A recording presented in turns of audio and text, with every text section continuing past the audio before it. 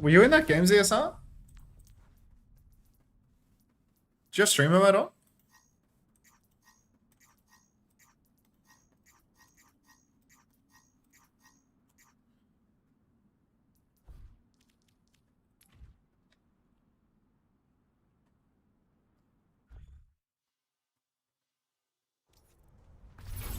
Let's go. Lecture is cancelled and I get to watch Overwatch. Congrats. Hey, I'll find my own path. Shouldn't have put your head there. 私がついてる。もう大丈夫。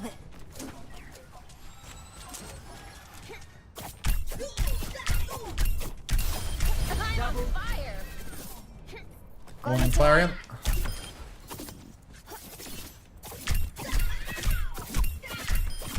Double kill. Triple kill. Fox in a henhouse. How embarrassing.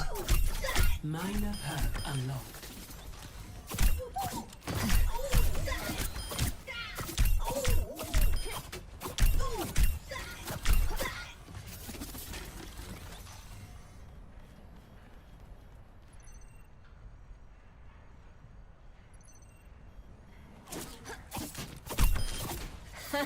Cool.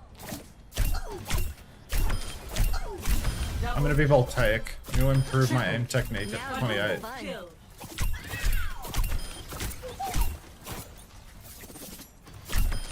What's the first game today? I think it's Way versus ONSIDE. That's the spot. Double kill.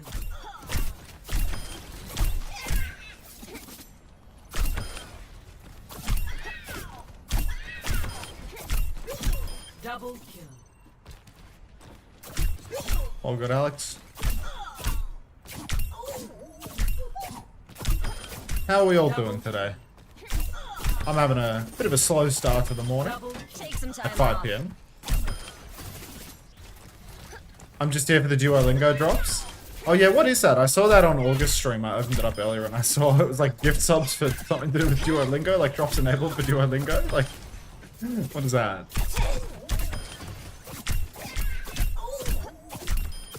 You're being rude. Silverfish raiding my bathroom? I'm so sorry for your loss.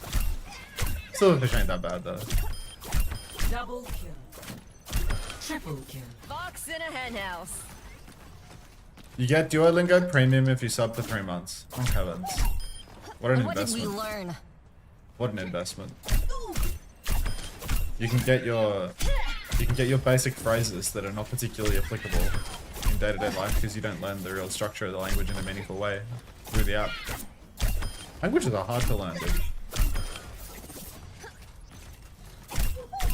On a win streak, but still getting hard flame, just those things? That's tough, Fitzy. Maybe you're getting flamed because you're on the win streak. Climbing outside of your normal bracket of MMR and people are judging you more for your standard of play. I think there's like a Dunning-Kruger effect of flaming in Overwatch, you know? Where like, people in piss low ranks that know nothing will flame, and then people in higher ranks will reach, you know, they will get closer to seeing Double kill. true mistakes, but at the same time they will perhaps be blind to their own more. That's not really Dunning-Kruger, to be honest. There's definitely like a low ranked version of the Dunning-Kruger effect though when people look at the scoreboard and they're 2 and 7 and they somehow seem to think that they're not the problem, but they seem to think that they know it all. Double kill. Triple kill. Fox in a henhouse. Exclamation mark, let's learn languages. Double kill.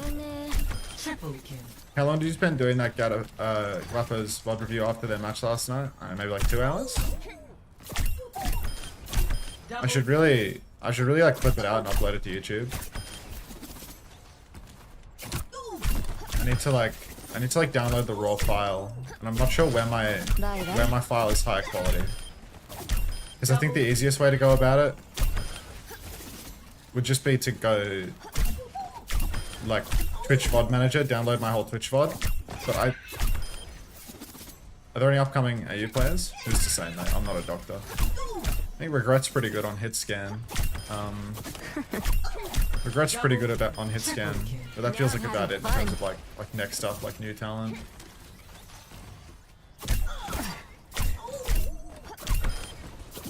Double kill. But yeah, It's called personal space. I need to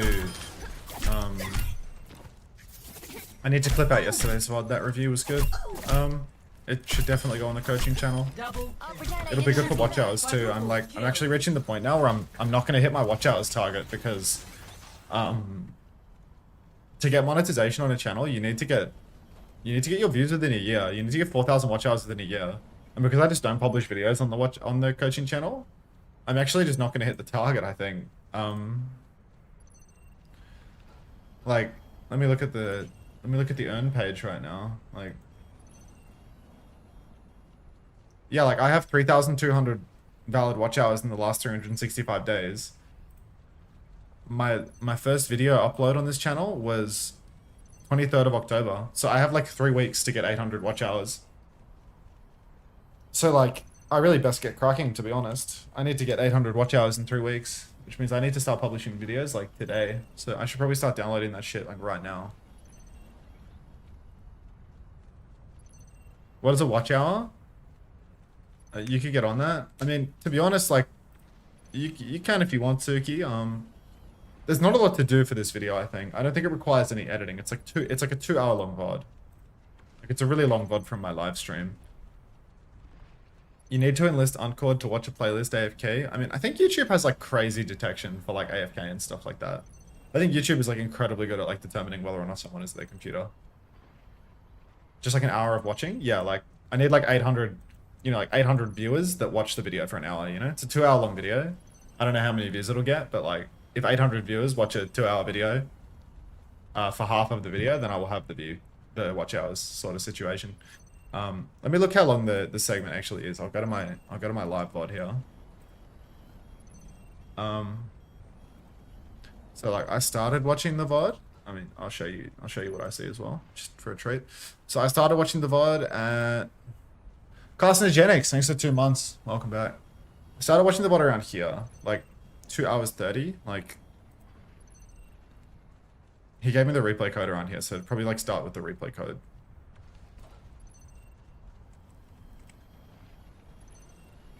So like around here, at around like 2 hours 30, was when I was trying to work out. I'd probably just start when I was on POV. Oh, Yuval Co. Thanks for the 8 months of Prime as well.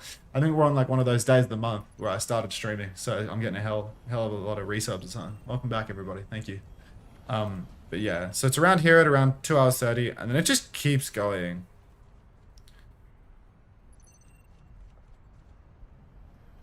I mean, this goes like all the way to here, right? 2 hours 36 to like 4 hours 32 or something.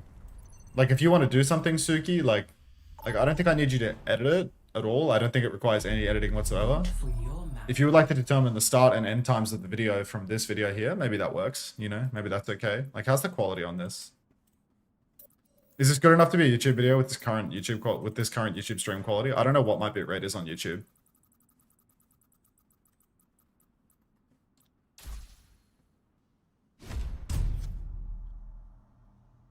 I don't know.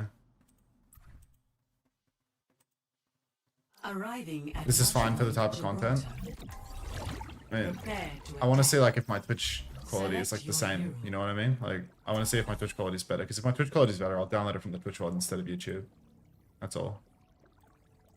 Because I'm pretty sure Twitch with like its high bandwidth uploading thing, when I got turned on for 4K, I'm pretty sure it has enabled me to have better qual.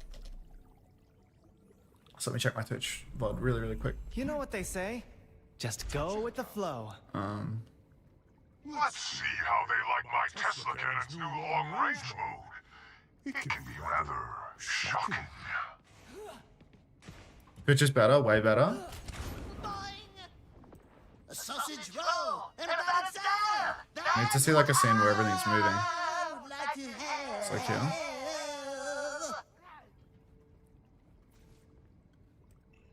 That's definitely high quality on Twitch. I have to download it from Twitch. I promise you, I was better with a sword. 5, 4, Cool. 3, 2, 1. Attack commencing. I'll download it after the game. Escort the payload. With the payload. High Vision's back. Vaguely.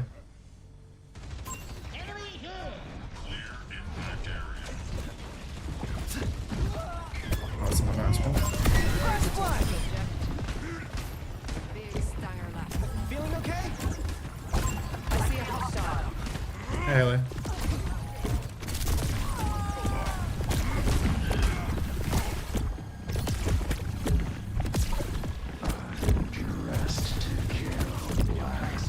I'll keep you on your feet. Surf's up, everyone. Enemy location.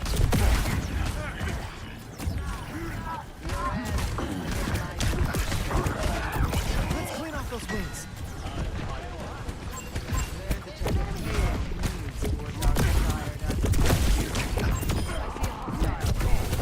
Can't pull that undertow. Over here. I'll protect you. Over there.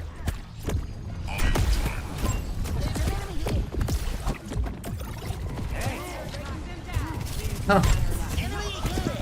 The high vision propaganda. Hope you brought a change of clothes. I love that. Did we push card or do you think I just let him have it? Ride the wave. Touching the payload. Mind lending a hand? Hi.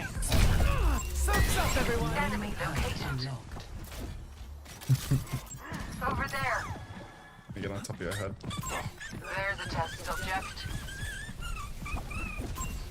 I used to compete against this guy. This guy was the best Lucio in ANZ. No worries. I've got you. Enemy located. It's really good mechanics. Over there. He had really good mechanics 6 years ago.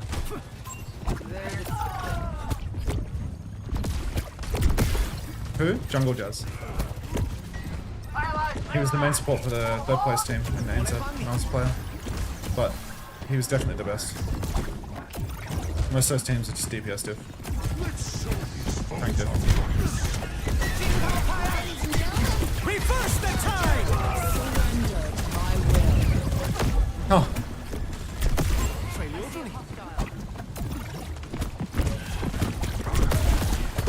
Try to keep up.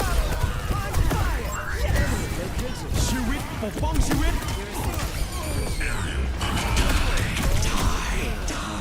is that O's ping I see? Yeah, I mean, I'm playing O's quick player. No one can't? What? What? No way. Nobody pushing card in my quick play game when I'm a support player that should be doing it? No way. Roll your straight. I really like Jungle Jazz. Lee He Wan was always very Huan. cool. Hey. Good player. Respectable competitor. Time.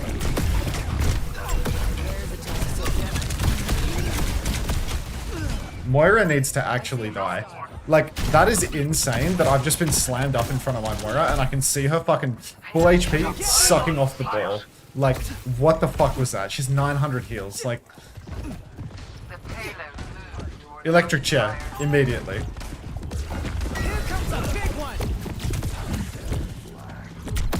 You can count on me.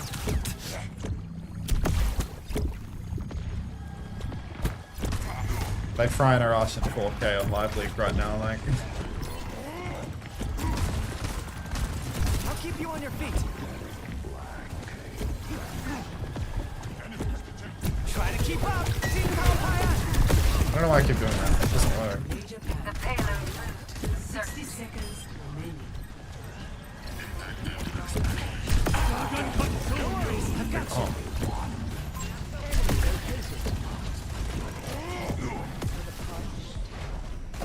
Riptide. There's a test subject. No way, Moira.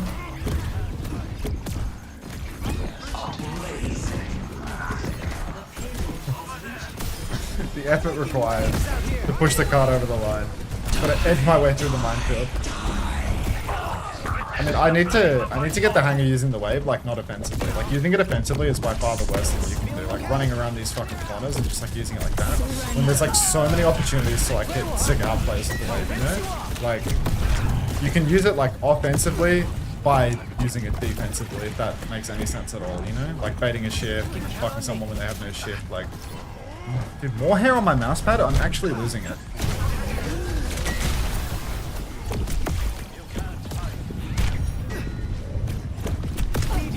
Yo. Yo! I need healing. Enemy sighted. repairs are pissing me off. Let's clean off those wounds.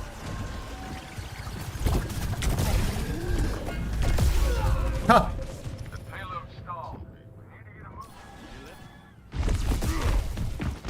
Fun fact, you can jump from the top window spawn here to higher ground. So, like, I can jump from right top to the top of ship with the initial speed boost. Hey, That's sick. Let me give it a go. I'll keep you on your feet. Come and get me. What? I cancelled my shift. I cancelled my shift.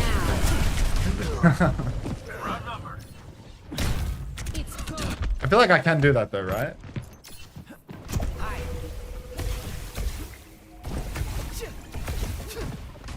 Like, that jump, I mean, I can just shoot them from here, to be honest. Here comes the big one.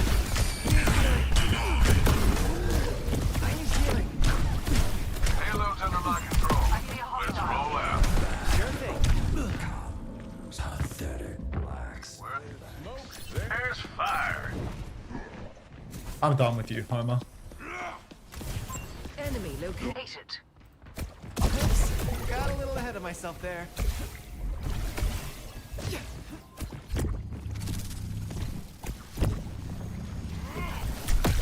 I should got them with that. It's a character. Let's clean I want to try this. Reverse the time.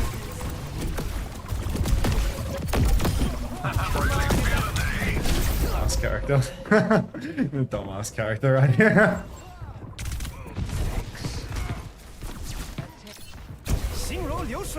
Got your one? Yeah, I mean, I had to eat all the time. Didn't hit a stun. Not sure I've ever hit a stomp yet. You get the knack for it. 30 seconds. Time's running out. Let's move it. What's the holdup? Get that thing moving. I feel like he has like sticky feet, you know? Like, it feels like I'm almost wall climbing sometimes when I like jump on ledges. Like, you get like a bigger foot box or something, if that makes sense. 10 seconds. We're running out of time. Li Wan Kuanglan. I'm not sure there's such a thing as a foot box in this game, but it kind of feels that way. Just tried to shoot my teammate. Yeah, it feels like it's really forgiving with like climbing up different surfaces. Ankles absolutely shattered for my poor Winston, and now he's gonna die to this Reaper. Misery made. Come and get me. Payload's under my control. Five farmer on Cassidy. Climb over the moon. W shooting my teammate. Big damage. We have Primal, we have Blossom. 2 dead.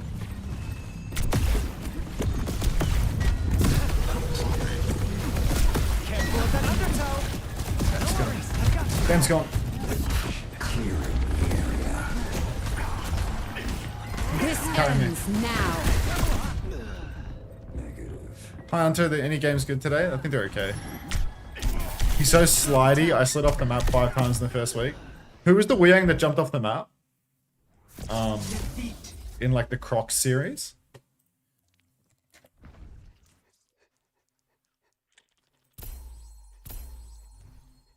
Play of the game.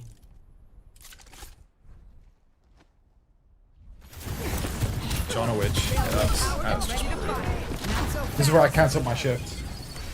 This ends now. Headshot.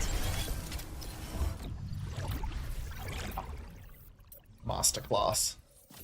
0 endorsement game. Learning Wu-Yang is punishing to the endorsement level. Punishing. Oh my. Little treat.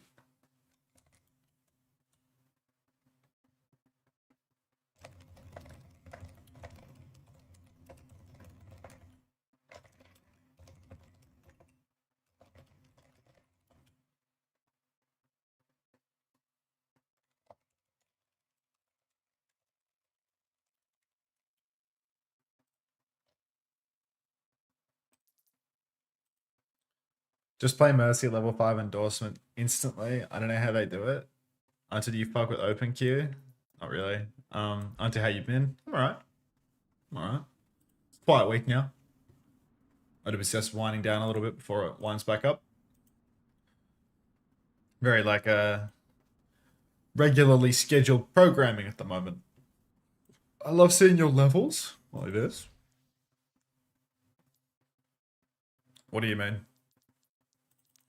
Hero level? Is it this?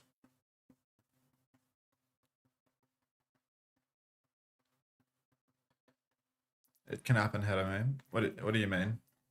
This? Impact EG, thank you for the prime. Welcome to the Parasocial Friends Club. The gold border, and then I'm 6'7". I have a 6'7" gold border.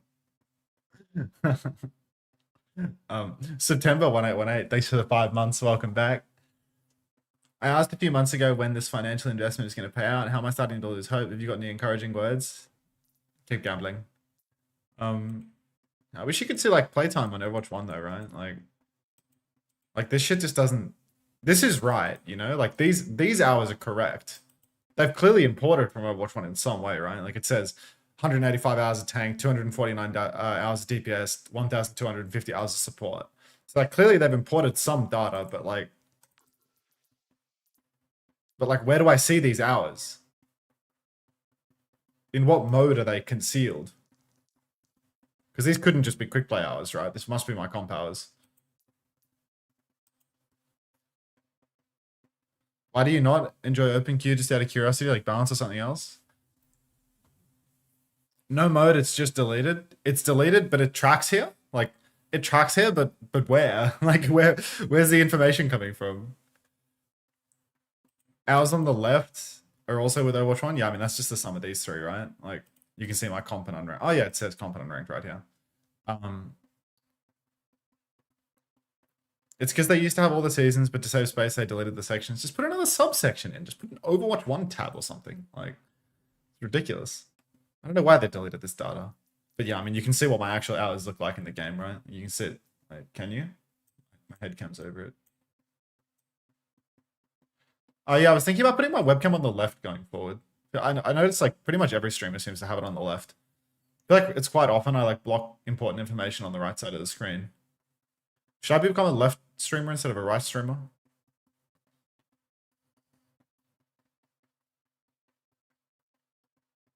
Korea's back, so I return. Welcome back, Max.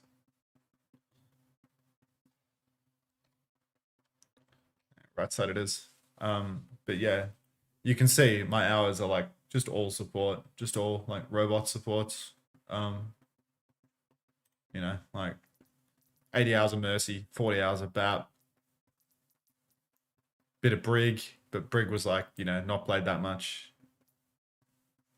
And yeah, just like Arna's and Lucia all the time, really. And then there'd be like, I mean, there'd be a lot of scrim hours on top of that, right? Like half of, maybe all of 2018 and 19. So like 2 years of like 5x4. And then had another account that I can't log into that was also gold border. Or maybe silver border. Pro silver border.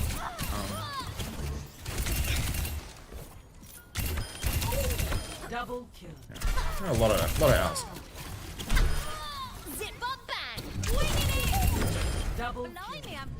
Does it also say 6-7? Doubtful. I can't remember like what even what's that? I can't even name now.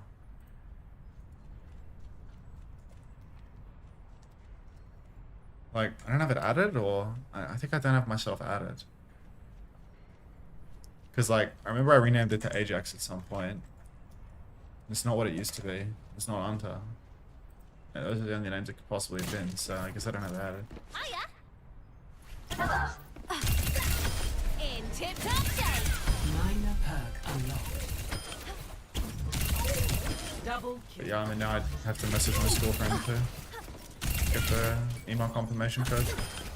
So a little bit burdensome.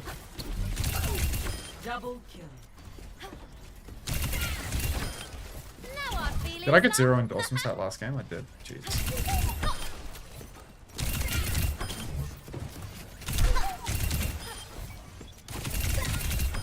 That's a rough day to be a career code stream. Oh, I forgot to download the video from Twitch. Edit. Download. It's preparing my download. Still level 4? What do you think, Cat? What do you think? Oh, it's stuck. You sound a little tired. I'm okay. Eternally exhausted, maybe, but I don't know. I think I'm definitely feeling these sort of like long-term effects of the disrupted sleep now, you know? Like, it takes me so long to get my schedule back to where I want it to be, and then by the time it's back where I want it to be, it's just the weekend again. It's time to fuck it up once more. I'm really looking forward to this month being over and having like a month of normalcy. I think it's really not healthy to have like inconsistent sleep and constantly changing sleep. It's sort of just like no way for me to watch the Overwatch without either being nocturnal or doing this. And like I also really do not want to be nocturnal, but I'd probably consider it, to be honest. Like, I should probably consider it because it's I mean, I wouldn't say healthier, but it might actually be healthier having to change. If I just, you know, Wait till I tell him about that one. yeah, I mean, if I wake up at 6 PM and go to bed at 10 AM every day, then I get 8 hours of sleep every single day, and it never clashes with any of the scheduling at all. But then, like, you know, a new drop set will start, and I'll want to go live earlier than 6 PM, and then it's a problem again. So you're like Sisyphus, but with sleep. Just move.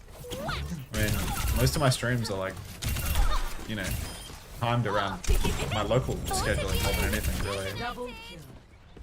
Trust me, Nocturnal's worse. I mean, I've been there before. I've done it before, St. Joe. I worked in the Overwatch League from Australia. I worked on an Eastern Standard Time schedule from Australia. I've lived nocturnally before. Oh, having a rough time. I've done multiple. Honestly, there's no winning with 24/7 Overwatch. Yeah, I mean, to be honest, OBS, so it's just like you have to take some sort of sacrifice to do like multi-regional stuff. Like, you know, it's no coincidence that the people that work the North American broadcast live in North America, and that the EMEA broadcast is not much of a big deal to change around for it. But yeah, I mean, what I'm doing is just like burning it at both ends, right? Like, I'm doing the Japanese and Pacific broadcasts that are like friendly to my time zone, and then I'm doing North American EMEA, which is extremely unfriendly to my time zone. But I cannot stop doing NA EMEA because that's where all the partner teams are. So like, if I want like a salary for co-streaming, then I have to work NA EMEA. I can't drop that region, you know? Even if it's like arguably the region where I get the worst viewership because of how much competition there is within the region, like the amount of people doing it. I have to do it because that's where I get paid a salary. When do the games start? Do I take a day off work to watch? The games start really soon. Like, I reckon within 10 minutes. They're probably already doing walkouts. I can check for you real quick. They're probably already doing walkouts, to be honest. I'll quiet down Abba. Actually, no, I won't quiet down Abba. But yeah, usually they start at 13 minutes past the hour recently. That's been the cadence that they've been rocking with. You see this? Prepare your defenses. What is that? Why does it look like that? Select your hero. Why did I drag it to the side? Transform. Okay. Yeah, like, they're doing standings and shit right now. Let's try some more weeding. You know what they say? Just go with the flow. I have a problem, Unter. I have 1 beer and there's 3 games tonight. Which game should I use God's Nectar on? Jesus, dude. That's an impossible question. Yeah, I can't have a question in the other regions because I have to maintain NA schedule for the weekend. Yeah, I mean, I'm just like... that's alright, OBS Surge. It can happen. But yeah, I mean... The level of disruption caused... Oh, I'm stuck. Anyone thirsty? The level of disruption caused by doing the multi-regions all the time is... It's worth it for a month, you know? It's worth it for a month. But to do this for an entire year, I'm not so sure. I'm not so sure about that. So, I'm gonna have to do some real thinking in the off season about what I want to do with myself, because Attackers incoming. I've really enjoyed this past month and a bit, and I'm really happy that I've done it. I have no regrets around quitting SSG and going in on the streaming and such. I think it's definitely a much better decision for me. I think it's definitely a much better decision for me, but at the same time, it's just not. It's not sustainable for us. Easy enough. We're getting Zeta Unter on God. I mean, No one learns without making mistakes, right? you know, it's a shame that Zeta Division has by far the best streamers by a humongous margin and is absolutely dominating the partner program on viewership because they have Tayo and then other large Japanese content creators. I'll keep you on your I'm feet. pretty sure Zeta Division is like a million miles ahead of the other groups. But like, you know, even like Falcons does pretty well, I think. Falcons has like Jonak. Jonak has like 1 billion viewers. You just don't see it because he streams on every platform that isn't Twitch. Guy streams on the Kick, on YouTube, and everything else. They'll walk it off. These are all my press. My thanks. Opportunity to do that is, oh my god. It's because it's a Lari named move, actually. What I find? Surf's up, everyone. Hello there. Meet here. Sorry, Trev. I need to hold you.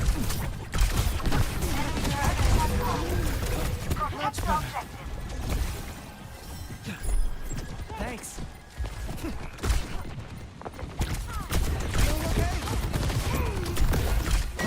How'd she super jump over the wall like that?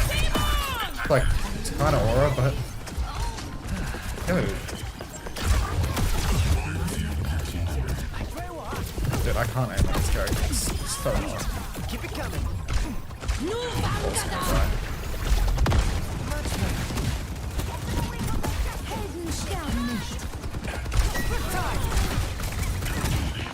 Reverse the tide! I've got you in my sights. On fire! I need healing. What I find? I see an enemy. Stop the cover. Here comes a Oh, such terrible decision making with my buttons. If I didn't press E, I could have killed it with a shot, but instead I pressed E and do neither. Oh. Electric chair. I'm walking into mines. Oh, I'm a robot. Heroes never die. cascading. More heals. Everything's fine. Everything's fine. Everything's gonna be just fine. Oh, Lydia!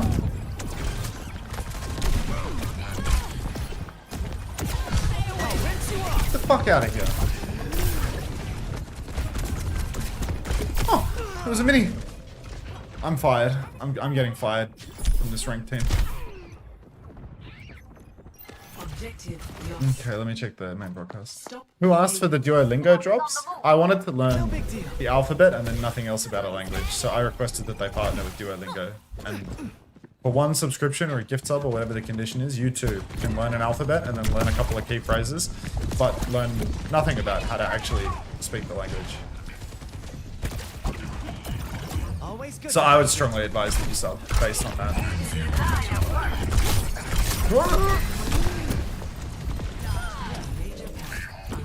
Damage. Enemy coming.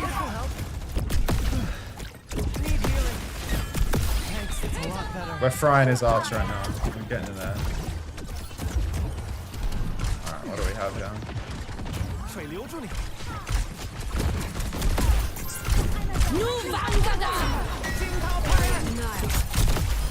Checking in. Much appreciated. Thank you. Give her a couple thanks. All right. I'm Give this guy a title blast. Reverse the tide. Riptide. I'll protect you. 谢谢。 We gotta kill Mu. The enemy's got a turret. We killed Mu. 心如流水。 I'm burning. I'm not ultraviolet. I will never be ultraviolet. How does he just bend it so seamlessly? Let's clean up those wounds. 你好。 Clear out.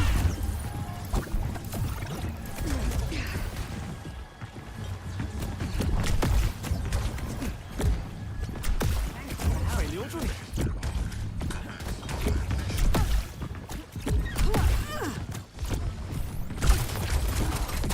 Dodge this. Careful of that undertow. I'm on my game now. Oh, sorry. Can't Let's do neither of things that were in my head. Dude, I can't jump off healing. It doesn't matter with me. I just fucking run into Zarya's face and kill myself. I need healing. Save me. Disrupting. Shisha. Drowning him out. You mind if the white boy speaks a little Chinese real quick? I'll protect you.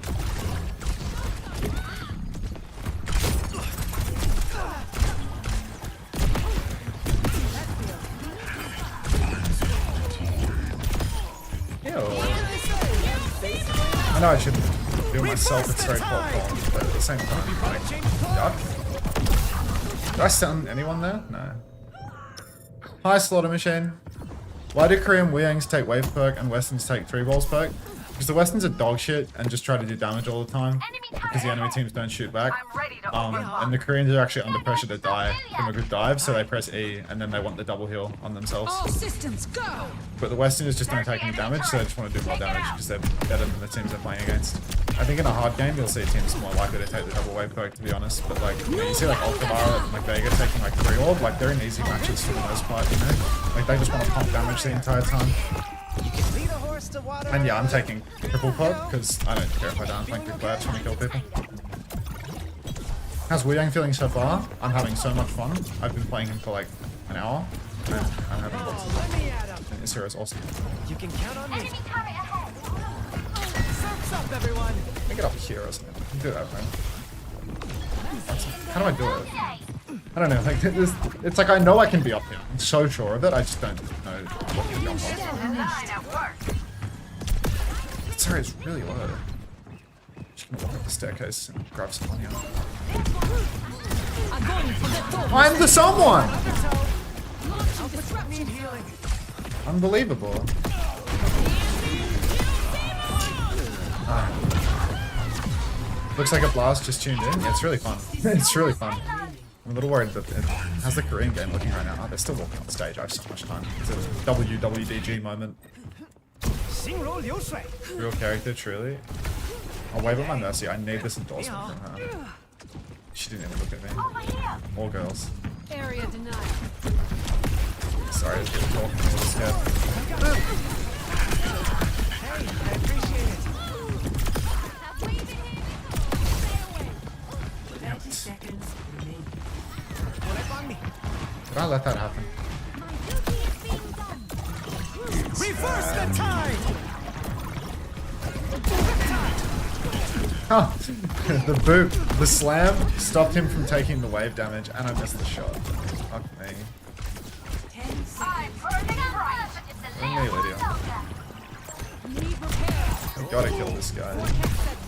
Kill her. Stop pressing E when you want to kill people. That's the worst habit ever. Okay, we're back. We're flowing like water. I will go GG's team, and then a happy face because I'm happy. How does that sound? Play of the day. Please, just one endorse. I think it's actually another 0 endorse game. I think I'm 0 endorse. My bad at the start.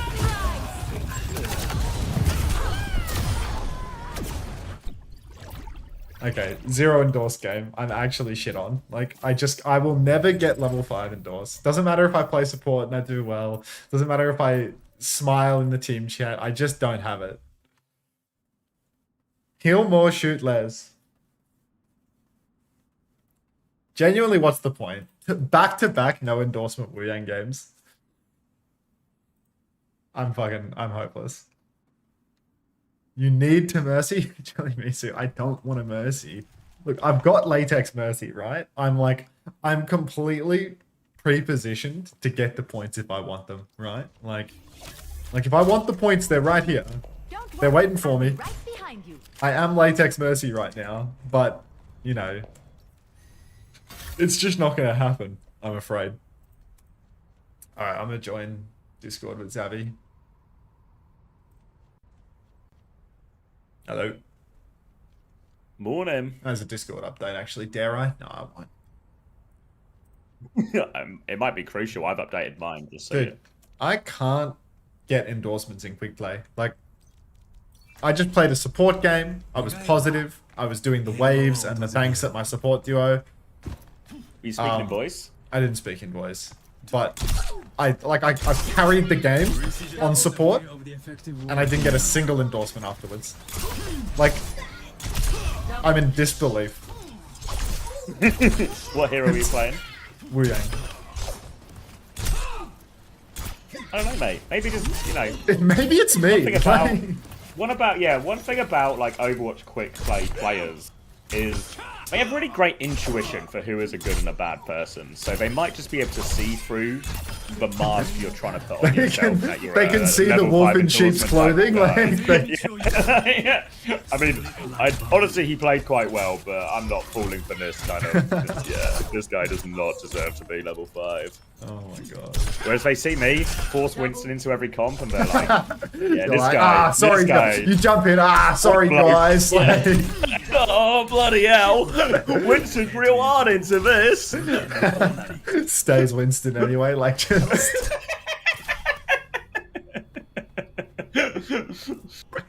Oh, so old and kind-hearted, I'm afraid. All right, you got a clean feed? Yeah. Back on my bullshit, unfortunately. So. You know, I actually had that thought when I was getting the clean feed up for myself. I was like, should I send it to Max today? And I was like, he's been pretty good with it in these last 2 weeks. So I'll put my faith in him. But unfortunately, unlike the quick play players, I made a wrong assumption about you and believed you would have it together. Good morning, YouTube chat. Just support your Winston better. I mean, to be fair, like, people probably hate having me on support in quick play because I just don't heal. Like, all I'm trying to do is damage. I am such a heal bot when I play support. Yeah. Just like it's like I want to win, you know. Like I want to win, so I'm shooting my gun. But you have the opposite problem, Fancy Ferret. You get a ton of endorsements. That's what I mean. It's just, you know, you've either got it or you don't. Your name is Fancy Ferret. Of course, you're getting endorsed at the end of the game. Like, well, just rename your account, mate. See if you can. I'm not renaming my main. I've got a 4-digit hashtag on my battle tag. I'm not changing that.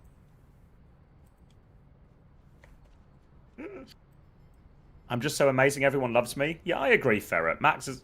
I'm sorry about him. He's just a bit jealous and upset. Exactly. Jealousy is in many ways these are actually personality traits of someone who shouldn't be a level 5 endorsement. Alright, clean feed is set up. We're in. Have we got audio? Have we got some WWDG music? Hello, Hunter's Nutsack. WWDG. Bouncing Bunnykins, are we? That doesn't sound like them. It's very unlike Bunnykins, is it not? I think my entire chat is level 5 endorsed. I'm the only one that can't get it. It's slowly. You know, in what was that film called? Everything Everywhere All at Once. Yeah. And she comes to the realization that she's actually the worst version of herself in all dimensions. Yeah. That's what's happening to you right now. I am. Every other version of you is level 5 endorsement. Your level 5 endorsed Bunnykins? Life's not fair. I mean, the name's Bunnykins. What do you think?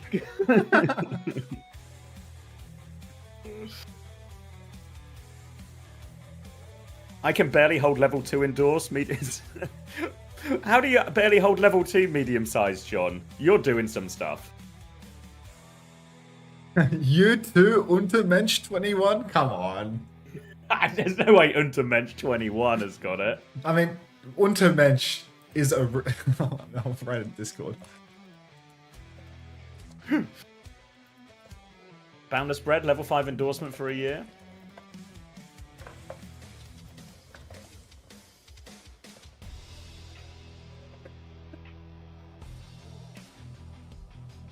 I see.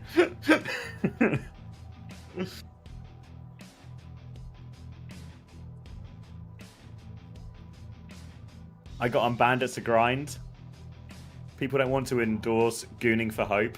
There's your problem. You're tagged up. If your in-game name is gooning for hope, I can see how that might put a few people off. Do people really think that ONSIDE are winning this one? No. I reckon we're in for like pretty close games today, but this is the most likely lopsided way 3-0, 3-1 type game. Ooh. Thank you, Daedric Prince, for 5 months. Welcome back. I strike you as a heel bot, Kiriko. I can't play Kiriko because, one, it's new. I'm at the age where new things are scary. Have to do a lot of aiming. Not my strong suit, you know? You said they won the last one. I mean, I feel like it's not unwinnable. Baxter, thank you for the 14 months. I show finance or Speed Invest. Speed Invest works too. Welcome back, thanks for 14 months. Yeah, I don't know. I feel like it is winnable for ONSIDE, but I mean, ONSIDE have come into this map. They've first banned ball, and they've actually just got attack in. So Kellen might be like perma-benched. Not to derail us, but Rowan also says they get lots of endorsements on their cock burglar account. Fuck's sake. Yes. But you're right. I don't think it's unwinnable by any means here. And obviously the stakes here we're in the upper bracket, so both teams, if they lose, get another chance in the lower bracket. The winner here goes straight through to the regional playoffs, which means they also qualify for the road to World Finals. So a really important game for both teams, especially for Wei, who really should be the favourites for the last chance qualifier we're going to see today. Up on the high ground already, ONSIDE have taken the space. Kilo's got a power position. He gets a bolt out onto Sonjin, which forces the recall early. ONSIDE just jockeying for a bit of space right now, trying to match the point tap for Wei, who constantly rotating away from them. But Aid on the Sombra, he's looking for a hack now. Hits it onto Irony. Pressure onto the backline now. Dive comes in from Milgaro onto the top. He's taking a lot of damage in here. They're so low, but Opener safe in the corner. Lives for now. 1-for-1 trade, but a trade on the tank means the rest of ONSIDE, they can group around attack and push back and start to clear the point here. Attack's forced to recall on the Tracer, but there's lots of players behind him as well, and Attack's taking a lot of damage here. ONSIDE having a bit of a struggle actually clearing this one up. It's quite a beatdown onto Attack, but Knife does get the better of Sonjin, and that additional pick should be enough for ONSIDE to muscle up. Maybe not actually. Milgaro is back, but God, Knife, he just waits in the wings, finds another opportunity. Down goes Milgaro for a second time, and that will be ONSIDE taking the first fight. No trades, which means look at the support ult charge for ONSIDE. Yeah, huge difference here. Probably partly due to Milgaro going down twice and so quickly in the first one. Going to be a chance now for ONSIDE to use this ult advantage quickly. They should be aware of it as well because it's the first fight in the first map. So if they press tab, they should be able to see the numbers and know they have this support ult advantage to go with. For Wei, though, they might just be wise to play a little bit slow, try and get this EMP. That Kitsune Rush comes out now and they're going to try and back it up. It's a kite attempt coming through and it looks like Wei are out there. Wei have just stepped away from this one, taken a 1-for-0 trade. Very favorable for them. Really no benefit at all to ONSIDE. They throw out the pulse bomb. That's gone wide as well. Now we're in 2 ults used territory for ONSIDE with no kills. Milgaro, though, taking a beating. The Guardian Wave goes wide for Maka. Tidal Blast comes out just to keep him alive, but the stomp hits nobody. So suddenly a relatively even situation. Pulse again goes wide for Sonjin. He has to backstep as well. And no team is any closer to actually capping. He dies with EMP. That was the big ultimate. I would swing it in Wei's direction, but now they don't have it. They can still Kitsune Rush point if they want to fight 5v4, but they're going to choose not to. They do force the bomb out of attack at least. They're going to break the bubble with that one and push to get a few of these cleanup kills. They actually lost Kilo here, but Attack should be able to trade one right back. And ONSIDE Gaming going to stay in control at this point. ONSIDE Gaming, I mean, they've maintained control for now, but the next fight is going to be very scary for them. Rally doesn't do much to counter out the EMP unless Opener can dodge it or hit a miraculous bash. Manual hack on Attack already in Wei. They're just covering the point. Fast pressure, EMP angle. Aid gets bolted out of stealth. 26 HP when he EMPs and he will just go down. This is an absolute blunder here for poor Aid. Milgaro primaling, trying to clutch it out, but he's taking all the damage in the world. Already a 4v5. Wei, they secured the flip during the EMP turn, but they have no kills. They have to backstep. They're going to lose the cap again, and Lee Soo-min's gone down too. Yeah, it was 3 ultimates invested for that one as well, so not only do ONSIDE Gaming have it back, they've nearly finished it off. They're going to have their second Kitsune Rush of this opening round as well, and Wei have no choice but to force the touch into this Kitsune Rush, and it's going to be tough. Like, Sunjin's all the way back in spawn. They're going to have to rush it, push onto that Kitsune Rush, and all they've got is a Pulse Bomb to fight back with. Pulse Bomb really needs to connect for Sonjin. In the back, Knife has already found Aid, forced him to TP out of the fight though. That means Wei's ping pong going to be relying on Sonjin and Milgaro. Milgaro gets instantly counter-dived by Attack though, and you can see he's just disappeared. Irony's got that Kitsune Rush to help everybody keep fighting on the point. Maka escapes up onto the high ground, but already a 2-man advantage. Make that 3 for ONSIDE Gaming. dominant first map here. That was easy in the end for ONSIDE Gaming. We talked at the start about if any fixture's going to be a bit lopsided today, it will be this one, but not in this direction. Just felt like Milgaru couldn't get anything going, and then by the time they actually got round to their ults their way, just disaster with all of them. Like, they find Aid at a stealth, so the EMP just becomes a 0-kill EMP. In fact, Aid dies for it. The Primal gets nothing. All of the support ults are used in desperation. Think back to that Tidal Blast just to keep Milgaru alive. So way poor ult usage, difficulty in the neutral in terms of the sort of D.Va versus Winston matchup. And it feels like what you really need is you need Aid to take the Freya out of the game, but it's really not that easy on Ilios. Thank you very much, Minty Leafs, for the 2 months. If Harmon plays ball, I'll quit my job. I mean, buckle up for the hole, mate. I feel like they're really... You don't like your job. You must want to quit your job. Like, you need any excuse. So, yeah. Let's have a look. ONSIDE Gaming now. Same matchup. And I feel like this does really benefit ONSIDE. Milgaru's already been poked comically low. Had to use Bubble on the Mega Health pack. He's got the pack to keep healing him. It's been hacked up by Aid, of course. But... I mean, Attack might have taken the bait a little bit. Shifts on, loses a lot of his condition, forced to backstep. Now, Wei, they might be able to find a dive here. Milgaru has to use the bubble defensively. Back jumps to that Mega, but they do have that health pack control. It's ONSIDE going to try and take a step forward, but it's Knife who dies, actually, trying to punish Milgaru. They pocket him through all of it. 1-for-1 trade still. Milgaru needs more healing. Little whip shot to deny Milgaru, but he has cleared and swept the point, and they'll take the first cap here, Wei. They take the cap. Very nice. Now you can see ONSIDE Gaming just have to reset a little bit. Milgaru, again, playing on this Mega Health pack. He can really maintain for such a long time. The pack just keeps on spamming heals into him. Finally, he's forced back after his bubble turn. There's a fight happening on the point at the same time right now. I think Knife might just be winning the trade versus Sonjin. Aid steps back a little bit, gets a hack and a virus out onto Attack, and with no Mega to help Attack on the coast, he has to run. Milgaru has fallen to Kilo, though. It's a great map for the Freya into the Winston. Tank trades, but bodies on the point for ONSIDE and a rally to keep him going. Tidal Blast to try and turn it. Bash comes into that one, but he goes for the stun. Anyway, can't find it. Dies on that attempt, Sunjun. And the ult trade goes massively in favor of ONSIDE. They did have to spend double support ult for it. Now Kilo's looking for a little bit of any of the late trades here. Knife trying to follow up on those one, but it's Milgaru. We want to keep this fight going immediately. Already a bubble onto point, but there's a pulse bomb there. There's no Suzu available. Milgaru's going to go down, and ONSIDE, they can keep contesting. They can buy time for Attack to come back. Yeah, I mean, the fact that they got the cap there 20% ago is so incredibly crucial. Why you keep investing into the fight, but they lose the cap in the early stages of it. Now it's twice as punishing to have lost. Bubble from Milgaru cuts off a little bit of healing onto Attack, but really it's just a slow turn in spawn. You can see Knife pushing very deep, finds Aid at the spawn doors, but has no exit plan. A bizarre play from Knife, but not uncharacteristic. Now we can see recall forced out of Sonjin early on. No, actually, maybe the pocket kept the recall in tow. But ONSIDE Gaming, still comfortable. Long angles to play with. Boulder shot available. Way right onto the point, though. Yeah, Kitsune Rush to try and clear it first. They have the EMP if they really need it. They're going to get Attack out of mech. Self-destruct used in response to that. They've killed Opener already, and they're going to try and do this just for a 1-for-1 trade now as Wade looks to stabilize on point. They've lost Aid, though, again, down with EMP. All of a sudden, it's a little bit scary. Milgaru pops for Primal, finds one immediately. They demech Attack again, and the Primal will get the job done. But one more ult than Wade really wanted to spend there. Yeah, I mean, a very expensive fight for Wade in the end, but at least they didn't have to use Aid's EMP, you know, blessing in disguise when he goes down with that one. Unfortunately, we get to see a good EMP from Aid on this map. You can see now he's hacking up every health pack, just trying to deny every opportunity from Kilo. Oh, rather, from Attack. Mac is just dead, though? How has Attack managed this one? Pre-fighting the Wu Yang? Thought that character could shoot around walls. Feels like a bizarre character to get pre-fighted. Sonjin tries to save the day, goes for a little blink pulse, does not connect. And Wei, I mean, he might be losing this cup real quick unless Aid can get a really good EMP. He lands it onto Irony. It's a no kill conversion.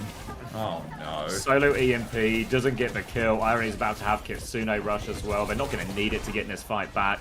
Knife can't find any more follow-up kills, but the kill onto Milgaru will be more than enough. Now for Wei. Has to come down to his Tidal Blast. There's a chance for him to equalize for Kitsune Rush as well. Maybe all 4 support ults coming out in this final fight. But really, they need something out of this Tidal Blast. Probably onto Sunjin. Yeah, the title blast turn has to come up trumps, maybe catch out Irony or Opener, but Kitsune rush on the point already for Irony, and somehow Attack has actually lost suit before Wei even need to use any ultimate, so it's a great opening. Now Opener himself is trapped inside of the pit, but Lee Soo-min taken down by Knife again. Knife's on an absolute heater right now. Maka fighting for dear life, pops the title blast onto Sonjin, but no stomp connection. Attack in Baby Diva form will go down, Maka will be traded out. Wei fighting for dear life, there's a rallying Opener on the point, he hits the bash on 8, he connects the kill, and that's just going to be the map going ONSIDE's way. Dominant performance from them here on map 1. Yeah, Milgari late to the touch, but I don't think it would have made any difference because he was touching on 1 HP anyway.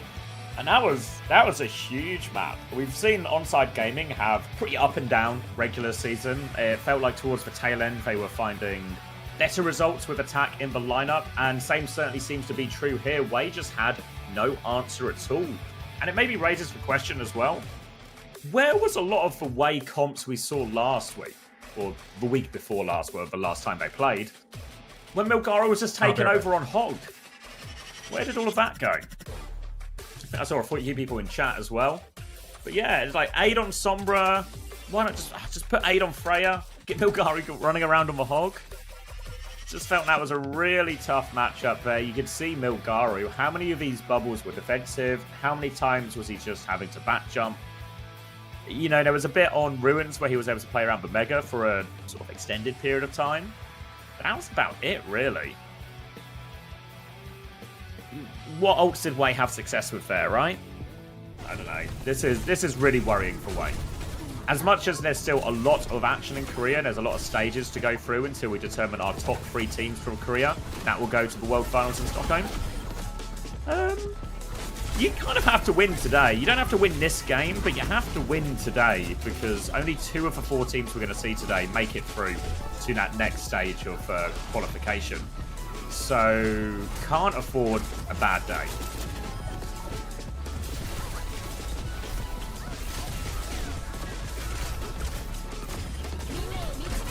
When can I make my roster changes? Whenever you want. The deadline for this week is 6 British time on the Saturday, which is the start time of the first game of the EMEA.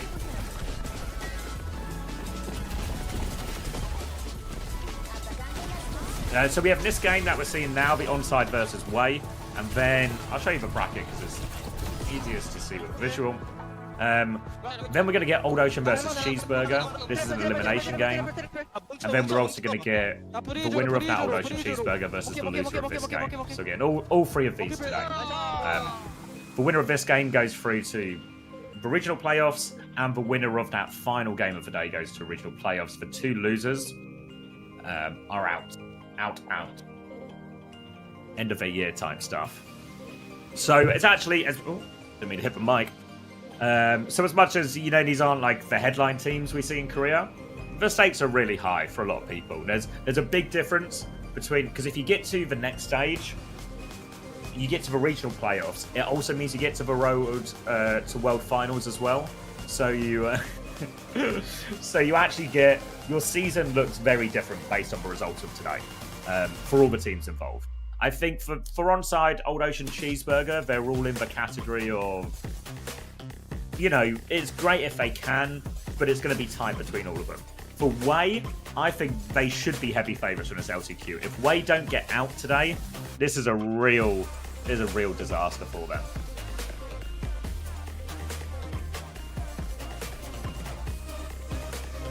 What's my team at the moment? Oh, Preds. I can sort Preds. My fantasy team, I've not done my changes this week.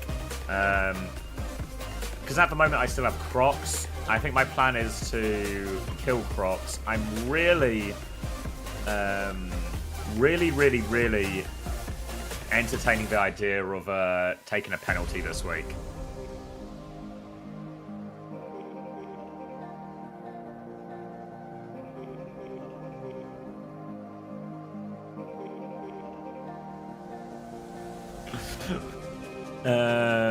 Might be Jae-Hong's last performance. I don't know. Surely he'll be back for one more. UV is free money this weekend. I think I'm betting against UV. I mean, he'll probably still be top scorer, but I don't think it will be crazy. Isn't it a bit counterintuitive that the APAC, Japan wildcard, both APAC and Japan teams play each other in the first round? I get last match will be the 2 teams of region beaten also just fly out. When do they fly out? Do they fly all 4 teams out for it, or do they only fly out for the grand final?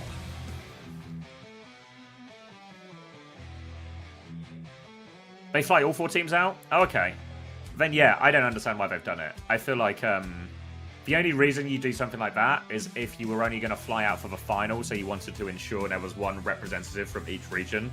So yeah, I don't know why they've not mixed the brackets and done like Japan 1 versus Pacific 2 and Pacific 1 versus Japan 2. And then I feel like you're guaranteed 2 fixtures that are going to be cross-regional, so you can figure out if one region is just really stronger than the other, or you can get the first seeds of both, most likely, in the grand final. So I can make roster changes before VP Quick this week? Yeah, you can. Any changes you make now will count for this weekend's games.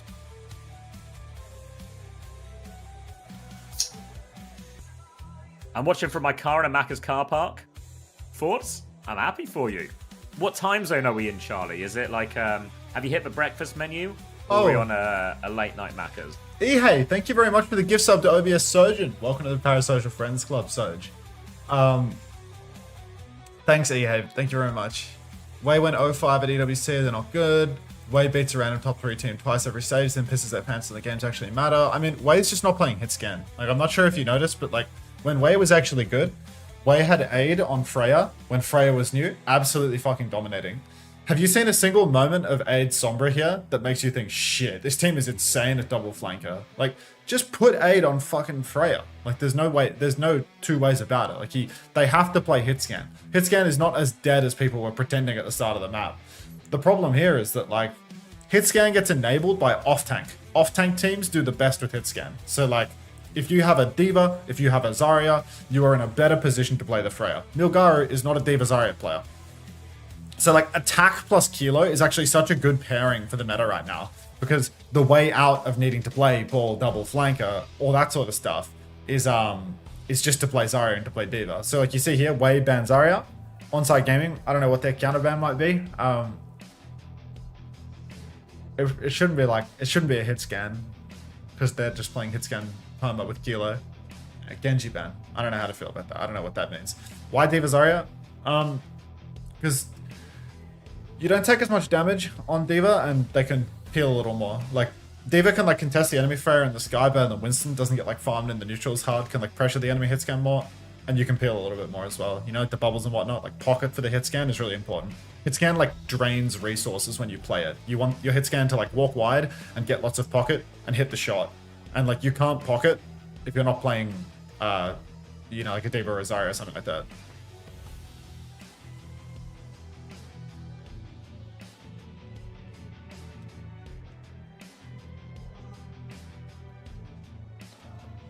Adjustments in terms of, you know, like changing what people are playing or what they're doing while the game is actually unfolding. We talk either after the map ends or after the round ends or something. So try and, you know, whatever happens in the game is fine. Doesn't matter win or lose. Just you can figure it out afterwards. You don't need to worry too much in the moment. Just focus on whatever you are playing. Don't worry about whether it's best or not. Just worry about playing it as well as you can. Because one thing that's like always super annoying for a coach is if the team just think the comp is shit and they play like shit and they don't really try. We actually have no idea if the comp is good because everyone's just not really trying. So just focus on the actual, whatever you're on, playing out as best as you can, and then figure it out afterwards. Alright, scary numbers. Oh, maybe I'm slightly behind you. My numbers are still scary. Still scary. 59, 59? 58, yeah, 58? Slopes, mate. 50. It's just a day where it works. Alright. King's Row is the choice for Wei as they look to turn this one. They have banned Zarya and started Ramatra, which is normally what you see as a bit of a counter, really, to Zarya and some of these sort of flatter maps. But it's going to be a sim start for both teams. A TP underneath for Wei to try and take control of this high ground early. It's a very interesting matchup right now, but I don't know how to feel about it. Again, Kilo gets to play Symmetra. Comfortable for him. Aid. Is he the sim man? Oh god, Milgar is pre-fighted by a Freya. Way are actually falling apart at the seams right now. You just cannot go down like that. You cannot have your tank dead first to a Freya when you have all the position on the map. What is that? It's just a marker as well. Yeah, it's a that's a crumble. Did he die with form or something? Like, what was that? Yeah, all of a sudden it starts to feel like Way are well and truly rattled here in the series they should come in as favourites for. Obviously, bad start. They still have another shot. No ults on the board yet, though Irony is hooning towards that first Kitsune rush. TP on the rotation, but 8 dies on the rotation this time.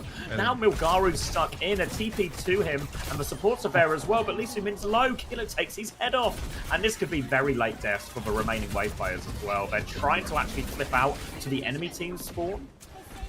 Just falling to bits, mate. Just falling to bits. Can't understand what is happening right now for the Way side. Knife finds Sonjin. They're all chasing out, but Way, they're just hopelessly staggering here. I mean, maybe, just maybe, there'll be a bit of point tap, but like, they don't have a sim down there. Lee Min-Min's getting spawn killed now. Attack's getting involved, trying to take down Maka, but he's just going to steal the health packs away. Now they're going to finally turn, you know, perhaps find this kill, but they can't seem to kill these two. Yep. Yeah, but have you ever seen a first point attack on King Tro look like this, where you got your Ramadha and your Wu Yang on the deep flank behind? I mean, ONSIDE Gaming are surrounded. They just need to make a decision about what side they want to go kill. Push forward, every right click connecting for knife, and attack will finally kill one of those players behind. They actually Kitsune rush forward during all of that. But a common question, where is Milgari? There he is. He's finally dead. He will respawn with his team.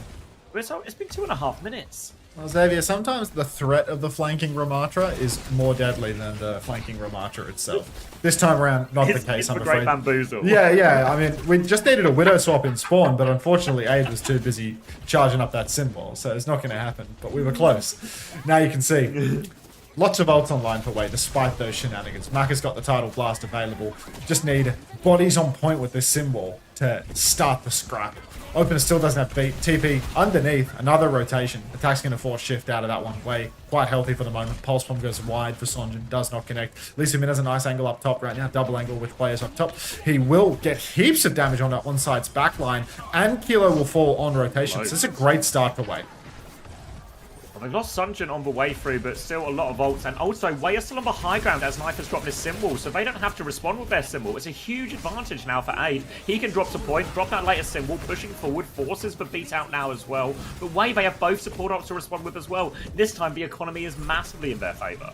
Yeah, this is a great situation for them. They should really have had 3 players on point for as long as they had that symbol up, though. The fact they're only just now getting their second tick, they haven't even secured it yet, is icy for them, given they invested the ult.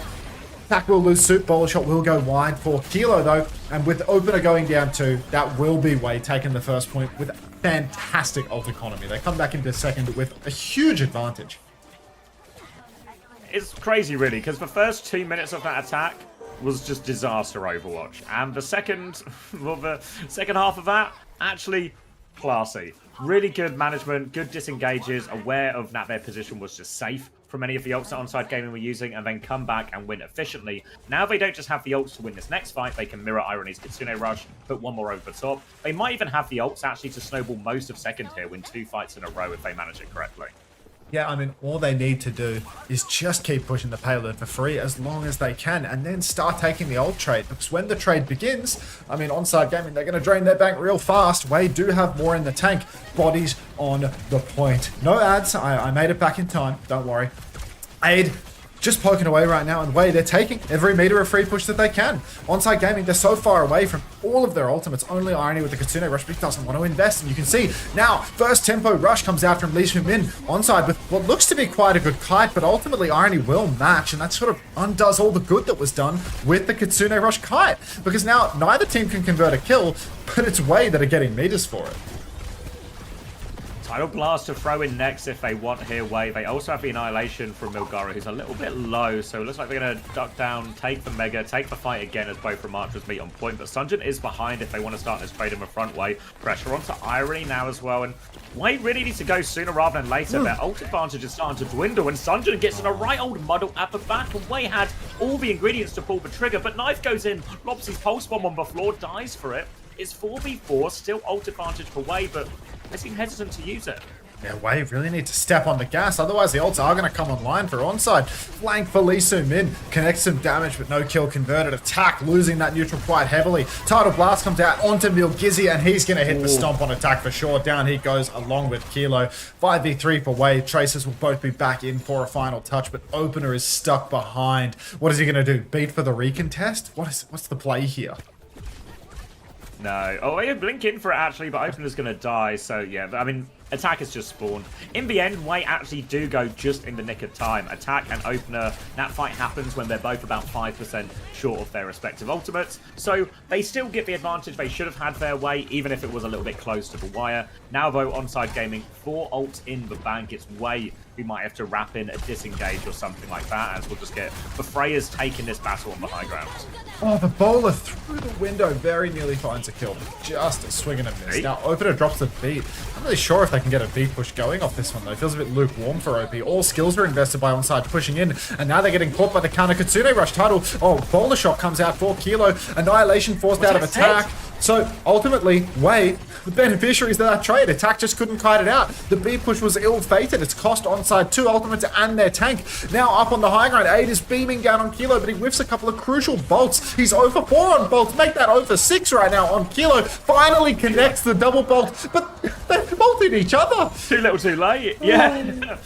By the time they're able to win that duel, the Kitsune Rush comes out from Irony, and ONSIDE Gaming managed to stabilize. So, a bit of an ugly push and pull for both teams, as it felt like all of these support ults have been very kiteable so far on both sides. So there's definitely advantages to be taken there. But as the dust is settling, Wei are going to have, well, an opening pick onto Opener and a significant advantage on this Annihilation and Tidal Blast if they go as well. They've only got 35 seconds, Wei, but they've got the ults to do it. Oh, Kilo in the wings, goes down to the snare from Milgaru. Aid, he's going to polar shot the TP, but Knife has TP'd off the map. Excuse me? Down goes Attack and Irony, and this ought to be a full cut with time. So, man, I know we're so perfectly synced up, but I need to run this one back one last time. How did it... Yeah, are you looking for the Knife thing? He TP'd to the window and just walked out. Like, look at him.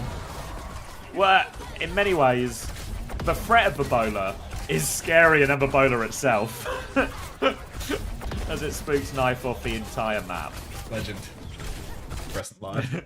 And honestly, feels out if after those first 2 minutes, it feels outrageous that Wei are going to cap with 15 seconds left on the clock, but it's quite literally happened. So Wei with a pretty good recovery.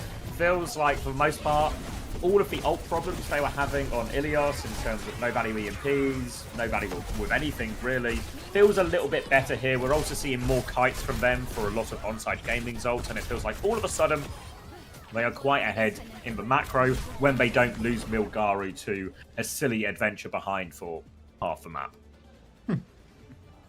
Yeah, I mean, they were actually taking the piss on first point just for a laugh because they knew that they'd full the time no matter what. Knife can't stay on the map. That's facts Chinese, everybody. Facts Chinese, please. We're quite enjoying that emote this week. And also, 100 views on YouTube, 13 likes. Do better. Do I really have to keep asking for this? Like, come on now. Come on. I've got more viewers, 147. Less likes, though, only 11. Come on, guys. Jesus. Boost the Surely YouTube it's likes. at least, someone at least disliked. a little bit. It's gone from 13 to 12. It's gone the opposite direction. Unbelievable. Oh. ONSIDE Gaming now going to be Sim Diva for their attack. Wei are starting on the Ramatra again. We're going to see Aid swinging the point. They're going to clear this top right-hand side first. ONSIDE Gaming, then look for their next approach. But Milgaru is guarding this high line, the high ground. He will be very difficult to dislodge. You can see Kilo trying to get a bit of an angle here. But really, ONSIDE Gaming, they need to start leveraging the point a little bit just to try and pull Milgaru out of position. Oh, Kilo's hitting every bolt though, and Sonjin is just picked early on, trying to hold the hotel side, but gets caught by a little bit too much poke. Huge opening for ONSIDE here, but you can see they're very patient with it. They're trying to methodically take the map. Nobody wants to overstep, but Opener finds a way to overstep regardless. Lee Soo-min taken down by Irony though, so still positive trades for ONSIDE, but attack needs healing. More time for Wei to recharge, regroup. Should have Sonjin back in the mix by now. He swapped off the Sim over to the Tracer, and he's actually holding down the point, dueling with Knife. Takes a right click though, so has to get off it for now. Almost point pressure will force them to recontest it. And Attack's actually found a low HP Maka on the high ground as well. And Attack has just cleared out this high ground thoroughly. No escape for Raid as well. That's 2 for Attack. And that should just be first point off the back of that. He's going to run into Lee Su mid as well. Forces everyone out. And nice and easy in the end for onside. Don't call him Lee Poo Min, Rank Sangs. Come on. He's good. Lee Su Min's good. Like, Poo Chan, you know, there's more of a case, right? But like Lee Poo Min, come on. Lee Su Min escapes because he's good for it. He's good for it. And now, wait, I mean, they just need to plant the flag here on second point. They need to stop this bleed before it is too late. Knife hooning towards the sim wall. Great ultimate to scrap out on the cut, but attack on the Diva versus Milgaru on the Ramatra. At least the Ram can push through that wall and get some value. You can see Attack. He's playing very forward, trying to fight, but he's had his bomb forced out. Kitsune rush as well, but at least, okay, Lee Poo Min gets squished, and Milgaru will go down as well to that ult. So that's going to be a 2-for-0 ult trade here. We're going to have a good recontest, but that's all. It's escalating as well. He's being called P. Poomin as well now. It's only going downhill for him. Reputation in the bin. And it's going to be ONSIDE Gaming threatening the cap on this next fight as well. They're going to have Simwall, nearly a beat for it as well. But Wei do nearly have all 5 ultimates just around the corner. So in theory, if they can get to them, Wei will have ult advantage in this next fight. But they're going to need to start with a Tidal Blast. They're going to have to start without Sunjun as well. They have no choice but to touch 4v5. They need that Tidal Blast. No. Probably has to go on to Milgaru. He's 1 HP. He needs to touch. Milgaru is just forced to touch, but Knife is torqued on the point. The symbol is actually low-key complete garbage. Like, I feel like it's really easy to play behind that one from Milgaru's perspective and not take much damage. Wall is out, but hard to push with that one. Kitsune rush for Lee Su Min, but he does go down. Milgaru falls as well, and the overwhelming advantage for ONSIDE. The sim wall, the ult, the player advantage, it all just consolidates into Wei suddenly having to hold third point for 5 minutes. AIDS over to Sim now. Oh, yes, no, drops. Freya. It's now escalated again. It's pee-poo bin now. It's really it's falling apart for Wei. Stop it. Be nice to him. Be nice to him. Sunjun is dead before the fight starts, and all of a sudden, Wei, after a promising attack that seemed to be a bit of a stabilizer for them in what had been a rough series so far, is falling apart again. They need a miraculous hold. They've got the Annihilation with which to try and do it, but double support up for ONSIDE Gaming. Attack's in trouble. Is he just going to lose mech for free? He has the self-destruct. They can bring it back to back. Milgaru's died with Annihilation, but beat over the top, and Wei are in such big trouble. I mean, they have to touch. They're 4v5. Aid finds a miracle trade on Kilo.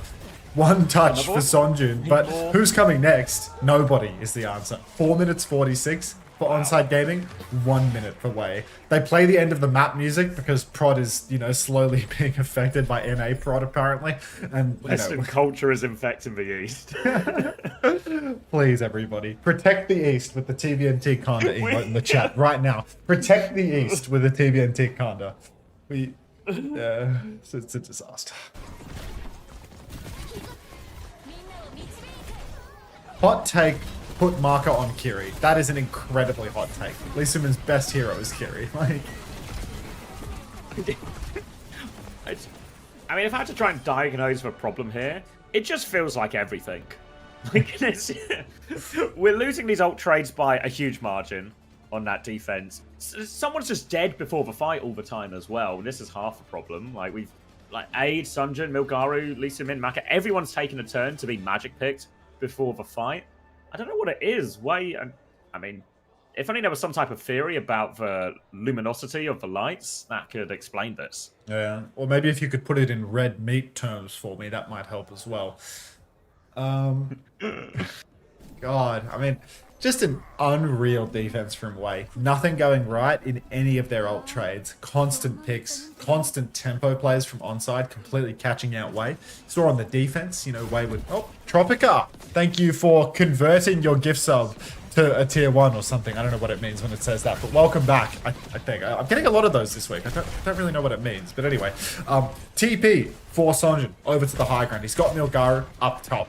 Only 40 seconds on the clock, so really 2 fights optimistically, 1 fight pessimistically. You can see high ground is slowly being cleared. Milgaru trying to take space, but Sonjun just keeps getting bolted by Kilo. That slows his advance oh so much. He has to stop and recharge. They have complete control of the high ground now, Wei, and ONSIDE are being encircled by this. They can see Milgaro above them, but now he's got an aggressive angle onto the backline. They're going to TP to try and flip it out. Attack's going to respond, force Milgaro off that high ground. He's just dead. There's nobody with him, he's just dead. And that's going to be an easy kill for Attack, and there's 10 seconds left. They have to go forward, but there's no one left to go forward, Max. It's just going to be a full hold, and Wei are in. Oh, wow. This is a disaster. I mean, they've been full held now. The map is definitively over, right? Like 4 minutes 46 to not concede a tick on first point Kings Road. Like we are unfortunately eyeing off a 0-2 scoreline right now. Just nothing going right for Wei. A decent attack where they very nearly get full held, but then, you know, it's kind of snowball through the remainder of the map off the back of some blunders from ONSIDE. But then when it comes back to Wei's swing, I mean, it's yeah, is there a tennis theory that relates to this? Because it's just not looking hot. Suddenly looking like a 2-0 scoreline, and we might not even see Kellen in the lineup today. Might not even have the opportunity to boost Kellen. The tennis theory for this one is you've turned up without your racket if you're Wei. And you just but the other person is refusing to stop playing. You just keep serving.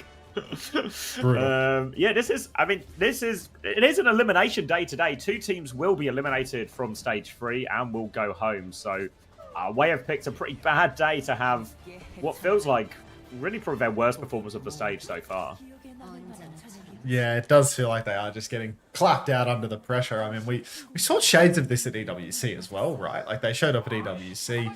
Meta wasn't perfect for them, but I mean, they didn't win a map at the tournament. And now they've come into this stage in Korea. They're in 5th seed, like a very, very unconvincing finish compared to earlier stages. And now they're going up against 6th seed and just getting absolutely dominated. It's a real fall off from the start of the year. Those first 2 stages, they looked so solid.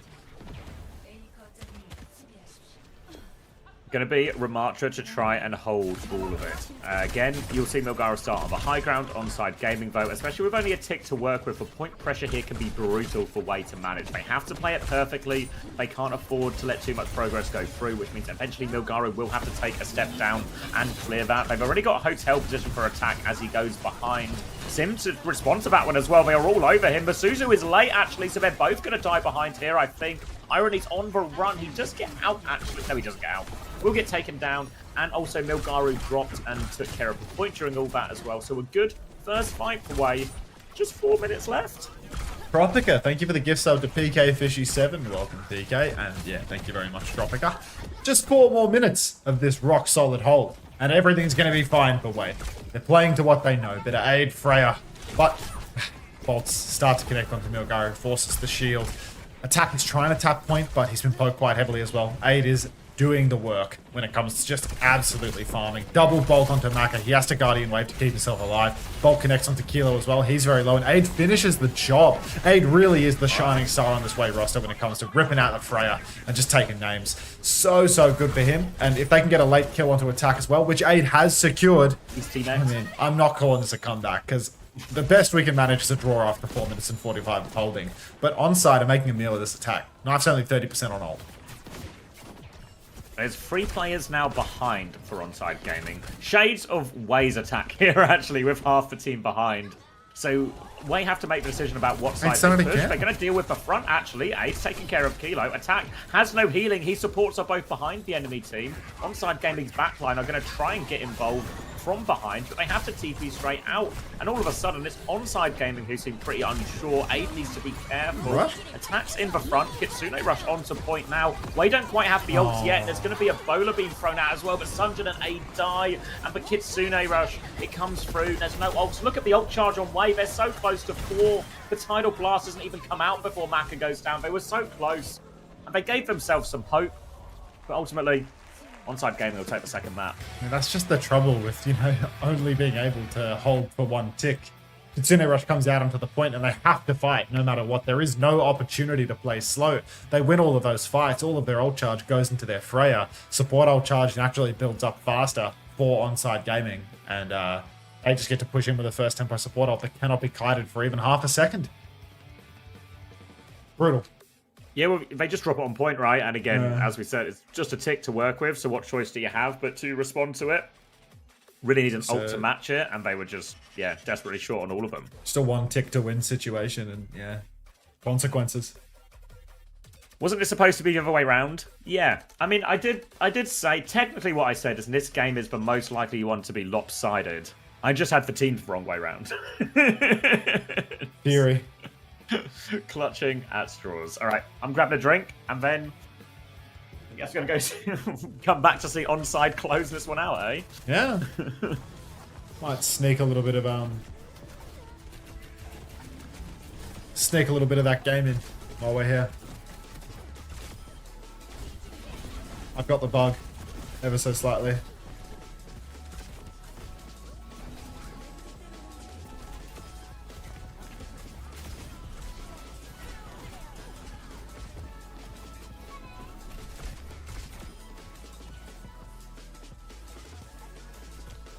You downloaded that shit last night and lost 4 hours? Yeah, I mean, I can see how it happens. It's very Moorish.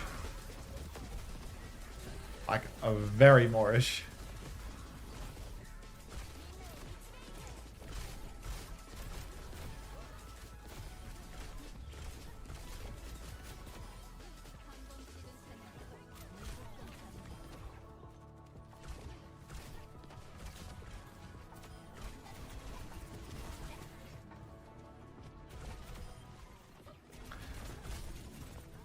Seika, thank you very much for the 10 months. Welcome back. Welcome back.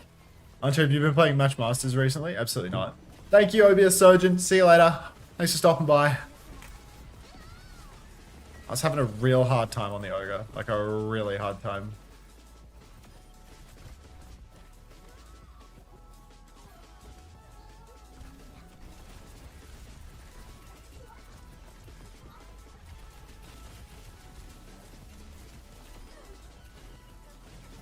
Unter, good morning. How the game's been? First game happening right now, and it's been a bit of a surprise, honestly. A little bit of a, I don't want to say a blowout, but I mean it's a blowout. TBM, thank you for the prime as well. Welcome to the Parasocial Friends Club. Welcome to the stream.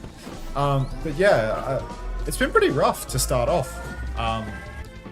Like ONSIDE are kind of just walking all over. Wait, gold, crit, luck.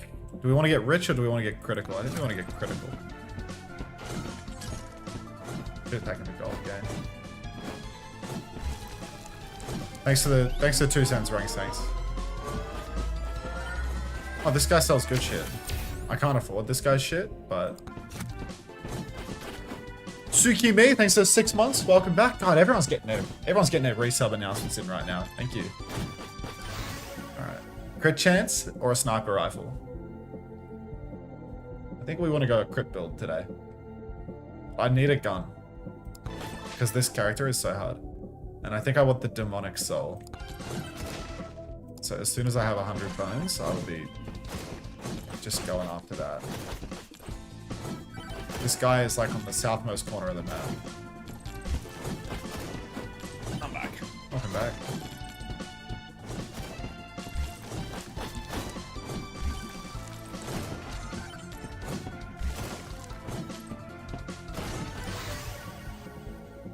Alright, I'll get my predictions up for map number 3.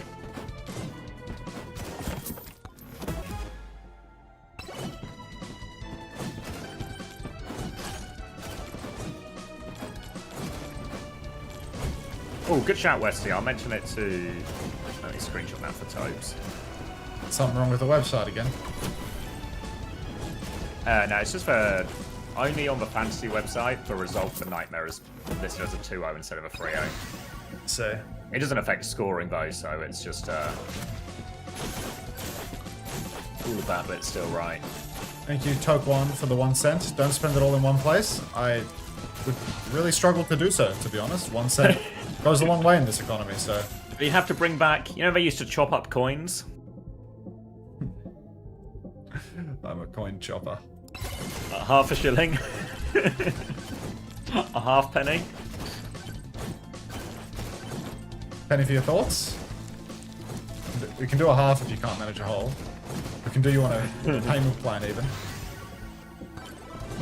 Hey Grank, nice to see you on a new account again, Jacob. It's been a while. New name again, Jacob? A man of many faces.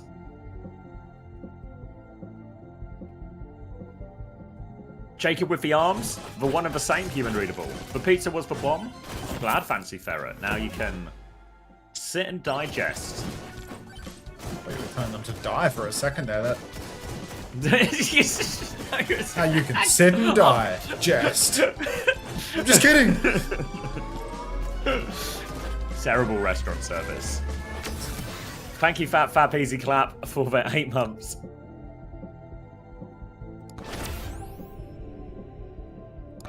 Ooh, UB Quartz KSA interview. There's a Quartz interview coming out tomorrow. Chills. Ask and you shall receive.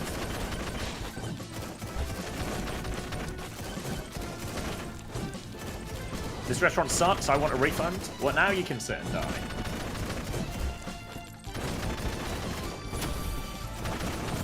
How old are you? Well, yeah, but now you've got really aggressive with it, Zob. Why have you come in so heated? Now answer me with 4 question marks. You've come in too heated. Ashley NA says 666 viewers. Yikes! Yeah, I mean it is the mark of the beast, Ashley. It's a bad omen for sure. Like, it's definitely a bad omen. So I'm glad that somebody is paying attention. God only knows what devilish activities. The signs are there if you open your eyes. I mean cathedrals and eyes. This cathedral is for the devil, though.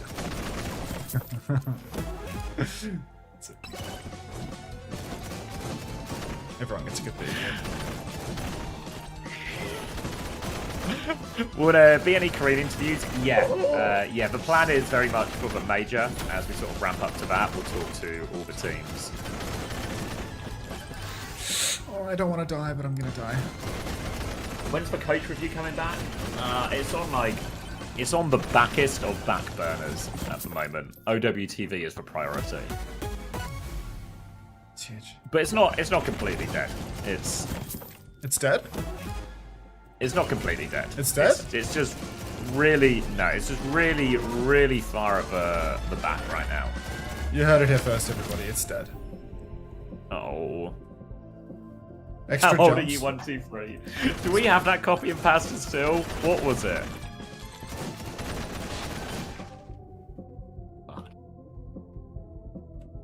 Long time viewer, first time caller. Just wondering how you feel about the top 3 tanks in the EMEA. 1, 2, 3. Many such cases, it seems.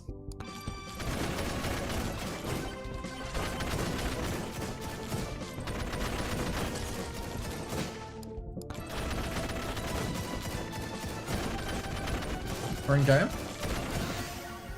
Certainly are. Oh, looking into this. Alright, Suravasa. Take it away with some numbers, ideally, because I have to hide the Mega Bonk. 27, 26, 25, 24, Just works. 23. Mercy ban from Way, protecting support. Going to be a soldier ban in response from ONSIDE Gaming, which feels like nobody's interested in banning anything worthwhile on this map, and we're just going to get both teams playing the comp they want to play. Way, a bull comp with Kiriko and Wu Yang, and a Freya should really be about as good as it gets for Way. ONSIDE Gaming playing their preferred Kiri Lucio backline, obviously with attack in Diva. That's attack in for all 3 maps so far, which is a bit of a shift from when we've seen more Kenneth historically. But A is going to win that Freya duel early on, and now all of a sudden back up to the choke, and ONSIDE Gaming, they have no space and a player down. I think they might just give this first cap. Yeah, completely bullied out in this scene, and hopefully for Way, this can be a bit of a swing more to their comforts. You know, playing the Wrecking Ball for Milgaru, obviously one of his best heroes. Combo that with Sondra, with 8 on his best, with double flex. I mean, all of the ingredients are here for a Way map win. Double bolt instantly onto Aid though, and that's the opposite of an ingredient for a win. Another bolt connects. God, he's just hitting everything. Kilo really does so much damage. He takes down Aid, he helps take down Maka, but the trade's 2 for 2 right now. Kilo and Knife have both been taken. No DPS online for ONSIDE Gaming. So they're pretty much leveraging the flip just by having attacks stand there and shoot out poor little Milgaru, but maybe an opportunity for Way to retake fast with ONSIDE's late death. Chance to keep fighting this now. Boop onto the high ground, sends Irony back for now. Attack will try and respond, but he's actually lost more HP doing this than anything else. So ONSIDE Gaming find themselves on the back foot, starting to get pinned into this corner again. They're going to have to fight their way out of it. A few people have DP'd around. Point force coming in now from Milgaru and Co as they try and force it back. Aid will swing. Milgaru's looking for it, but can't really get too much on it. They've denied the flip, but they've lost knife while doing it. Player advantage for Way again. Support ult available for Irony if he wants to go. Does want to go 4v5 here. No ults to respond with just yet for Way, but they've just kited it actually. They're trying to get these support ults online, and Attack can't find a kill. Attack, I mean, he's been bullied onto the Mega Health Pack. He's back on the point now. Player about to have a swing. Kitsune Rush comes out. Beat immediately in response to that rush. Lee Min under a lot of pressure, but looks to have TP'd to safety. Attack, 180 flick, eats the pulse bomb. Lee Min does go down, but Attack and Irony have both fallen. Kilo's on the objective, bolted by A. Down he will fall. And Way, they've clutched out this scrap. Huge ult investment from ONSIDE in that fight as well. That was 4 from them. So Way, they get the cap. There's going to be one last fight, but Way have ult advantage and the position. Kilo over to Sombra. You ain't winning now.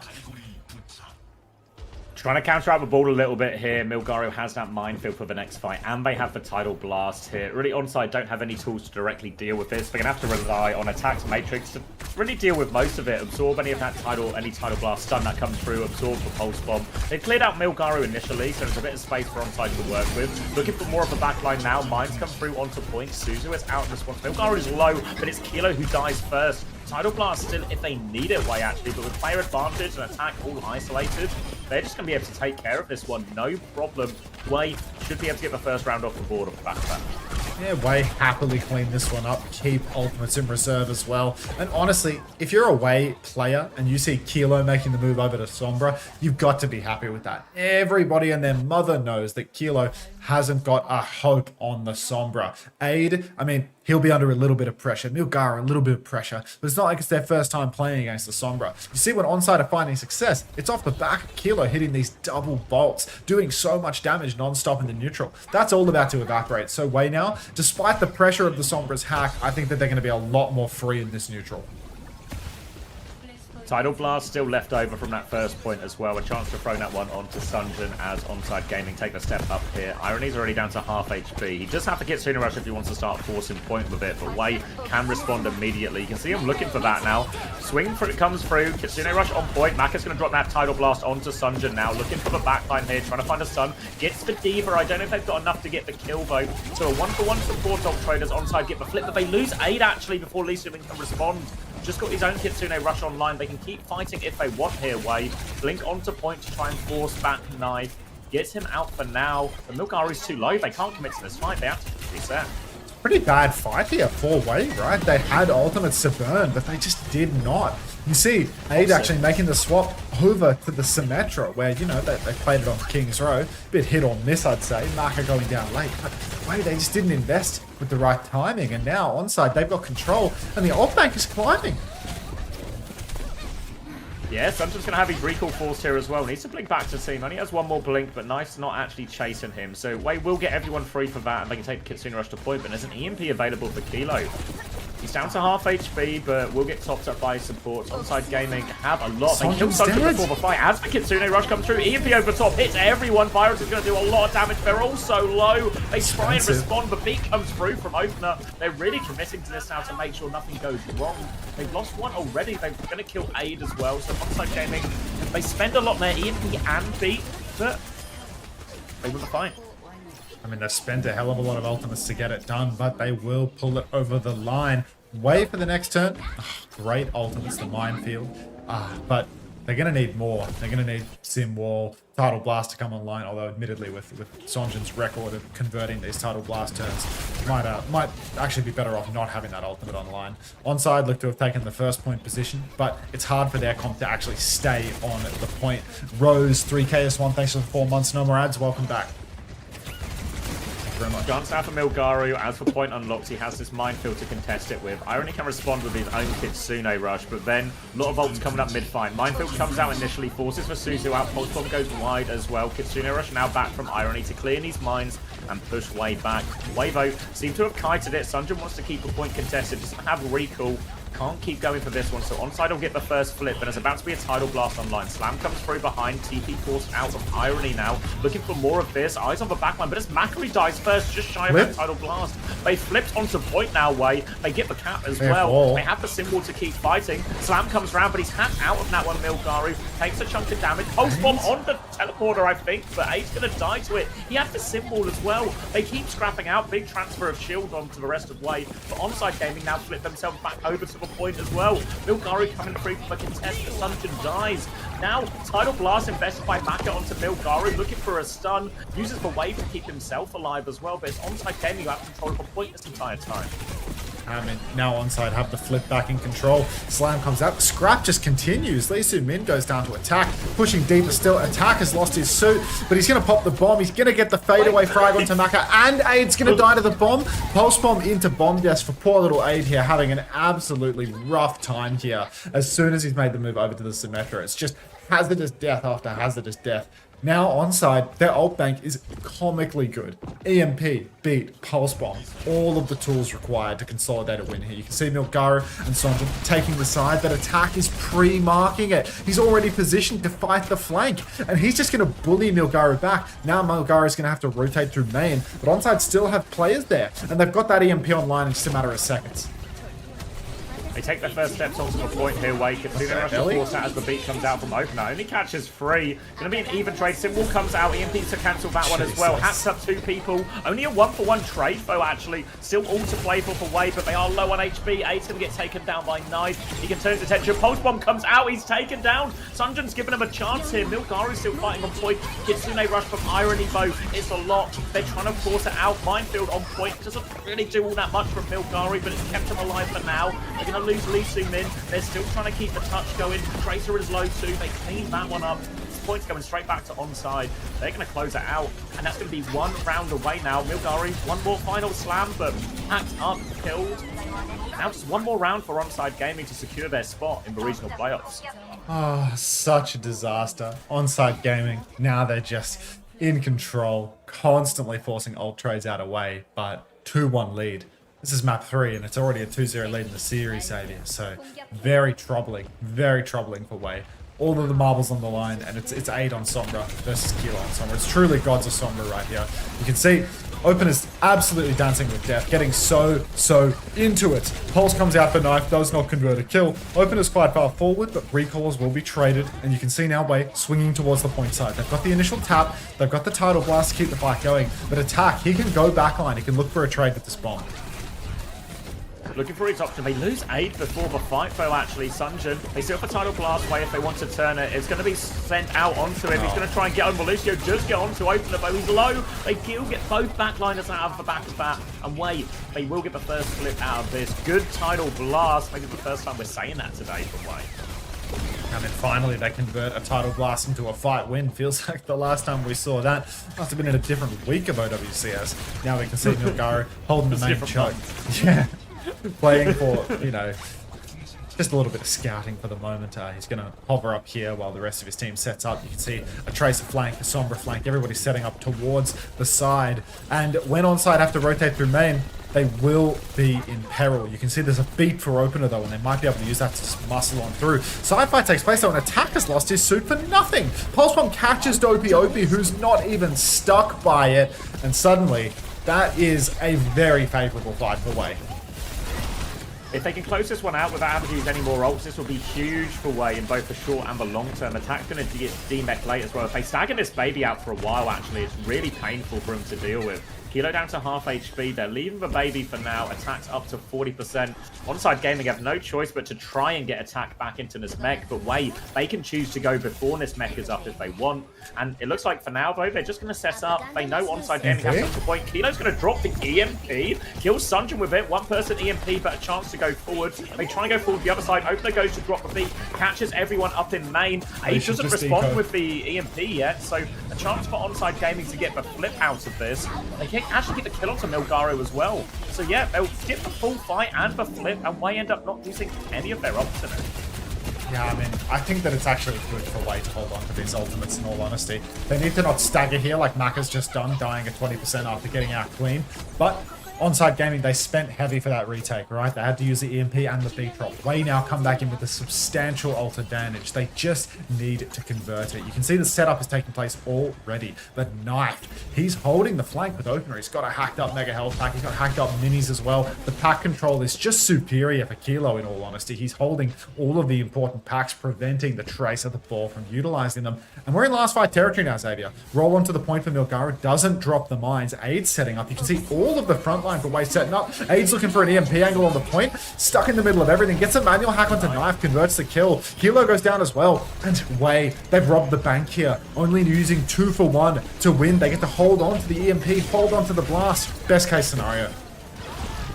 Really nice fight. They take the Kitsune Rush trade, but with the mines on top of both of those Kitsune Rushes, it means it's only really Way who can actually use their own. They use the Kitsune Rush to win the fight. They get that up. They tie it 2-2. They have the Tidal Blast and the EMP for this next fight now. Ult advantage as well over ONSIDE Gaming. And this is now, it's actually Way's map to win from this ult state on the final point here. If they can just win a clean fight, just use the Tidal Blast, just use the EMP, convert that into one fight, they should set themselves up nicely to win the fight afterwards as well. But eyes on these ultimates for Way. Oh, Aid is just caught out. Everywhere he goes, he's spy checked. He's forced to DP yet again.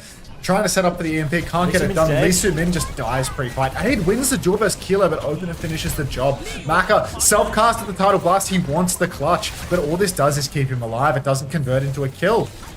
One-man advantage for ONSIDE.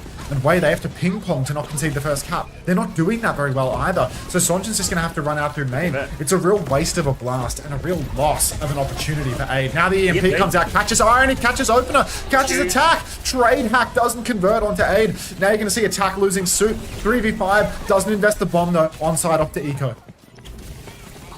Finds the uncloaked Sombra, or the cloaked up Sombra as well, and Way will convert that one eventually, but did have to spend the Tidal Blast and the EMP to get it over the line. So they'll get the point right back, and they've done it quickly enough that they will get a recontest, even if they lose the point here. But because of that fumble, all of a sudden, ONSIDE Gaming's ult situation looks a lot more reasonable. An EMP of their own, a beat just round the corner as well. It's Way you have to try and find the earlier play. They'll have Minefield as they try and rotate through here, but they need to be careful. Aid's in big trouble. He's 1 HP kicks for Mega. Gets out. Well played by Aid, actually. But ONSIDE Gaming, they still have this EMP.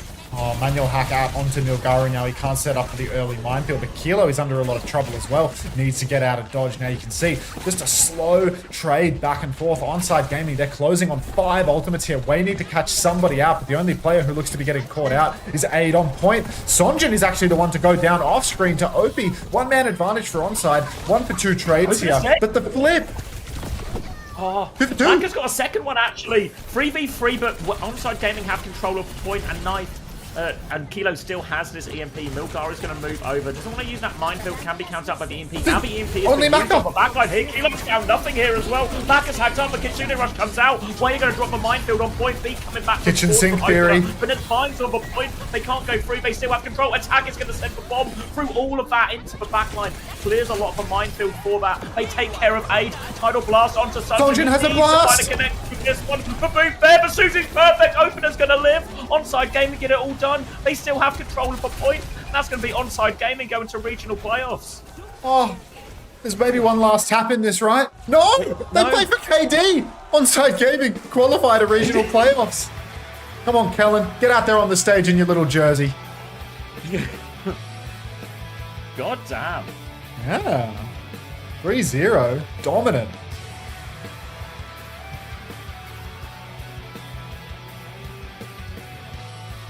What do you mean? What do you mean, professional co-streamers? By the way, what are you talking about, Gigalore? What did we say?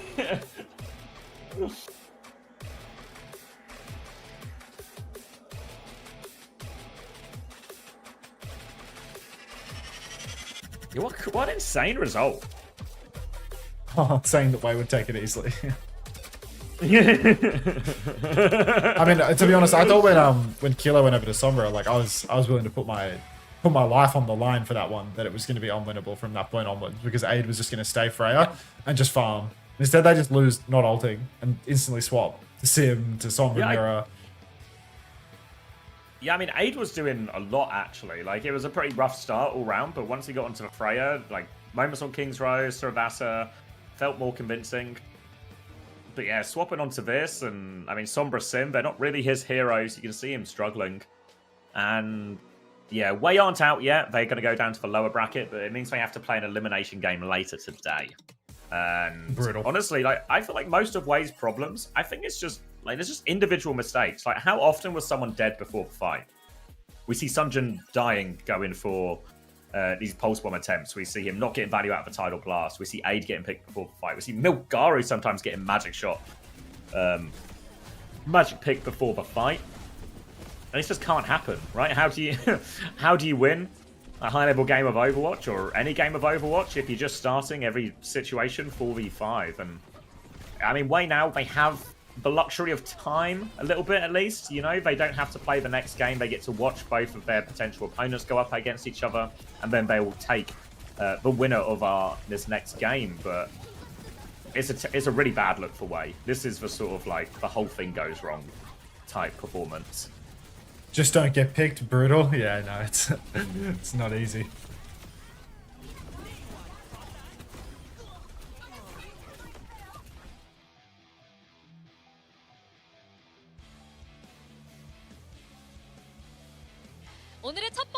No way that Way lost that. They found the way. Wait. Opener interview. Dapper lad. Look at that posture. He's got, standing at attention. He's ready for the military. This is a natural posture either. Yeah, he's worked on this. More games equals more time with my comfort streamer. You better not have me up on the telly right now, Ben. I'm not running marbles right now. I'm not in the fucking mood. Why is my comfort streamer so angry? Oh, I shouldn't open this. Damn it! No, I can't afford the ice cube. Damn it! Oh, I can take the money thing in a couple of seconds. My wife's getting McDonald's breakfast. Do I want anything? What do you think? I don't know, I already had a sausage sandwich for breakfast, so I don't know what else I'd want, really. Maybe have a hash brown or something. Could we a fat bastard for having a sausage sandwich? Maybe. I feel like that's a reasonable breakfast. Get nuggies. Oh, we'll be on breakfast menu still, right? I think till 11.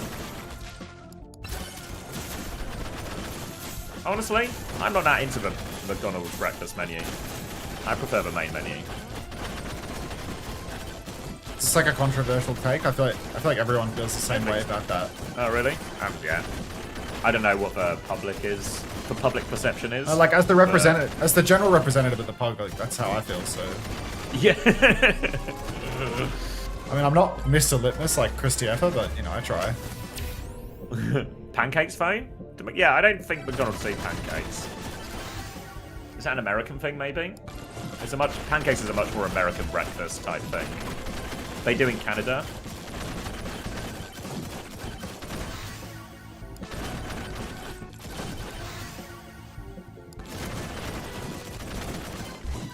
They do in New Zealand.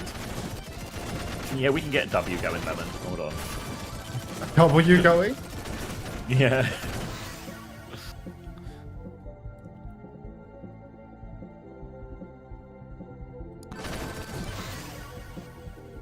Public perception, I thought, was breakfast was on top. Well, I've been reliably informed by Mr. Public Perception over here, Nat. That was not the case.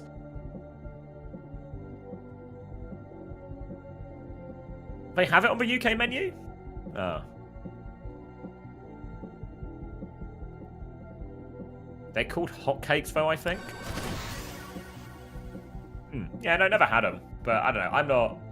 I'm not a pancake for breakfast type guy. Still remember Hattie ordering. We went for breakfast before the Toronto at the, I think it must have been like season 6 grand finals, and we went to this diner. We were all having breakfast, and then Hattie really wanted to get chicken and waffles for the table, which felt like an outrageous, meal to get for the table for breakfast. Hattie's a free spirit. I mean, I had a little bit of a chicken, but I could handle the pancakes on top of the meal. Just say you're not a real eater, bro. Just say you're not a real eater. It's not an eater. I mean, London was full of eaters. Oh yeah. Oh yeah. Singed into my memory is that Macan opening double with a burger and chips and spaghetti for breakfast. No way I woke up in time for the main match. Good morning, homosexual. Of course he did. I mean, he is the #1 fan of Old Ocean.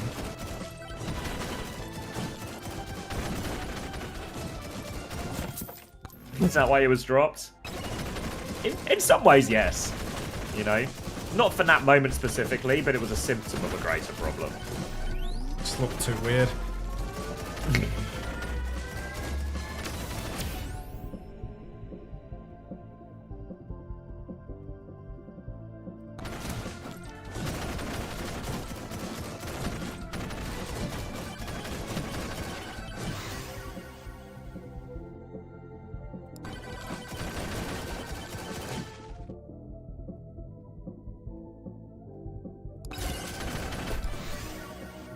I need to message Panda. Fuck.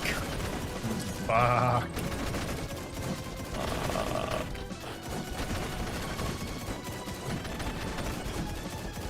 Game's gone.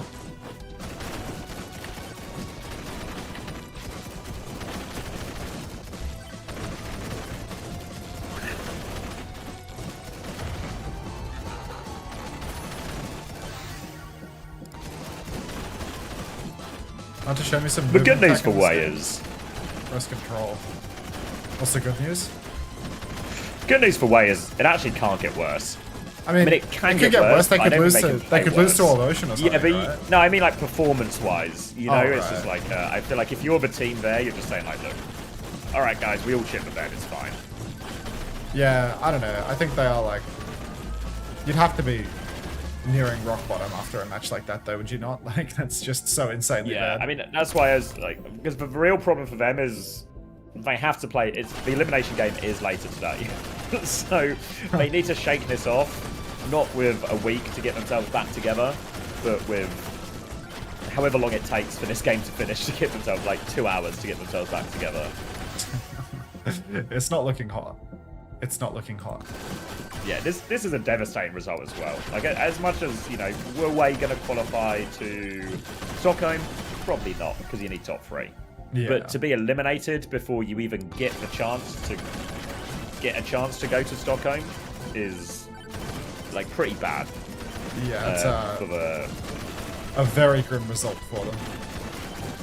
Yeah, remember this team qualified for the Esports World Cup last stage. Thanks for the 16 months, babe. Welcome back. You watched 15 seconds of ads? Good little double dip there, mate. We should do that same method that we had at the pub yesterday, where you buy the first round and all the food, and then I buy a $4 drink for your girlfriend and we call it a day. Does that work?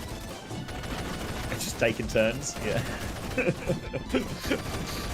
It's like 1 tap for me, 1 tap for you, 1 tap for me. No, it worked out really well.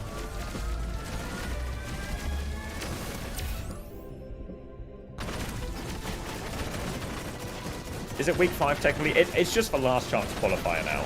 So, I can do the whole thing. So, today we're going to watch a last chance qualifier. Let me bring up visual aids. Not aid for player. Not a visual aid for player, but a visual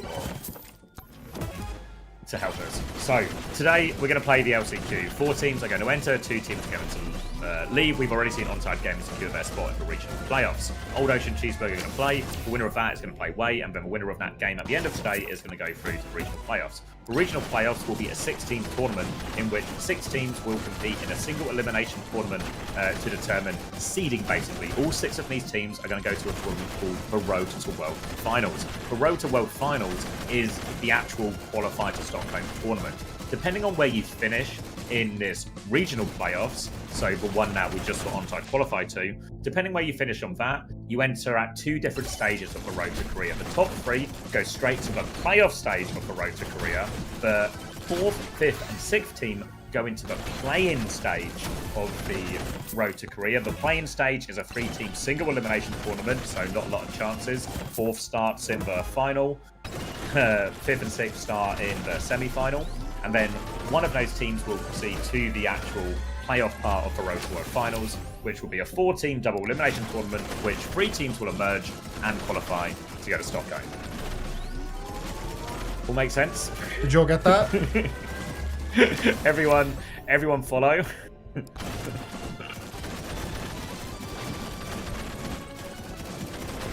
Try and keep up. I missed it. Can you repeat? Zoned out? No. Use Twitch's rewind feature. It's a good way to sell subs, actually, by saying that.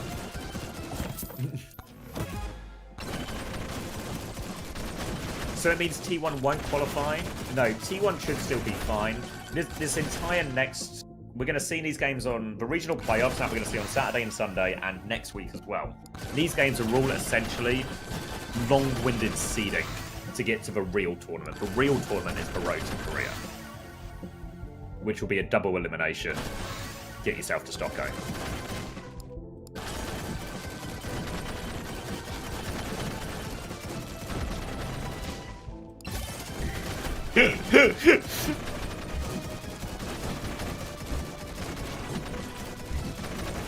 How has it been? A surprising first game. It wasn't actually a good game of Overwatch, really, but it was actually a surprising result. Really big win for ONSIDE Gaming. I mean, to be fair, I don't actually... The format is convoluted, for sure. But I don't really hate... Because what's going to happen is essentially the top 6 teams in Korea are just going to play each other a bunch for the rest of this month, which is kind of... That'll be entertaining.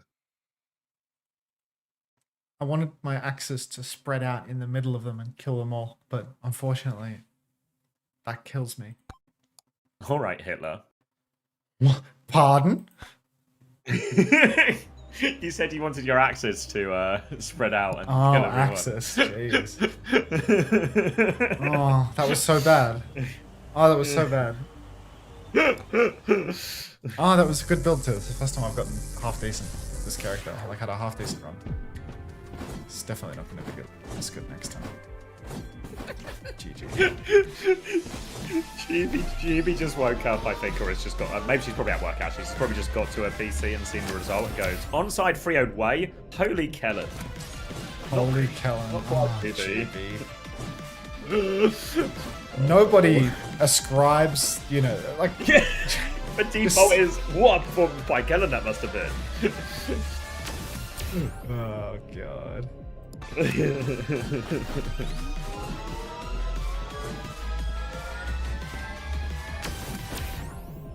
Didn't die once? Yeah, but... W. Kellen.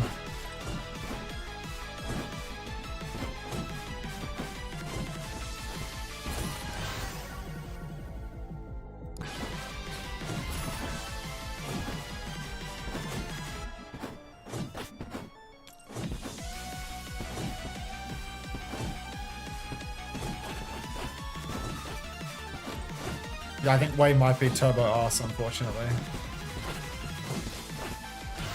Morning, Debbie. Yeah. I mean, if... Wei should still be strong favourite against either Old Ocean or Cheeseburger, but also as a person who witnessed Wei's opening game, faith is at an all-time low. On you!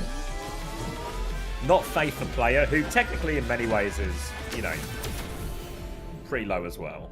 He's also, I mean, that guy's career broadly has been pretty low. I've had it muted so I can play this game. Are you RuneScaping? Is that what I saw the other day? It's mega bomb.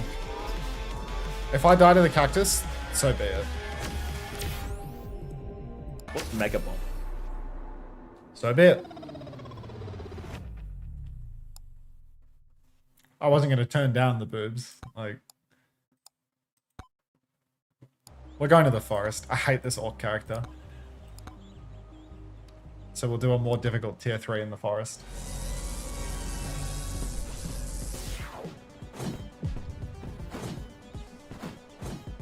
But I need to, like, at least get through a bit of a run on the orc. Should have taken it. Yes, Kiwi. Zeta are going to play onside in that opening game of playoffs, and the other team play. Whoever comes out of these 3 remaining teams will play Falcon. Warning action. Mega Bonk is Vampire Survivors and Risk of Rain 2 mixed. I've never played Vampire Survivors, but my mate Patrick used to play a lot of Risk of Rain. So that one I'm kind of aware of.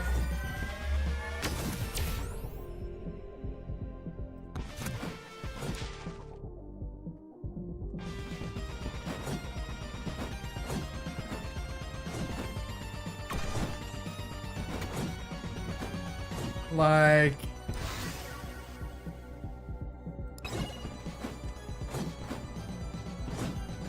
just the worst run of all time.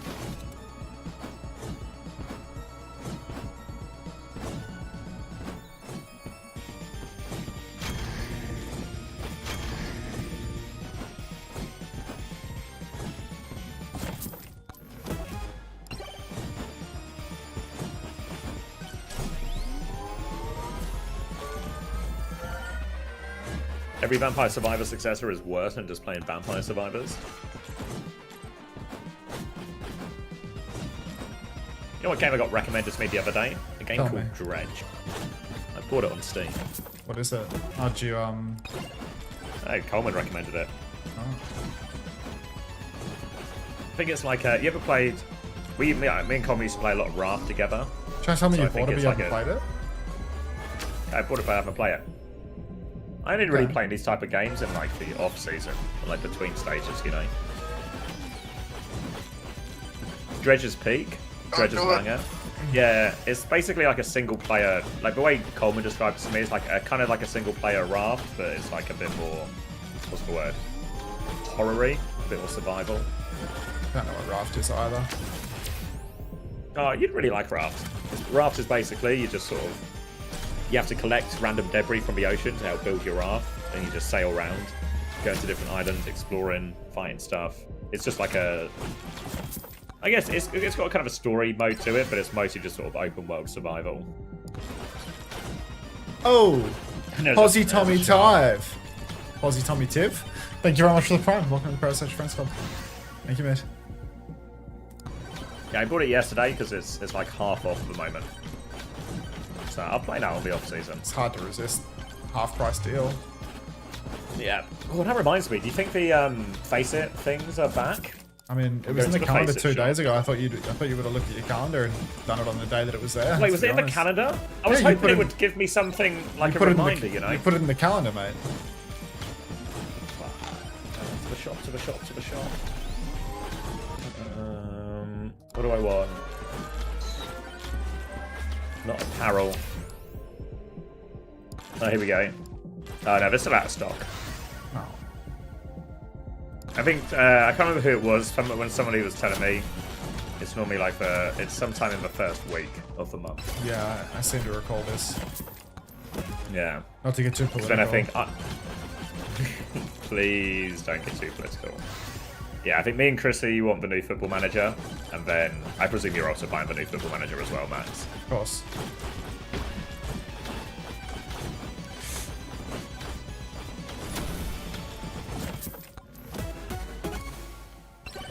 A credit card. We get a Dredge Max in stream? Maybe I could play it on stream. Honestly, it'd probably be January, actually.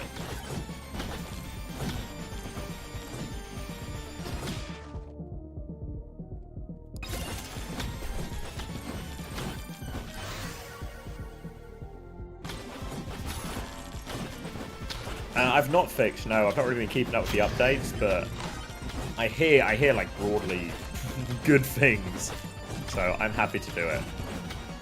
Gonna add an extra level of depth. Hello, Unter, what is happening? We're waiting for the next match to start. I'm playing a silly little game while we do. I have no way to heal. Oh no. Eat cheeseburgers. Is that a reference to the upcoming Cheeseburger roster, or is this actually a mechanic? No, I just died. Again. Oh, terrible this game. That game's command is just a hard lie.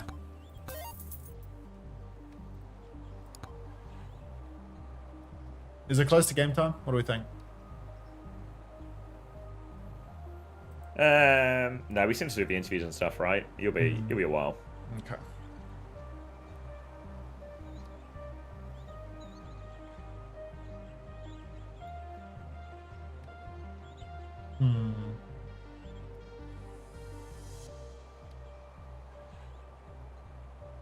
Was the last game close? Did Kellen win? You could say Kellen won. You could say that. Is another classic situation where the threat of Kellen is often actually scarier than Kellen himself. Yeah, the threat of the Kellen is absolutely deadly.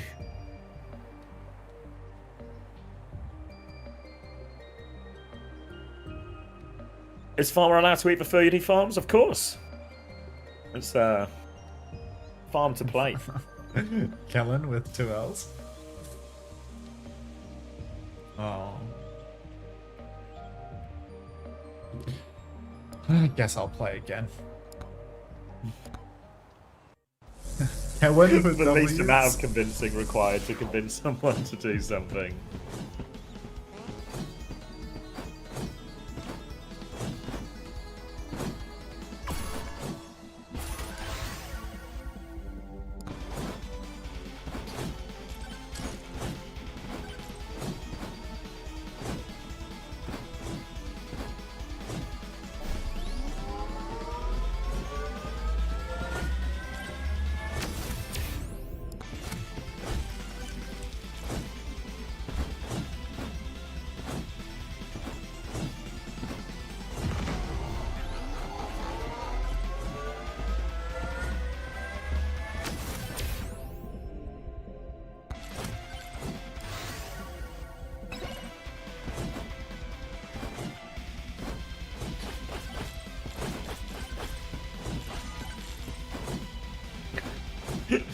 We can get Farmer a meal. We can get him a meal. He can eat if he wins this game. Jeez. It's a high bar. That's I believe that's actually standard small Korean org rules.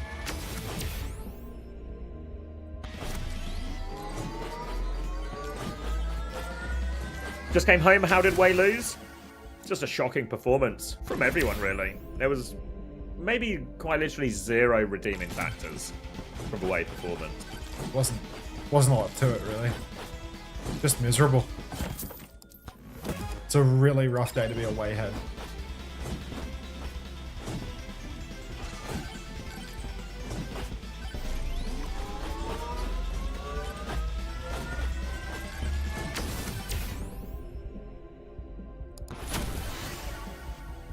Alright, Ilios map 1. Oh, we're in it? Or just map pick? No, just for the map pick. Little tease you.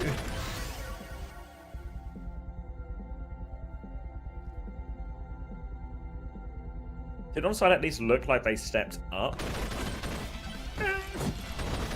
Not particularly, honestly. I think like Attack had a really good game. Felt like Irony and Opener were just never under any pressure. It really felt I'm really a lot more blame Wei than praise ONSIDE in all of this. Say it, homosexual. Say it. Hey, Emmys.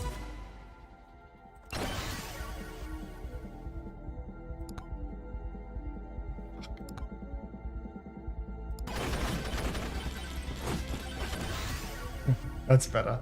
Thank you.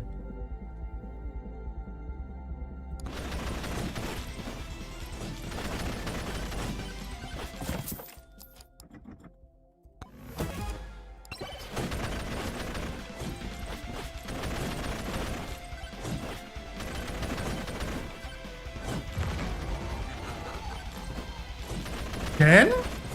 Maybe.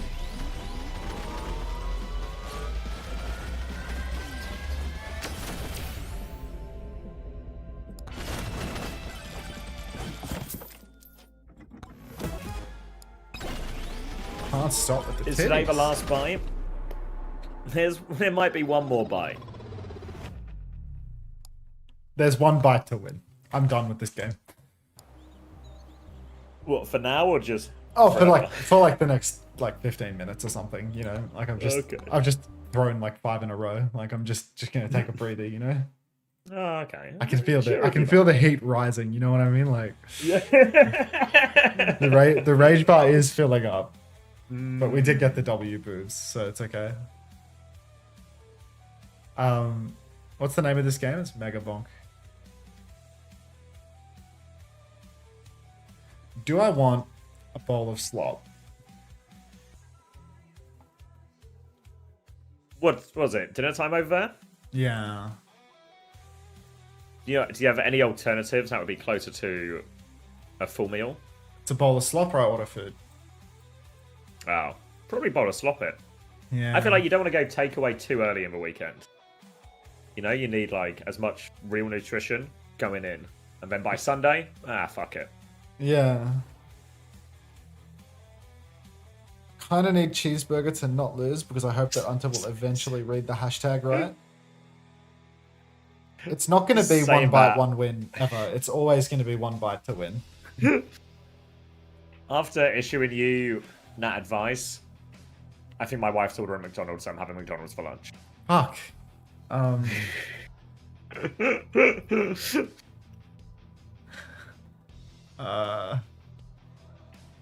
One bite, two win. Hashtag seeing signs. Yeah, that's better.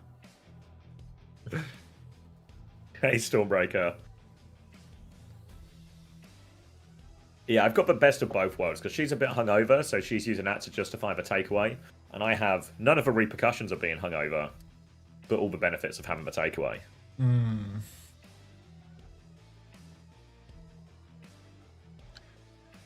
I think I might do tuna slop, but the problem is, did I talk about the skipjack tuna with you? Maybe not, right? No. Okay, like, tuna, very low-key, causes brain damage, you know? Like, if you eat too much tuna, it kind of gives you brain damage because of the mercury Is it because of the iron? Mercury, that's what I'm thinking of. But you can buy skipjack tuna, which is cheaper, smaller, and has a much lower mercury content. The trade-off, unfortunately, is that it's fucking disgusting. So I went to the supermarket recently and I bought like 8 tins of skipjack tuna, and I convinced myself like I'm just gonna thug it out. Like I love the tuna treat, but it's giving me brain damage. I have to stop. And I had one tuna treat, and I just thought this is so fucking repulsive. Like this is not the edible slop that I once knew. You know, like I hate this. So I might make another one. Mercury's the secret ingredient. The mercury actually makes it taste better. Yeah. Do you just eat tuna by itself? We'll get there, mate. We'll get there. I'm going to start putting mercury in all my food to test it out. Wu-Chan has found the opening pick onto Becky here. And that's going to be an easy first fight for Cheeseburger. Playing the Reaper version here should give him actually a pretty good advantage in most of these bubble trades when it comes down to it. Alien's actually going to swap onto the Reaper to mirror that now too. Yeah, the Reaper mirror for Alien and Cheeseburger. I mean, they're just happy to sit in control of the point. Real dogfight of an even matchup here. But we'll have to see whether or not Farmer can plant the seeds. Significant damage advantage for Heiser right now. Back jump from Farmer as well, but Bubble was invested by Heiser, so Farmer can go back in with his bubble turn now and have a substantial advantage for himself. Farmer has gone backline, throwing down the bubble. There he's stuck in the pit, getting beamed from up above. Little Hongyu doing so much damage. The J Hong Lucio just, you know, almost staying even with Faith despite this situation. And now that so much point pressure has been applied that Cheeseburger need to throw themselves onto the point or simply concede the cap. Back jump from Farmer now. Suzu out as well. Kitsune Rush quicker for Wu-Chan. Drops that one in. Faith has a slightly quicker beat as well. Old Ocean desperate for these support shots. Have to back it up. Threatening. Give him a flip back over to Cheeseburger now. But Jaehong has the beat. He sends that one in. Faith is going to mirror that. But Kivitz is about to have his Kitsune Rush. Ult advantage. Would they lose Alien? Kivitz and Best nonetheless. But no Reaper to make use of this. TP onto the background. Zessin takes some attention, and they don't find anything off this later Kitsune Rush until now. Zessin's going to fall 4v4 as they battle over Mega. Farmer's going to take a lot. Pulse bomb onto him as well. He's 1 HP if they can convert the kill. The boot disrupts him a little bit now. Faith will guard him out, but Old Ocean do hang on. Oh, such good discipline there from Becky. He hits the pulse, but he's got no recoil. He doesn't blink in and risk being traded. He lets Farmer get away, but so much better to do that than it is to greed for that finishing kill and then getting traded out. You can see Heiser, he's watching the rotation of Cheeseburger, he's marking the choke, throws down the bubble, instant back jump, does not want the smoke from the Reaper. Aliens had his Wraith form forced out on the point, but Becky missed a discipline on the Tracer, finds Argon in the wings. So, one-man advantage for Old Ocean, and Cheeseburger just trying to back out of this. Yeah, trying to get out without losing anyone else late. The bubble to try and move backwards. Can TP their Reaper out here as well. Zessin should make it out alive. Now it's going to be Primal versus Primal. Blossom's coming up partway through the fight as well. But it's Old Ocean who'll have control and are going to be making this walk up as hard as possible. You can see Becky's already gotten in behind, taking the attention of the Tracer and Lucio. Primal comes in from Heiser in the front. He's all over Faith right now, trying to find the juggle. Wuchan comes back to help him now. Lots of attention on Heiser right now. TP forward, but Heiser finds nothing with this Primal now. Farmer has his own one, much later Primal now, looking to find something on the coast. Only a Winston to shoot at now. Forces him back. Nothing out of either Primal. Now it's all about the Blossoms.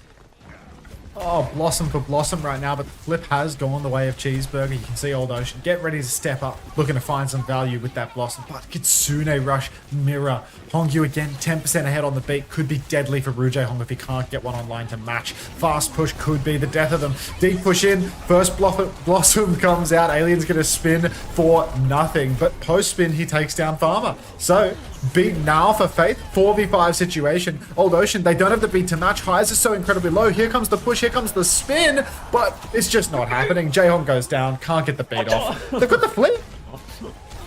Yeah, they got the flip actually, so it's going to buy him a little bit more time here as well. Old Ocean are going to fling themselves onto point here. Actually, the bubble buys a bit of space for Zessin. Now the later jump comes through from Farmer, clears off Zessin, and they will eventually give that flip over. We're going to enter the last fight, but Jaehong, he's got the beat. A significant advantage for Old Ocean. All they need to do, force a shift, force a Wraith, force a back jump from the Winston, chase it down with beat, and convert that kill.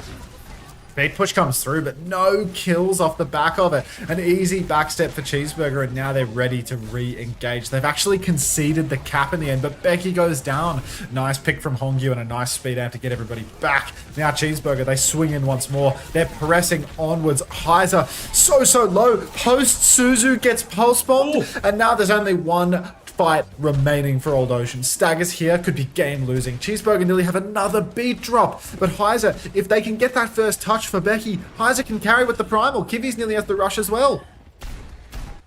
TP top left for Zessin now, trying to make this walk up as hard as possible. Becky's going to get the first touch, though. Had to recall for it, so now they really need other players to step in. Heiser's going to be back soon. Another touch from Becky as well. Done really well here. Now jump in comes from Heiser. Kitsune rationally available for Kivers as well. Pressure onto Faith early. If Heiser can find one of the supports with this, it'll be huge. Faith has the beat. Winston behind him now. Faith is backing it up, actually. Playing it quite slow. He's going to drop it. 80 HP, gets it off onto everyone. Heiser's going to back jump. Kitsune rush from Wuchan on point. TP in now for Zessin. Gets pooped away from any major damage, though. They need to keep touching Old Ocean. They have to probe themselves. Jaehong's going to die for it. Blossom available for Alien, but he needs to find so much. He's too low. And it will just be Zessin cleaning everything up. Cheeseburger to take the first round. Such a dogfight there, but you see that subtle Lucio difference, right? Faith gets a third beat drop online. He's never getting traded out in these scrappy fights. He's always charging so much. And 3 beats to 2 makes all the difference. Heiser goes backline, has everybody incredibly low. But Faith just has the ultimate response. And Old Ocean, I mean, they're definitely not going to be having any 3-beat Koth rounds, I'm afraid. Not with Rujay Hong at the wheel. Jaehong does not have CTE. He's held his own. 2 and not violently feeding is good enough. This is better from Jaehong. Yeah, no. Like, this is actually better from Jaehong. He's normally further behind on beat. He's actually making progress. He's still improving. I'm not trying to rag on Jaehong. I'm just saying Faith's doing well. Yeah, like, I think Jaehong's actually gotten better, but Faith is still ahead, as you would expect, maybe, from the Lucio player in it all. Becky's going to go over onto his Echo right now. Good for this type of map, chance to engage in a lot of these, still put a bit of pressure on. They will lose that front line in terms of the raw damage on the Winston up against the Reaper, but Becky can access a few more different aspects. Jaehong's actually on Brig in all of this as well. The whip shot makes it a little bit awkward for Zessin. Winston's going to be trading bubbles now. Farmer with a slight HP advantage chooses to take the high ground now. Tracers will be batting it out underneath. There's a Reaper underneath as well, actually, so Susie's going to be forced out. Jaehong under pressure, but they can't push any further because Becky is guarding it. Zessin has to wraith back towards the point. We'll get back and we'll get the first flip, Cheeseburger. You see the bubbles on point there, homosexual? I mean, I was seeing it. Argon takes down Alien. Opening pick for Cheeseburger after they've already secured the cap now. You can see up top, Becky trying to play Skybox, trying to get the pocket from Ru Jae-hong, but he just can't get it done. Down goes Becky, and that's going to be a competent fight when you have a Cheeseburger. Old Ocean struggling a little bit now. The retake is going to be very awkward. Ru Jae-hong getting aggressive, actually messes up Farmer's movement. Farmer might be getting caught out here. The Suzu saves his life, but good God, big risks for Farmer. Gets away with that one. They move over to the left-hand side to force Zessin's Wraith, get him out of that. Faith is trying to respond with Argon as well. Gets a recall out of Alien, so both teams relatively even for position. Farmer's still actually quite low. An aggressive one from Kivas. He goes all in here, and it's just going to be him getting taken down for now. Wu-Chan's going to move back over to point now. Has to be wary of this Winston behind him. TP to juke that, and Zessin continues to anchor down point as well. And they've actually traded 2 kills. That's the backline dead. Becky and Heiser might just be doing it here. Old Ocean can keep fighting if they want, but they might have to burn ultimates for it. Heiser has the primal, pops that one on point, forces another rape out from Zessin. Surely no escape for him here. Turns the attention back onto Farmer, who's 98%. Pulse bomb out as well. Farmer does get the primal in time, though. Can stall this point out for a while. Goes for the boot, but only onto the Echo. So the Echo will be more than fine. Becky has the copy if he needs it as well. Farmer actually gets Alien off the map, but Farmer dies for that one as well. They're still bleeding onto point, but Heiser can zap everyone down. And a good retake in the end for Old Ocean. Becky and Heiser clutch up. Yeah, extraordinary clutch from Becky and Heiser, the superstars on Old Ocean. And now Cheeseburger, I mean, they come back in with their support ultimates, but Old Ocean have the ults to match. Cheeseburger really letting that one slip from an advantage situation. Farmer jumps point, instant bubble down. Kitsune rushes exchange out through main, but Faith, he can't get the beat off. Heiser, Alien, they get it done again. Frontline dive, and that's 2 in a row now for the Cheeseburger supports, where they've just gone down early in the piece and not found their timing to use ult. Zessin's going to get a late kill onto Alien actually here. Copy primal to try and force it. Blossom from Zessin. He's surely taking the piss with that one. Going to go down for it as well. No need for that. Faith comes back with beat, but Cheeseburger have to slow it down a little bit, really, I think, because their Reaper's not in this fight. Some Riblets confirmed kills. A little bit trickier without their Reaper, so they'll slow it down inside. Jae-hong has the rally to respond with here, but in a straight-up head-to-head, the beat should win more often than not. Faith now, amp and heals underneath. Big comes out, but it doesn't catch Farmer. 3 errors in a row for Faith. And now Cheeseburger, they found a trade. Becky's down, but Jae-hong is rallying, gets the bash. That is the money shot right there. Nearly gets booped off the map by Faith, but Hong is probably not taking the boop perk.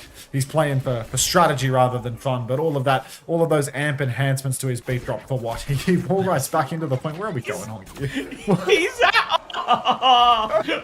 I believe for a second he was going to do a full lap. Instead, he has just comically staggered himself. Now Cheeseburger with Zessin over to the Sojin. Have one more attempt at this for Old Ocean. They've got ult advantage. Primal and Kitsune Rush will be up mid-fight. Cheeseburger need a little bit of a miracle here as they try and clear the far side of the map away from point first. But Becky's going to get in that bubble, takes care of that. Sticks out towards Zessin as well. Now Old Ocean, they really need to dive this Sojin, but Primal will be the perfect tool to do it here. Taking this backline for a ride, actually. They're all focused on. Alien has killed Farmer and himself. Heiser is going back towards the point now, and he's forced to C9 with that Primal after they kill Farmer on point. Really nice Primal at the end from Old Ocean. We're tied up 1-1. They're too cold, mate. They're too cold. This is Chris Theory. Of course, homosexual, of course. Now, evened up scoreline 1-1. The Echo pick for Becky. Coming in clutch in the end, even if at the start it was a little bit awkward. But real, just frontline domination from Old Ocean. Heiser, so good with the Primal Rage. Alien, Becky, both finding crucial kills on a Faith. And then Faith feels like he's lost his nerve a little bit throughout this map. A couple of early deaths, a beat by the wayside, a stagger for the ages. Like doing it all here. This map's going to be a little bit scarier to play, this Kiri Brig comp. I think that, Brig here compared to on Lighthouse, a little bit more accessible, a little bit easier to dive. So Old Ocean's backline really have to be careful because Zessin, Farmer, Faith, they can all close the gap. Ginger, 28, thank you very much for the 4 months. Welcome back. Twitch told me I spent money. Nicely done. It's money to me. Becky taking a wide angle to try and clear this high ground off now. You can see that ult charge going up so high for Becky already. God. Another shift, more sticks onto the high ground. Wraith has been forced out now. Boot on the jump as well. And yeah, Becky's just hooning up to this one now. Can just keep taking this full pocket so he can just peek as much as he wants. They force for position with this as well. But Cheeseburger actually get the flip. They all dropped. Old Ocean a little bit slow to respond there. I feel like Alien should have really been responsible in all of that. Now they have to play retake, but Becky still unchecked, but but it's Heiser who's been forced back, so they still need a little bit more Old Ocean to force this. They have Faith marking this right-hand side. He's going to be forced back as well. Becky does nearly have this copy. It's much quicker than all the other ultimates here, but they might need to use it. Jaehyung has to be careful on point walking to a Reaper. Thank you for the 2 months, maybe, Pigeon. I'm trying to work out whether or not you are not a trans pigeon or if we've already had this conversation. You're the different pigeon. Okay. Thank you very much for the 2 months. Welcome back. All right. Becky now pressing forward. Copy onto the Reaper. Zestin's got no Wraith. Needs to be careful. Flipper's gone Old Ocean's way throughout this scrap despite the absence of kills. TP deep for Becky. He's got the spin, but he needs to close the gap. Hongyu closes the gap for him, and that'll be Old Ocean taking the fight. Get the stagger kills. Nice position for them now. Build it and they will come, as Becky does eventually get value out of that copy, and they get the flip back. 34% conceded as a result, but one ult to secure that, not too bad in the grand scheme of things. Cheeseburger have the double support ult coming back. Jaehyung a little bit slow on this rally, could be a crucial difference maker, but Heiser's got the greater primal value so far in this. So eyes on that one, drop in. Actually, Wuchan's just going to take it to him. TP forward for this one. Suzu and Kitsune rush, but he walks straight into Jaehyung. B comes out from Faith. It's too late. Primal from Heiser, boosted by the Kitsune rush here. He's going to get everything with that. But Blossom is thrown in from Zesin as well. But Heiser, he's just done it all. Boots him as well. And now it's going to be a late death for Zesin surely here as well as they push and kill him. Suzu out might save his life, but honestly, that was such an expensive way to lose a fight for Cheeseburger. Yeah, dirty fight there for Heiser. This guy, living highlight reel for Cold Ocean. Now Cheeseburger on the retake. I mean, they've got a shot, right? They've got the primal pulse. But Zesin's over to Sojin. It's hard to play Sojin on this map. Awkward angles, hard to get your rail charged up without putting yourself in a vulnerable position. Argon up on the high ground, getting taken very, very low. Dive comes through again. Faith has to tuck tail and run. Pulse comes out onto Becky, but the Suzu is perfect from Kivis. Argon is down as well, and Cheeseburger just no leg to stand on at the moment. Down goes Farmer. Have to play for last. Yeah, one last recontest here. Late deaths will be a pain though, actually. Faith has to be careful. TP out from Wuchan as well. Heiser's looking for it, but doesn't want to commit his jump at this point. Just getting eyes on this. Zesin is stuck behind, actually. Old Ocean can just go kill Zesin if they want, and here they come. Zesin's going to try and slide away. Has half a rail, but Heiser will snipe him down. Boop off the map, actually! It's a good trade! Heiser's gone down, and all of a sudden, Cheeseburger have an opening, and they have Primal. Old Ocean will keep fighting on point, nearly with a copy. Maybe Becky can be an impromptu tank for them here. Faith now trying to take this battle with the Tracer. Boops him up inside. It's going to be a long fight, actually, here. Jaehyung's going to touch and get the point. We'll get the first tap, but no more. And they don't actually commit for this. They're still keeping it contested. Becky has the copy still. Farmer has the primal. Flip still hasn't gone the way of Cheeseburger here. They're keeping it contested. Now the beam comes in. Zesin's on the chase. Suzu has been forced out. Becky still has the copy to keep going. Gonna take the Tracer now. Looks for backline. Has a pulse bomb already. Gets it so quickly. Farmer's killed one with the primal, but the double Tracer is getting it done right now. Big trouble for Wuchan on the high ground, but he does have Kitsune rush. Double support. They're both coming out from Cheeseburger. They've thrown in everything. Pulse bomb goes wide. Jump in with the tail end of that overheal. They're still trying to hunt it down, but Faith has found a second kill. Low HP. Pulse bomb goes wide. Farmer is juking it all right now. They can't find the kill on him. They still don't have the flip Cheeseburger. They have to keep battling away. They need more healing onto Farmer right now. Pushing the backline is Heiser. He's got a primal to finish the job. Takes down one. All over for Lucio now. Backline in big trouble. Zesin is back. The flip's good, actually. Yeah, good trade now back in, but all of a sudden the flip goes through. Heiser is low. Jaehyung rally. Brick Pocket come through. Faith has gone in, but Argon pushes through, gets the kill, and Cheeseburger have kept themselves alive. Unbelievable. Cheeseburger, they're greeting their primal rage 2 minutes ago, just about. They don't want to aggress. They're playing so slow. Old Ocean get to come back into the fight. Dump 4 ultimates, but Cheeseburger have come out on top, and now they're in pole position. Farmer's going to have another primal rage soon enough. Zesin will have an EMP as well. Jaehyung has the rally, but it's hard to push with a rally. You need to actually have the opportunity delivered to you. Reaper for Becky as he's walking forward, just trying to poke back Cheeseburger. But that EMP, that primal, they're all charging up. And Old Ocean, they don't have bodies on the point. Heiser's going to take a bubble turn on the point, but there's no blocking taking place there. He's very low. They force Suzu out of Kivis now, and it's the last fight. Look at the ult save. It's all lining up for Cheeseburger all of a sudden. It's going to be EMP and Primal very soon. Old Ocean may need to find a timing beforehand, but as he said, it's so hard to push with Rally. You can see they're just trying to force point right now. They force a back jump out of Farmer, but these ults are ever so close. Essence EMP is about to be online here. He's got it. He's on the high ground. He's got eyes on Jaehong. He's far away for now. No Wraith in play. Goes for EMP on the front line. Hits him as well. Primal over the top. Suzu is good. Rally is out from Jaehong. He stayed out of that EMP, but Farmer's looking for it. Finds nothing, but Rally is stabilized. Faith is about to have a beat. Kim's off the Kitsune Rush. They need this Faith beat right now. 3% to go. Touch! Hongu. He's going to go for it. Goes onto the high ground. It's a 4-person beat in the end. Kitsune Rush coming up for Wu-Chan as well. The ults will swing in their favor, but Heiser's got another Primal Rage. Jumps into a tree, though, not helping on point. Farmer is awfully low as Heiser wants to finish up one of these kills. Can't find anyone, though. He's just booping him around. Farmer dukes for Pulse Bomb again. Kitsune Rush comes out from Wu-Chan. Faith is 1 HP behind. They're all alive. Cheeseburger is still in this. Kitsune Rush in play. Becky is back. Almost has the Blossom. He takes care of Sessin now. Nearly looking for it, walking onto the Winston, chance to TP soon, he's raping in, he's got the Blossom to finish it off, Wu-Chan will finally fall, Jaehong takes care of Argon, Farmer's 1 HP, and Old Ocean get it done, skin of their teeth. Oh, such a game-winning Suzu coming out there for Cold Ocean. EMP from Zessen was massive, but the Suzu cleanse from Kibby's was better still. My God. So good to survive that, right? Like, Jaehong stays out of it as well, gets the rally going, so they get to live after it all, after the Kitsune Rush and everything. And finally, like, when the beat is coming online for Hongyu, that's the exact timing that Heiser is jumping the Lucio, throwing down a bubble so that he can't get a full, proper beat push going. Like, insane. Like, the beat hits everyone, but but they're all on the back foot when it comes out, so they're not actually chasing down any kills when it comes through. Ah, so good. I'm going to put some... Also, yeah, like, Farmer dodging the pulse on 2 separate occasions in these, like, insane big overtime fights to keep the map alive. Still not enough, but...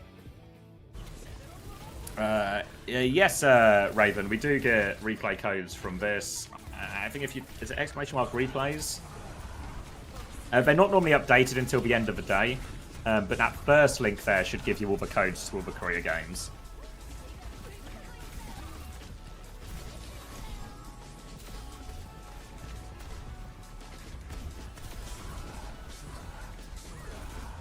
Alright, this game feels like we're getting what we expected, though. We're getting just a life on the line dogfight from both teams.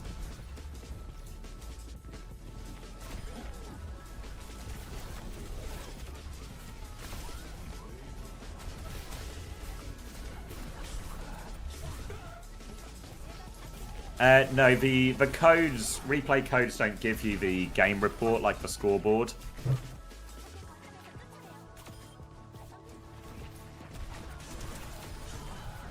Yeah, I think the Kiri Brig is much more... It's much more a solution to Jaehong's hero pool than a specific solution to the map. I think it's got more legs on Lighthouse, just because the map is a bit wider.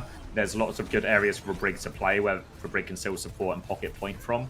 But on Well, I think we are just in, hey, we won when we played Brig, we lost when we played Lucio, let's play the Brig version, you know? And obviously the Brig does still pair nicely, Echo, Tracer, like pan support, everything like that. Alright, I'm gonna grab a drink actually. I need more water, so I'll be right back.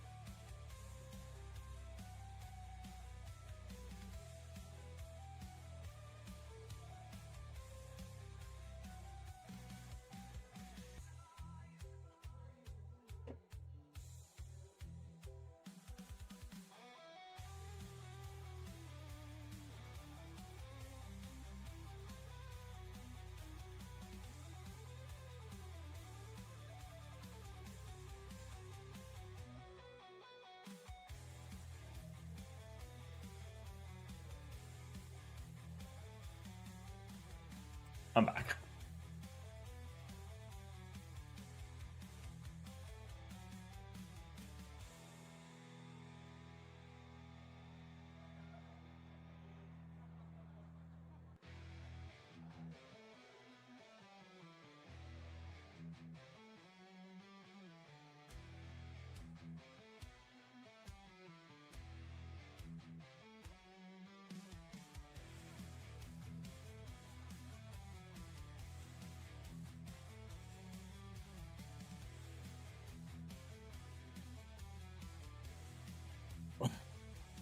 Weight loss 3-0? I know.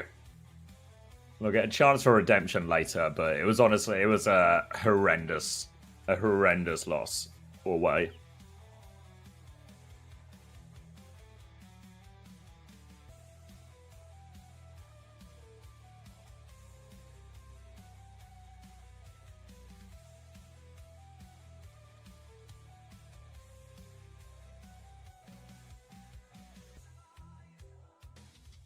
Wait, let me just check that tweet went out, alright.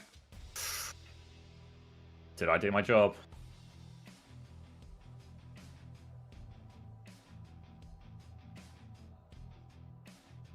I did my job. Nice.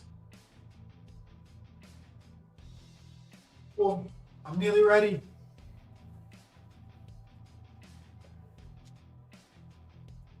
Alright, Suravasa next. Ball ban for Cheeseburger.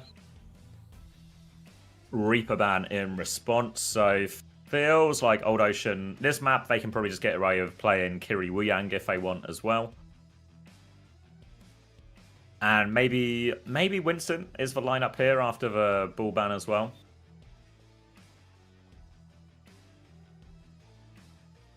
Wait, just carried by Freya meta. I mean, I think it's their best look, right? They get their best player on his best hero, and Aid can take over lobbies with that.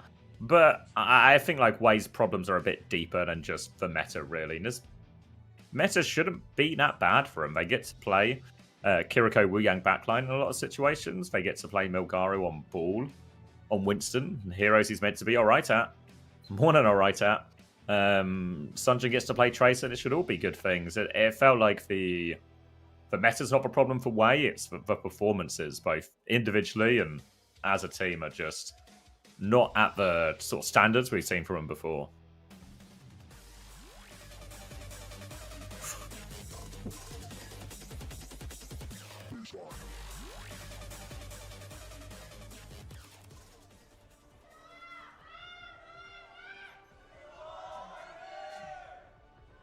I don't get it. They look pretty solid in stage 2. Yeah, I don't know. I don't know what it is.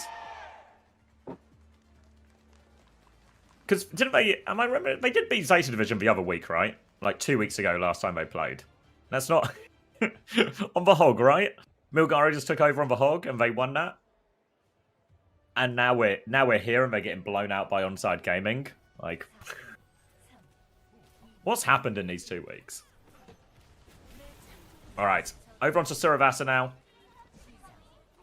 We get those predictions closed.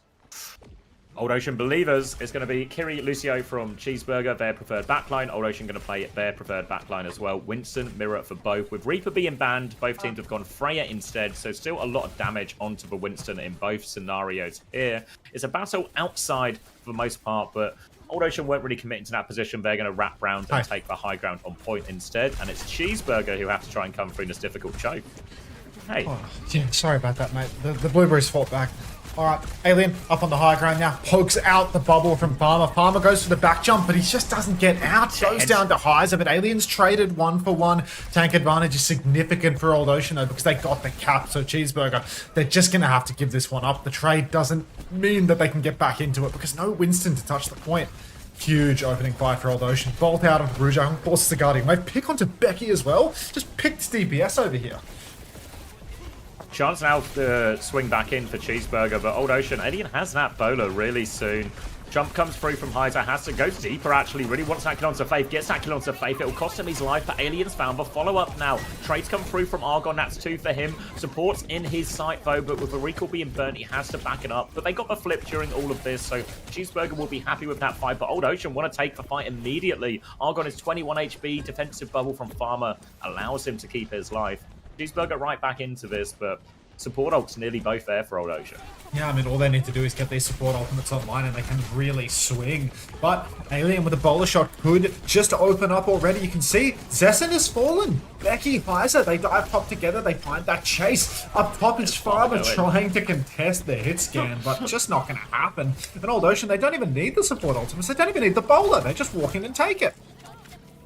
Yeah, really nice setup from Old Ocean there. You see Heiser leads the way. Him and Alien swing Zessen at the same time. They force a bit of damage on, and Becky is already set up to catch that low HP Freya as as Zessen drops off that high ground. So now we're coming up to the big ult fight, but Faith's beat is only at 80%. So as we get to this big layered fight here, Old Ocean have the advantage, both in terms of support ult, but also in terms of that primal as well. So this is a very difficult fight for Cheeseburger, but they're going to be forced to take it. I mean, they've got to do it. You can see they have the ultimates to tap, but staggered touch already. Farmer's already poked very, very low. Kitsune Rush forced out of Kibby's early, though. Second tempo rush, but Farmer, he needs all the help in the world, and the Suzu lands on his corpse. Heiser's ripping out the Primal Rage just to seal the deal, but it's already a 2-man advantage for Old Ocean. Even going to steal the Mega Health Pack there. Swat Zessen out of the sky, and Heiser, God, this guy's on another level. Yeah, it looks like one of the most promising aspects, or promising prospects coming out of Korea. Campbell's correctly up, the point's going to be there as well. Sets up nice and early for this point C. Going to be Tidal Blast coming back from, or Jaehong now, if they want to keep this fight going. But Faith has the beat to counter it out, so it might come down to the DPS ults in the mix here, as those two can somewhat neutralize. Becky's going to get that Tidal Blast onto him as well, looking for the backline. Kivitz was already taking that early flank. Stop comes through, but avoided very well by Wuchan. Bowler out in the front, though. More pressure coming for Wuchan, but the beat is perfect. They will save Wuchan from everything. The Bowler onto Becky is good as well. And Cheeseburger, they've dealt with every possible threat. Wuchan lives to tell the entire tale. Great peel from Cheeseburger. Great peel from Cheeseburger. Great slot bowl. Oh, yes. Those were blueberries you spied. Yes, they were. Now you can see Argon holding the side a little bit, gets a bit of assistance from Faith. They are going to maintain this side, but maybe not overcommitting to it. As you can see, Old Ocean wrapping top. Bolts come out on rotation. Jaehong and Kibby's both poke low. God, Heiser's just in there. Instantly gets pulsed. A sugar-free pulse for the ages. And that might just be Old Ocean's retake immediately being shut down by Cheeseburger.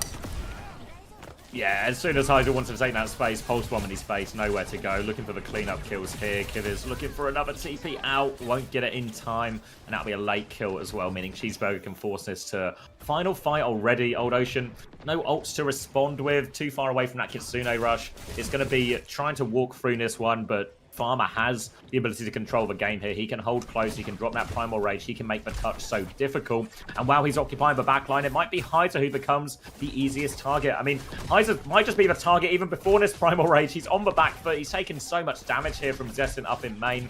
Farmer's going to go deeper, all the way on middle point right now. Heiser's going to force it forward, trying to get the touch. No. Pocket comes through, Suzu's late, actually. Kitsune Rush on point. Old Ocean have a chance, it's 4v4. Wuchan's going to die, and it's a huge fumble from Cheeseburger all of a sudden. No chance to use that. Farmer still has the primal, but they're going to play retake now. Oh, Sam Toxin, thanks for the 2 viewers, mate. Now we can see. Sorry, 2 billion viewers. I misread that.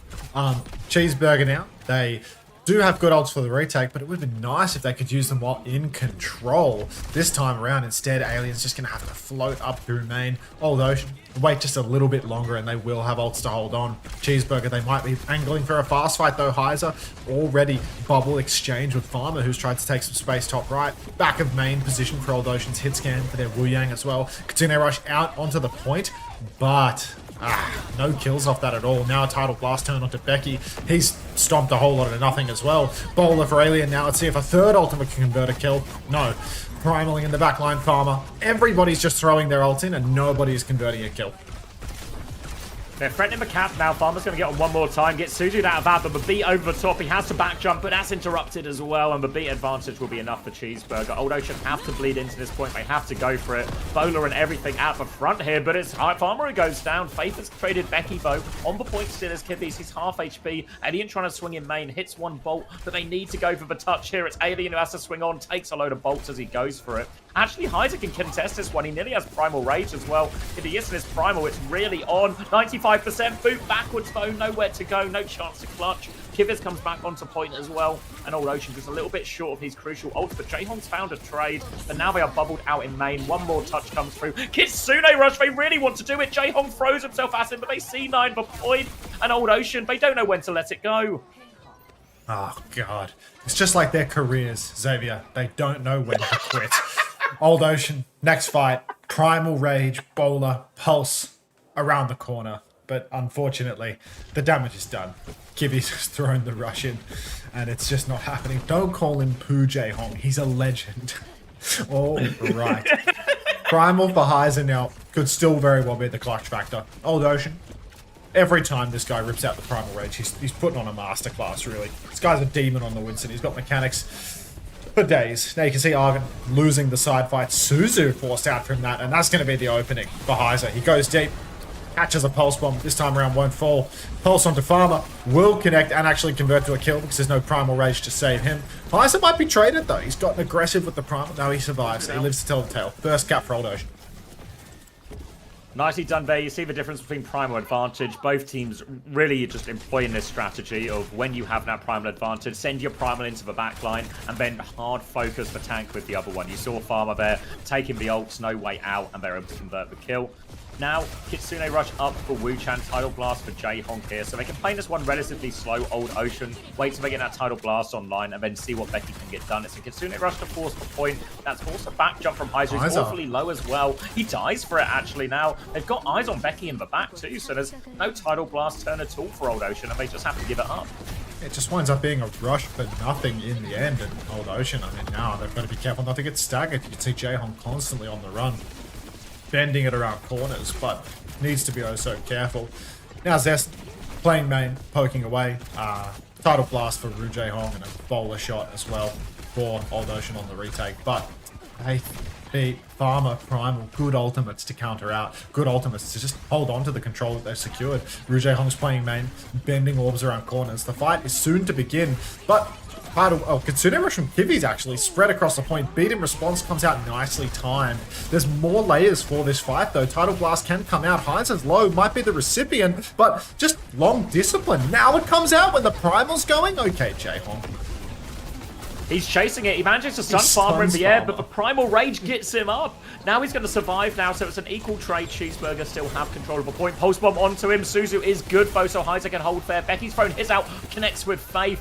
Now Farmer's trying to jockey for the point as well, but he's so low. That'll be an easy kill. And Old Ocean continues to play this tank game a little bit better. It's going to be advantage now for Heiser on the Primal in the next fight as well. Wu-Chan has the Kitsune Rush soon if they want to force point with it, but don't think he'll be able to get that up exactly before they go for it. So a chance for Old Ocean to act first here if they want.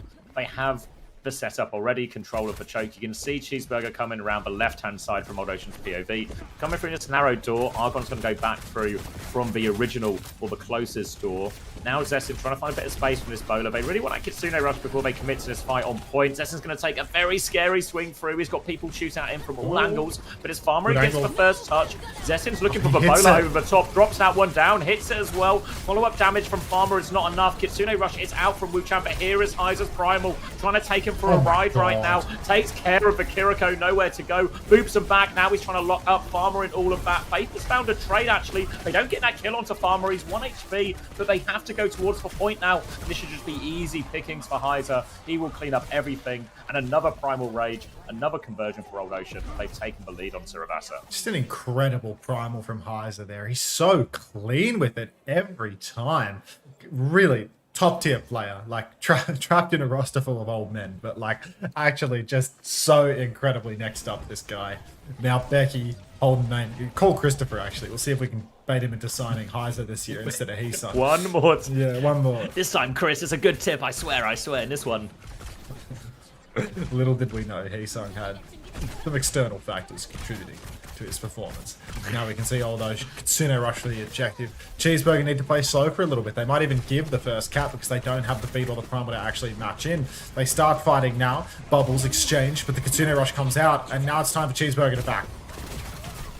They have to get out of this one, but Argon, yeah, not going to get out of that one at all. So that'll be Flip going the way of Old Ocean, and Cheeseburger are on the back foot. Damage onto Farmer as they try and chase this one out. Look for a late kill if they can. But the rest of Cheeseburger are pretty safely out of all of this. It'll be a Freya duel as they look for the recontest. Cheeseburger, Primal, B, everything coming back.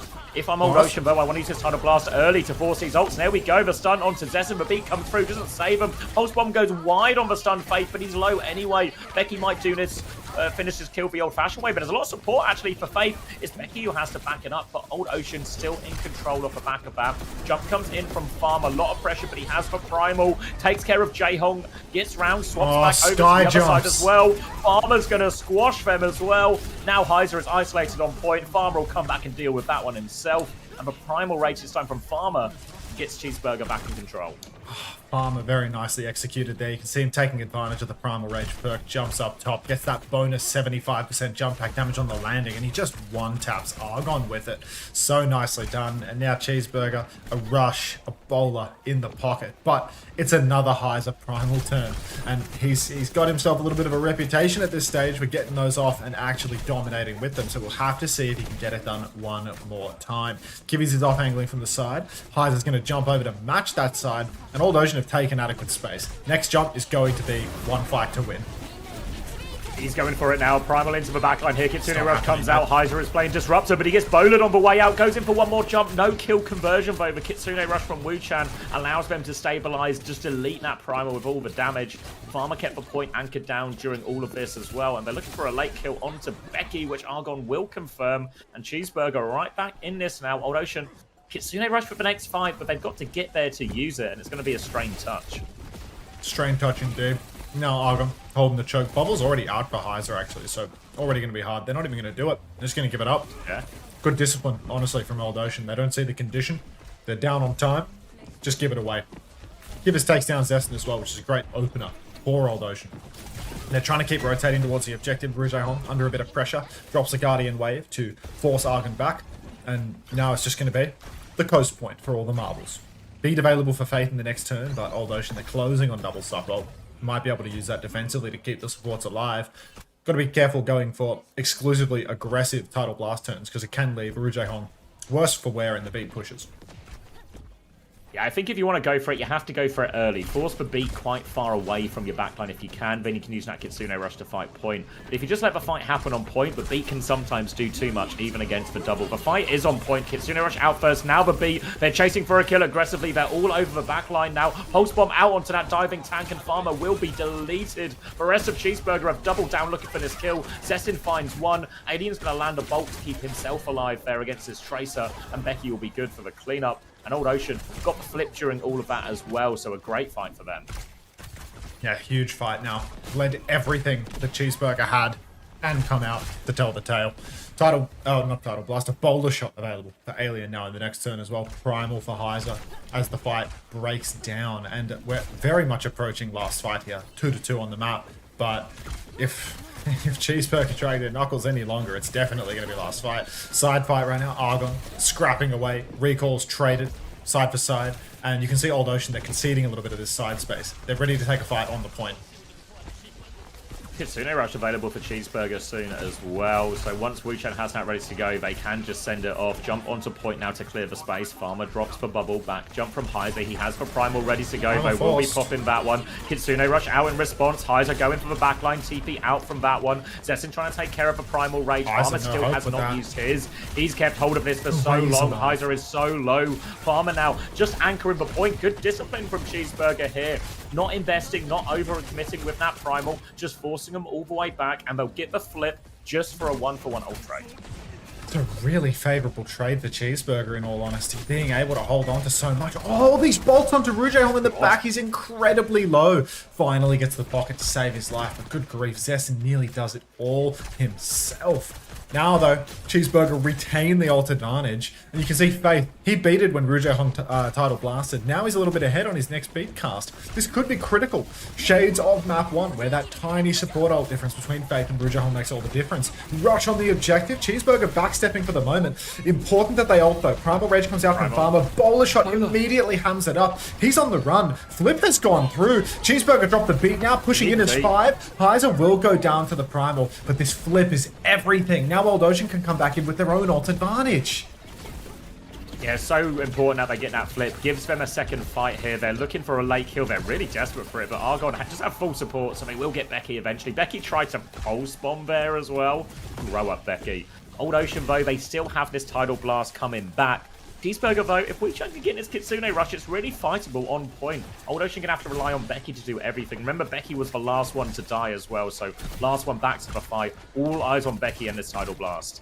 Wuchen nearly has another rush just around the corner now. Side pipe begins. Becky has the blast. He's going deep. He's absolutely buckled in. Zessen on the run actually winds up landing in front of Becky, but Becky, he misses the stomp. He misses the blink melee. Kivi's just found Argon for the opening pick, though. Argon had pulse bomb. There's a rush on point for Cheeseburger, but Old Ocean, they're surviving nonetheless. Farmer, he's running out of steam. Heiser's way ahead on the Primal Rage. Faith finds Becky, but Zessen is down. And now Heiser almost certainly going to have a Primal Rage. Touch is constantly necessary for Cheeseburger. I don't think anyone can even touch. No. No, it's just, I think, a crucial mistake here at the end where they have that Kitsune rush to fight point, but we saw them, right? They were all looking behind. They were all looking at Becky. There's no point using a Kitsune rush on point if you're going to be chasing a Tracer behind. Use that Kitsune rush advantage. Go fight with that. Go kill the people on point. Obviously, you know, you got to keep your eyes on Becky behind, but let someone take responsibility for that. Use the Kitsune rush. Use that ult advantage. Confirm the kills, and that's a really tough one because it was right there for him. 1 bite, 2 win. Just very, very unfortunate. And now 0-2. I mean, Homosexual will be so pleased about this.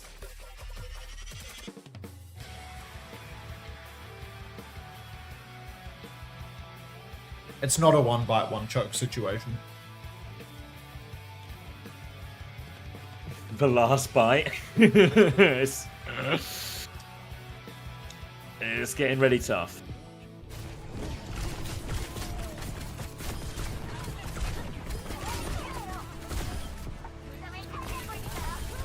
Ew.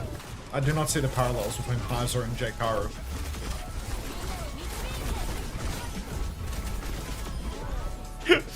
Becky trying so hard to hit with that last tidal blast, but ends up accidentally clutching the fight. Yeah. I mean, they were transfixed by Becky chasing him. Wait, is Heiser 17? Yeah, he only turned 17 partway through this year, so he was able to play, I think. Yeah. I think it was either he missed all of stage 1 or part of stage 1 at least. Cool, Chris. Let's make a deal. Chris, it's time to kill Hawk, and it's time to play Dive. This year, we're gonna beat the Koreans on Dive.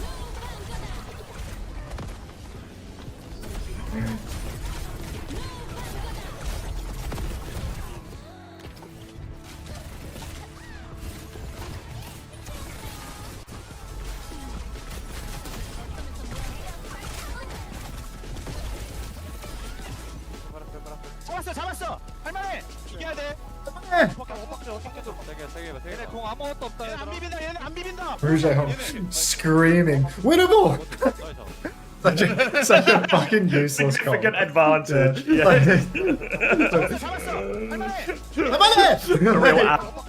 An Avril theory winnable was. Yeah, genuinely. Rouge Hong with the Avril mid-game comms screaming at the top of his lungs. It's 5v3, none of them can touch.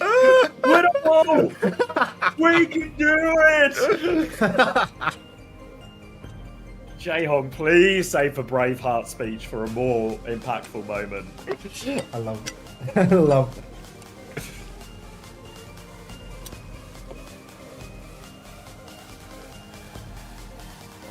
Why is there still an age minimum for OWCS? I presume there's like a legal thing about, because if you play in OWCS, you can qualify for the LANs and all of that. I presume there's some legal thing that's trickier if you are under 17. I don't know exactly what it is, but that's my guess.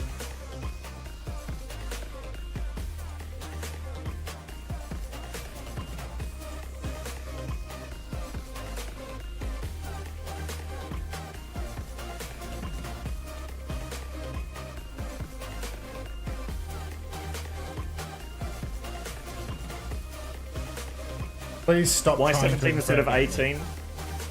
I don't know. It'll be whatever the DC. It'll be something to do with either the visa application process being different based on a different age, or when you need a guardian available or something.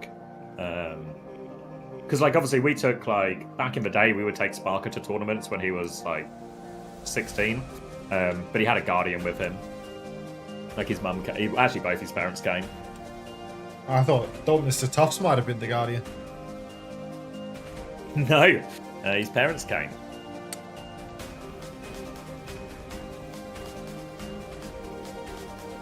Becky birthday yesterday. W.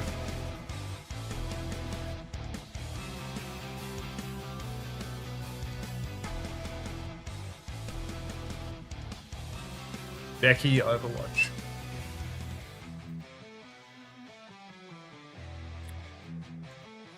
Yeah, like I imagine they've set the age limit as low as they can before they hit like a certain problem or a certain additional cost, right? Because you got to remember, if you set someone who requires a guardian, then that requires an extra set of funding as an extra set of tickets to any major event, anything like that.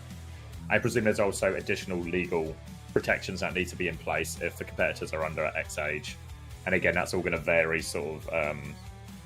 it will vary country to country. It will probably actually vary state to state as well in America. I think most of Blizzard stuff is technically under, what would you call it? LA law? That's not quite the right term, but you know what I mean. Thanks, Emergence. Welcome back, thanks for the 4 months. Thanks for pocket watching me. Becky's actually 22. I thought that was bait. Jesus. What do you think? Oh, he thought he was older? I thought he was younger. Oh. But also, we had two 16-year-olds at the Esports World Cup last year. Yeah, but San, the problem isn't that you can't do it. The problem is the costs go up. Which is why certain tournaments can afford it and others don't want to pay that extra money.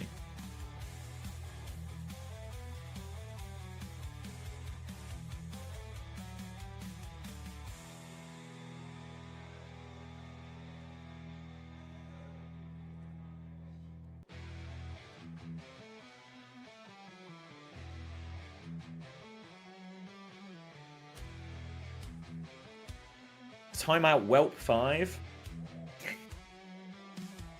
Or was that Weppel 5? I feel like I've never seen that. Chat band? There we go. Was Becky ever in Owl? I don't think so. Yeah. Oh, he was was he on the com team? Was it that Valiant team when it was he was like on, like the fake team? Yeah. Was he? Like the emergency. I swear he was, no? He was on LA Valiant. Oh, he took my job. No. That was no. He didn't take my job. Take it back. Yeah. I was about to become an insane Becky hater. Like, I wish every single one of these streams wasn't just a dance with libel.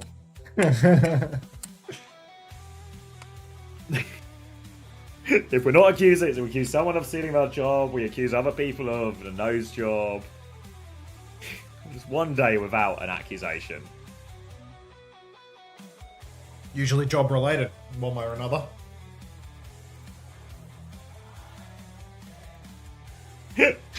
I can't believe Matt Morello stole your nose job.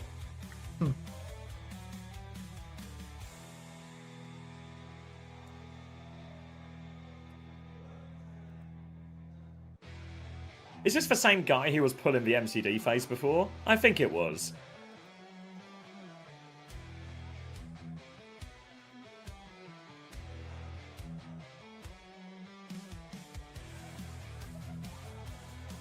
Oh, that guy doesn't look like he's from Korea. I feel like there's been more tourists for the events this stage 3. Let me have a look. Let me get eyes on this tourist. Bottom left, yeah? Yeah. Ambiguously Korean man there.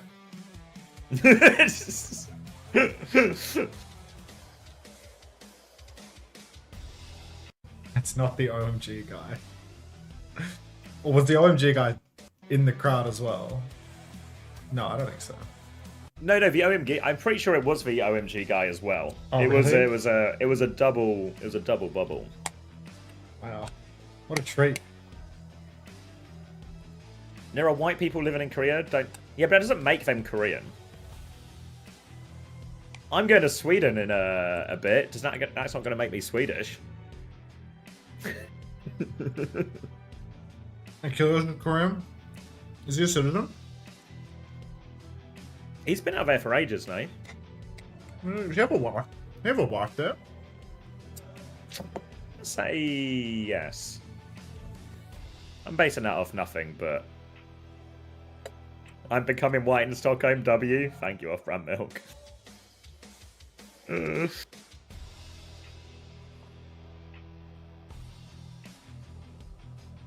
Yeah, one way or another, Sam. One way or another. I'm making that sound a little bit more dramatic than it maybe will be, but one way or another. Thanks for spinning MCD, everyone.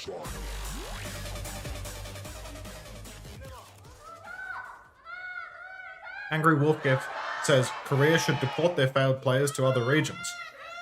I'm not sure what version of Overwatch's international circuit you've been watching for the past entire history of the game, but I feel like maybe, just maybe, what you described has already occurred.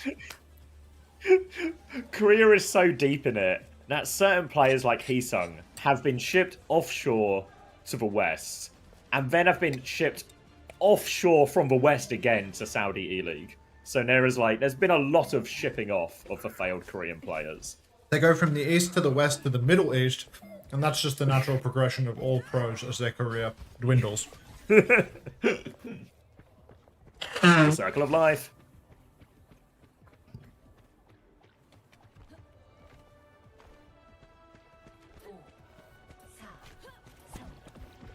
Sync check.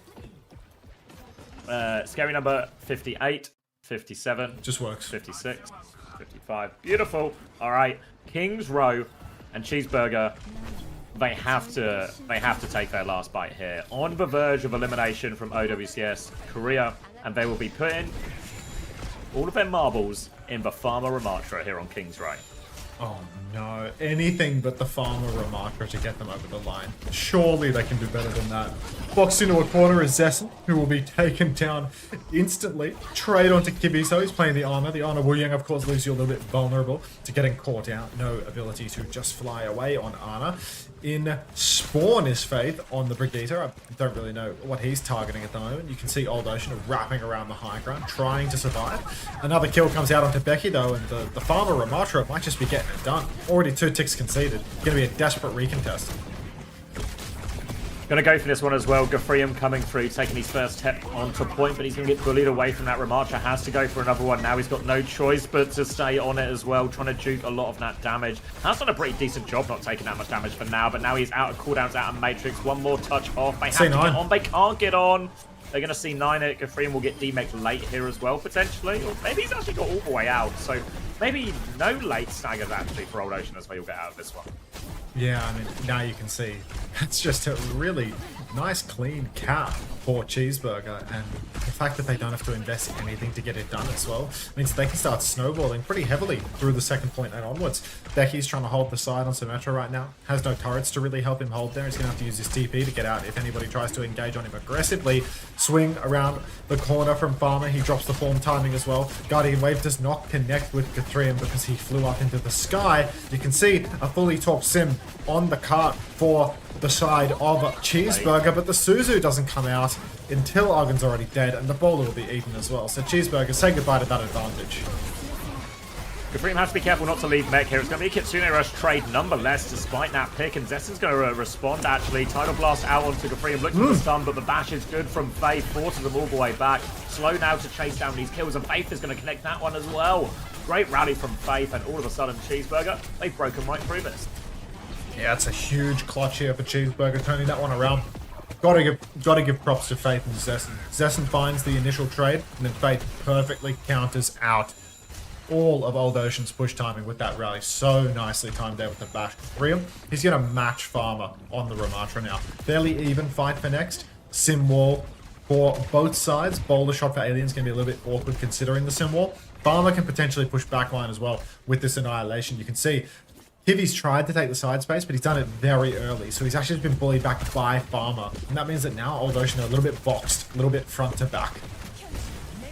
Symbol comes out from Becky to try and force this one, but Cheeseburger, they're going to TP out of that one as well. Farmer holds on to the Annihilation, so now a clear ult advantage to re-push with for Cheeseburger. This should be second point. If they can do it for one, they'll be happy with that too. Bowler comes out from the side. It's going to walk forward. Symbol comes up first. They're all over Gafreem. Should get this kill in a matter of seconds, but the block's doing quite a lot. But as the form fades, Farmer's actually going to pop the Annihilation. Feels overkill, honestly, but it's still going to be a very quick second point for Cheeseburger. Yeah, ultimately that symbol from Becky, it just wasn't good enough. No neutral fight, just opened up with it and allowed Cheeseburger to take a very free kite. Faith has made the swap now over to the Wu Yang. Doesn't want to be counted out on Brigida any longer. He's had the first opportunity to really swap because he wasn't dying. Farmer up top, he's been TP'd up here by Argon, and he can just beam down on everybody, but also easy pickings for Alien, who's attempting to clear. TP on the high ground for Becky, taking a huge chance for that one. Boulder shot connects. Farmer will take down Becky and TP out of danger. Unfortunately, the Suzu didn't save Becky, and Old Ocean are just in free fall right now. No ults just yet for Old Ocean either. Desperate for these support ults. They should get them up before they get full pushed here, so a chance to respond. But Cheeseburger, Kitsune rush in hand. They can just keep going if they want. Going to take the neutral on point first as the shields come out for both. Earlier form for Farmer and all of that as Zessen's propelled a little bit on the high ground. Full beam up. Kitsune rush to chase this one. Kivis doesn't have it quite yet. Tidal Blast out onto Gafreem to try and hold that. They're trying to kite back from it all. They've dealt with that one, but Kivis now has Kitsune rush advantage. Yeah, the Kitsune rush comes out for Kivis now. You can see Freya Jaws, but Alien's off the map! Oh no. That's a 1-for-1 trade. Unforced. But Cheeseburger, it's going to be hard to keep pushing with Zessen dead. Ping pong up on the high ground right now, but no kills for that. And Becky's actually maintaining. Becky's a little bit ahead on the sim wall too. So it's tough. It's tough. Cheeseburger, their time bank is dwindling. It will be just the Tidal Blast for Cheeseburger to start this one with, but with no Tracer or necessarily obvious target to sort of skip the front line and hit back line. Might just be onto the tank here. Becky's going to get... maybe just walks down, or yeah, gets knocked down either way. Isn't able to hold on to that position. But Old Ocean have lots of ultimates here. They don't need to force the issue though. They can just stall out that point, wait for a clear advantage. You can see Wu Chan actually finding a couple of digs on his left-hand side here. Wants to take the battle. Kidis will respond with one of his own. Now, Bowler's going to get thrown out by Alien. Founds nothing. Tidal Blast comes out from Faith. Farmer's going to punch down Becky though. And Old Ocean, they might need a few more of these ults here. Annihilation's still available for Gafreem, but Farmer's just killed everyone. Gafreem, we need the ult. We need trades. We need kills. Gafreem's going to pop it now. Gets Faith late. He has the Annihilation still as well. He goes down without using it after all those trades, but this touch is going to be rough. It's going to be a brutal touch here. In fact, it's not going to be a touch at all, just about. Becky runs on, Symbol is out, Kivi's Becky will fall, and we have to ask ourselves, when is that Annihilation coming, Gafreem? Christmas? Oh. Christmas might actually be closer than that Annihilation at this point. One farm to win. Oh, yes.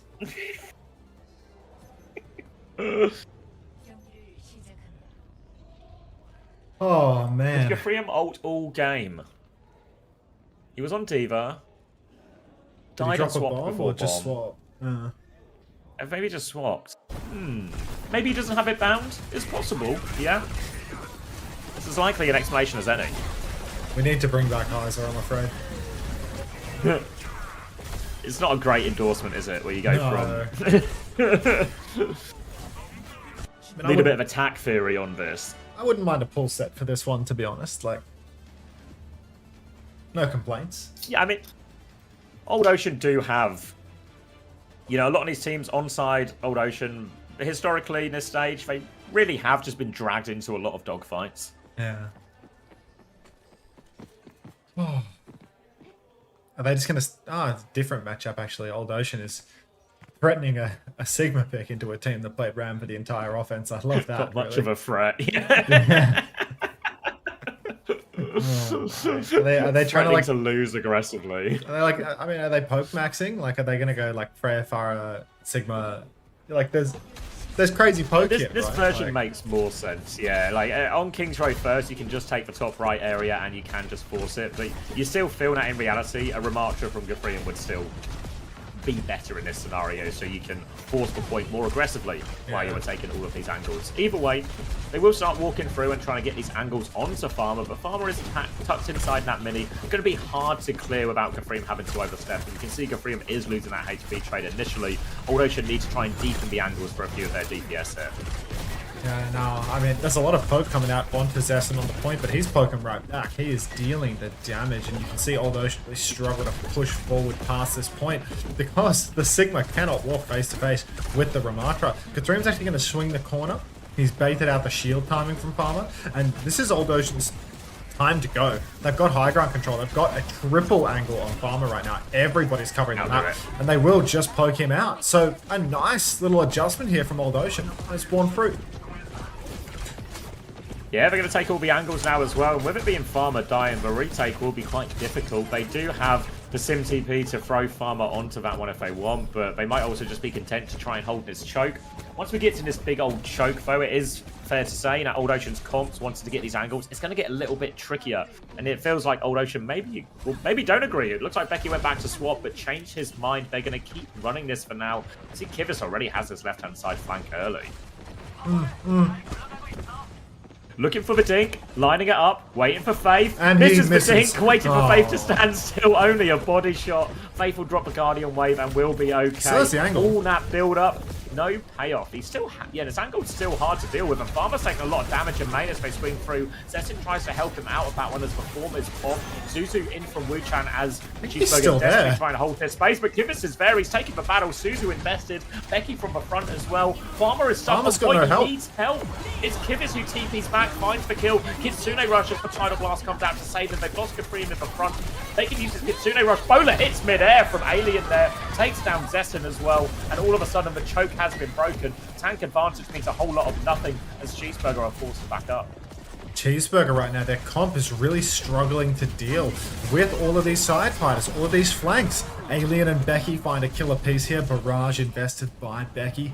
But Cheeseburger, they do have good ults for the retake. They have a substantial advantage, 3-1. But Old Ocean, every single turn, Kivis is flanking. Becky is up top. Alien has a complementary angle. It's very difficult to deal with. There's so much damage in this neutral. And Gafrian, if he finds himself in a spot of bother here, he could use his flux to get up onto the high ground.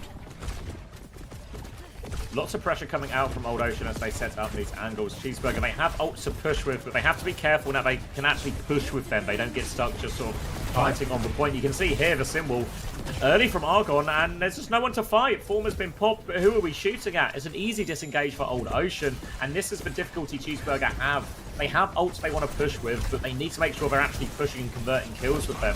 Now a chance to walk forward. Flux out, looking for the back line. Might just throw it onto Farmer in the front line here. Will get that one out. In the Kitsune Rush, they should be okay. Farmer takes a lot of damage. Has the Annihilation if he needs it, though. Kitsune Rush and Old Ocean just happy to trade this one out. You can see again. Alien's got the angle. Becky's got the angle. They're playing a war of attrition here, Old Ocean. Yeah, I mean, Farmer still has that Annihilation, nearly has another form timing to keep on fighting, but you can see he's so low. Wave forced, Suzu forced, form forced, everything forced, and now Cheeseburger, they have to backstep as soon as Farmer concedes that space. Next to follow will be this side fight. You can see Becky, Alien together, they pinch onto the Symmetra. Down goes Sim in the back line. Cheeseburger under so much pressure as well. Everyone's so low. Wuchan's trying to hold this side. Becky just needs one more rocket to finish the job, but he can't get it done. He's going to adapt. start fighting front. Farmer instead will receive the title blast. He's not going to push for it despite having the Annihilation. Incredible. The Cheeseburger is still holding on to this. Finally, the Annihilation comes out, but 0.03 meters. Title blast is out as well. When this stun hits, Farmer's going to go down like a sack of shit. He hits the ground. He comes back up. He continues to block. The slop don't stop, and now he's got another form timing to keep the regular train rolling. Boulder shot comes out from Alien, does not connect. Becky has a barrage. No kills converted. Still pushes deep, drops a barrage. Suzu counters him, and Cheeseburger C9. Oh, but holding on for so long, Cheeseburger. They were digging their heels in. Their plan very much seemed to be, what if we just try and use every ult to keep standing here? And to be fair, they stood tall for a while, but eventually Old Ocean just had more ults to throw at it. You can see Jaehong's actually going on Anna now as well, so chance for that sleep to interrupt the block. All of a sudden, Old Ocean, they can sleep to cancel the block, they can rock to cancel the block, and then they've got the nade to punish that remark as well. Thank you, Ice Stone, for the 11 months. Good luck this weekend, mate. Old Ocean, though, good position. This Anna, I think, is actually going to make it even harder for Farmer. Still going. Suzu comes out to save Kafrium, tops him back up after that pulse bomb. They are still walking forward, but Becky's still on the high ground here. Crucial kill. Rock comes through. Might have to back it up. Kafrium's in a lot of trouble right now. Doesn't have a Matrix out. It'll just get to the Matrix just in time, actually. Swings back round and will back it up. Becky going over onto the sim now, actually, too. All done? Yeah, that was it was my one bite to win situation, so I had to finish the bowl. I was like, you know, I couldn't stop because I wanted it done. It's disgusting. Gathrium up top. Wucham forced to Suzu early. Rock connects cross map. Flux comes out, but unfortunately he's going to TP away from that one. So Gathrium has seen a non-existent opportunity there, and he's pissed away one of their strongest ultimates. Title blast comes out. Barmer gets rocked. Zero-man blast because of the rock. So Gathrium is trying to make up for his misgivings. Kitsune brush around the corner for Kitties. Rujay Hong on his legendary Ana, just about to have the nano boost as well. If he can do some healing, of course. Suzu lands onto Farmer. The pocket is good, but the damage is better.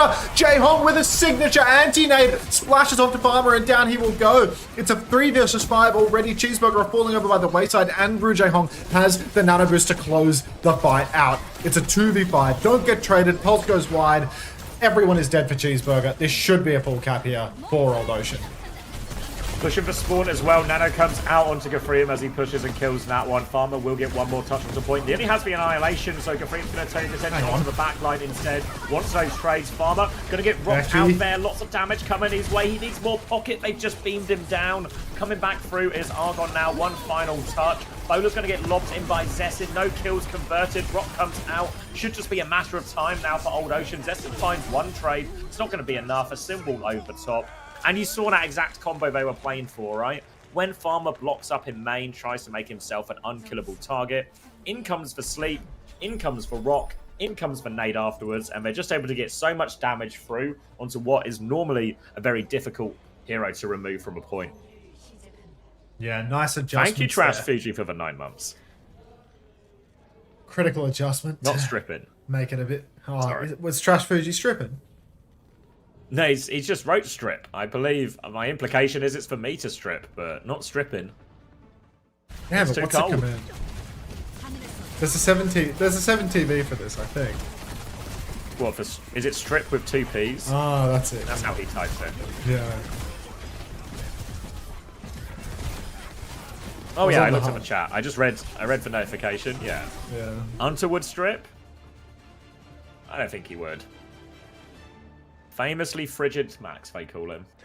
Frigid Max? Yeah. Oh, goodness. That's how I've been introducing you. If the shoe fits. Blood, not circuits. Bit of anti-clanker propaganda there.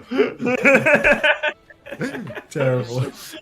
I was worried I hadn't heard much from the Revolution in a while. Yeah, I mean, even without the DHL sponsorship on the screen, it still rings true. By the way, isn't it a bit weird that like the product is sponsored by DHL, but we only see that sponsorship on the NA EMEA broadcast? Like, because of, I suppose, WDG having their own independent sponsors? Like, they're sponsoring like the NA product, but not the whole product, right? Yeah, I guess so. It's odd. Yeah. You think you'd want the whole shebang? I mean, I'm not an executive at DHL, so I ain't gonna complain. The 3 of them now. Massive E. Gonna float up onto the high ground as well. Only 30 seconds remaining. for Old Ocean, and they are going for the counter out the Ramantra strategy. As soon as Farmer has to pop the form here, he's going to be chasing all the CC in the world. He actually greeds the form timing a little bit, uses that opportunity to dodge the rock while he's still nice and skinny, and now he's got another timing to put his shield up.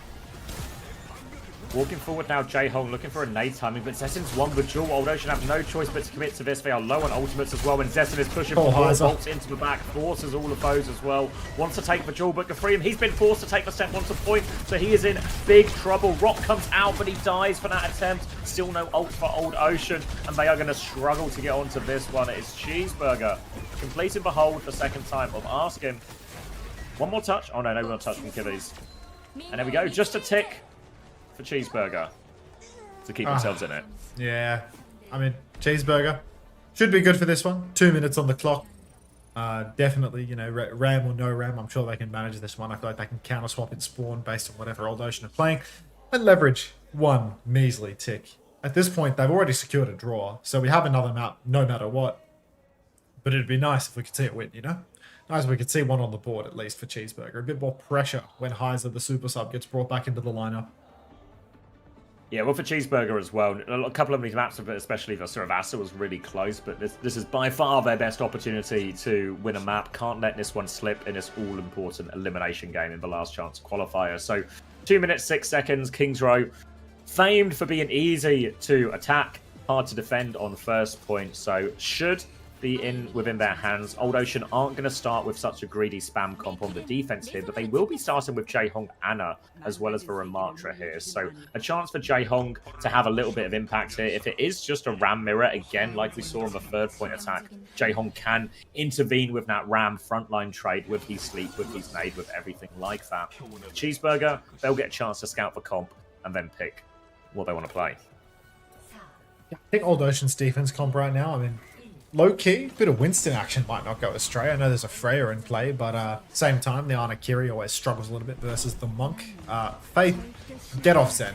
Just get off Zen. Alright, yeah, okay. He's like over to Wood. Alright. There we go. A little bit more sensible here. But Cheeseburger, they are just going to take top. Ethereum has started on the ground, and there's a TP up there, so he can match that way. Happy to start on the ground, but now the TP's gone. Slow, lands on Rujay Hong, and I mean, he just needs to get out of dodge. He's in Mortal Kombat with a turret. Farmer has pissed this one away, though. Like, he could have pushed for Rujay Hong at like any given moment there, but he just didn't. He just got the slow was shocked. There. Yeah.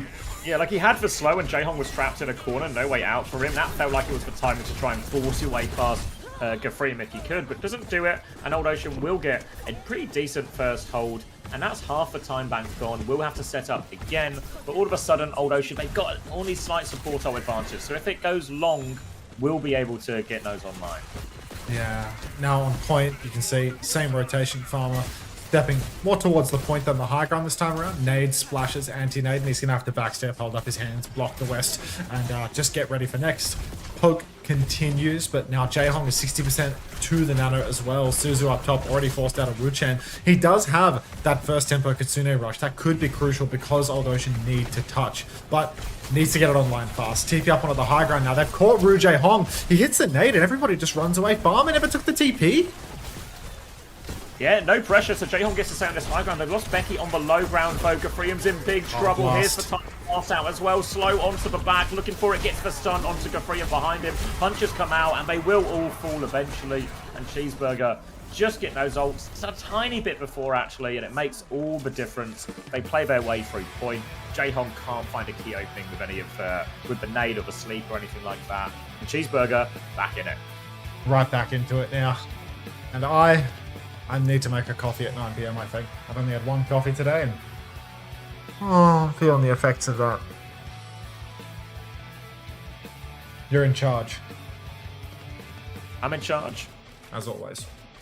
I was going to go get a drink as well. Someone else be in charge. You're in charge, that otaku in the corner. All right.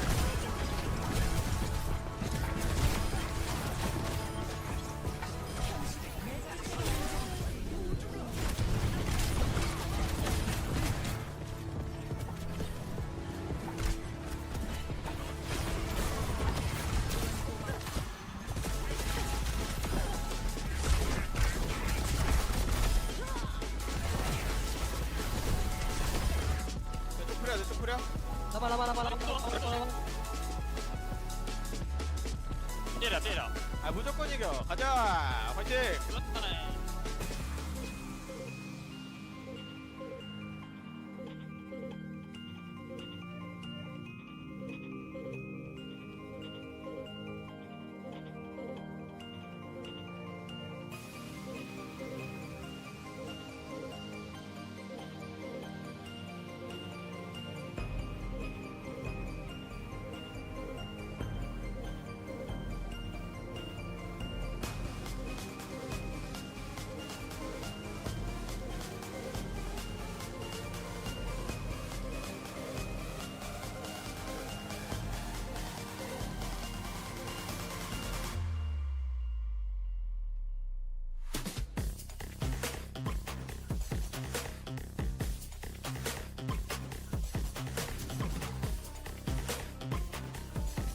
I'm back.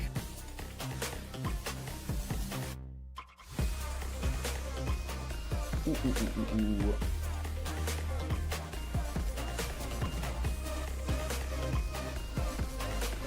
Alright, I have to imagine Heiser is back in.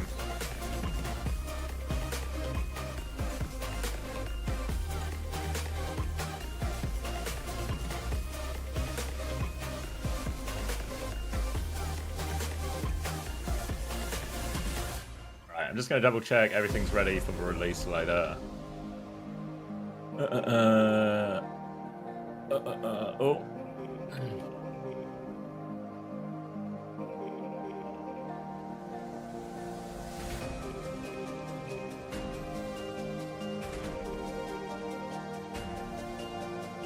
All tagged up, got everything.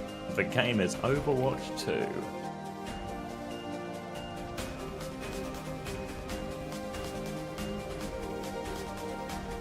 Alright, so yeah, 1 o'clock, EMEA highlights will be out.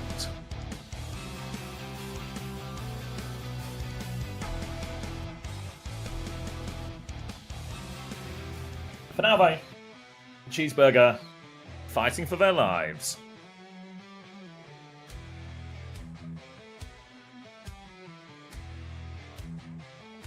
And the McDonald's is getting ordered. Any good NA EMEA games this week? Yeah, I think there's a standout fixture in each region. For North America, it's going to be GK versus Team Liquid. Obviously, Team Liquid are on track to finish top after beating Space Station Gaming, but this is going to be another big test for them. As much as they beat Space Station Gaming, I think it was far from convincing. I think internally as well, Team Liquid weren't happy with their own performance as well, from what Infected said on the OWTV interview. So Team Liquid will be hoping for a more... a performance that inspires a little bit more belief. For GK, on the other hand, it's their first big test, isn't it? They are actually perfect so far, GK. They've not beaten a map, or they've not dropped a map, rather. And this will be the first test of really if they're actually still in the mix for the top. Can they make it the perfect year, win all the regional tournaments? It's still possible. This will be a big test for the Lucio Wu Yang backline for them as well. And then over in EMEA, yeah, Sand's got it. Peps versus Vision, the battle for fourth. That is going to be the big game this week. Obviously, Vision, I think, come into that one as favourites, but Team Peps have proven hands, especially if they can get on the right comp. I think it's quite a nice matchup in terms of there's clear strengths for Peps in these sort of Hazard, Kiri, Wu Yang compositions, and for the side of Vision, where they can get Violet over to Alari or something, or some of these escort maps. They continue to be one of the best escort teams in the region. So it's actually, I think it's poised quite nicely actually between those two teams, with the winner most likely getting that fourth place spot. And remember, the fourth place spot is quite important once we get to playoffs, because the difference between fourth and fifth is whether you start in the upper bracket or the lower bracket. So if you fifth and sixth, you only get one life in playoffs. Obviously, you know, you might have to start against OWCS even if you do get fourth. So maybe that extra life isn't worth a whole lot. But still, better than not having it.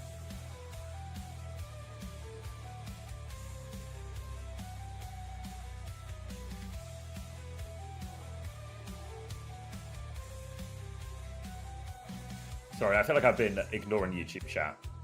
Cheeseburger reverse sweep for sure. Well, they've taken the first step. Gonna be Rialto next. Old Ocean gonna ban Anna. Okay. I mean, as much as Jaehong is the Anna guy, you see a smile on his face as that one comes through. Wu Chan is actually the Anna guy as well. Best hero for both of the players. The hell is that in the chat? What is it?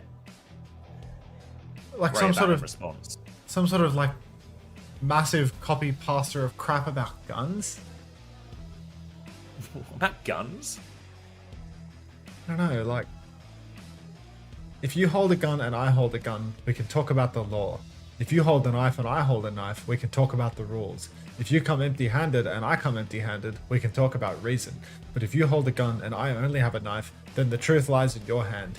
If you had a gun and I have nothing, then what you hold in your hands isn't just a weapon, it's my life. What?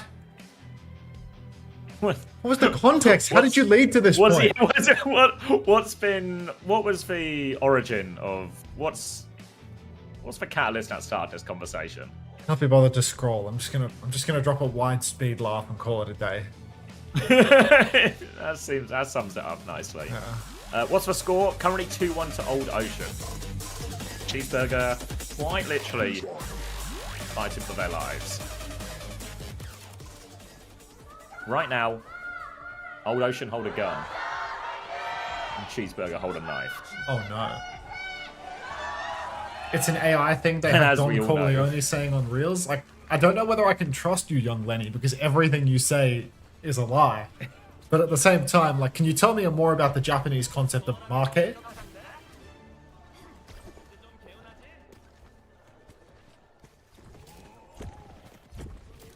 God.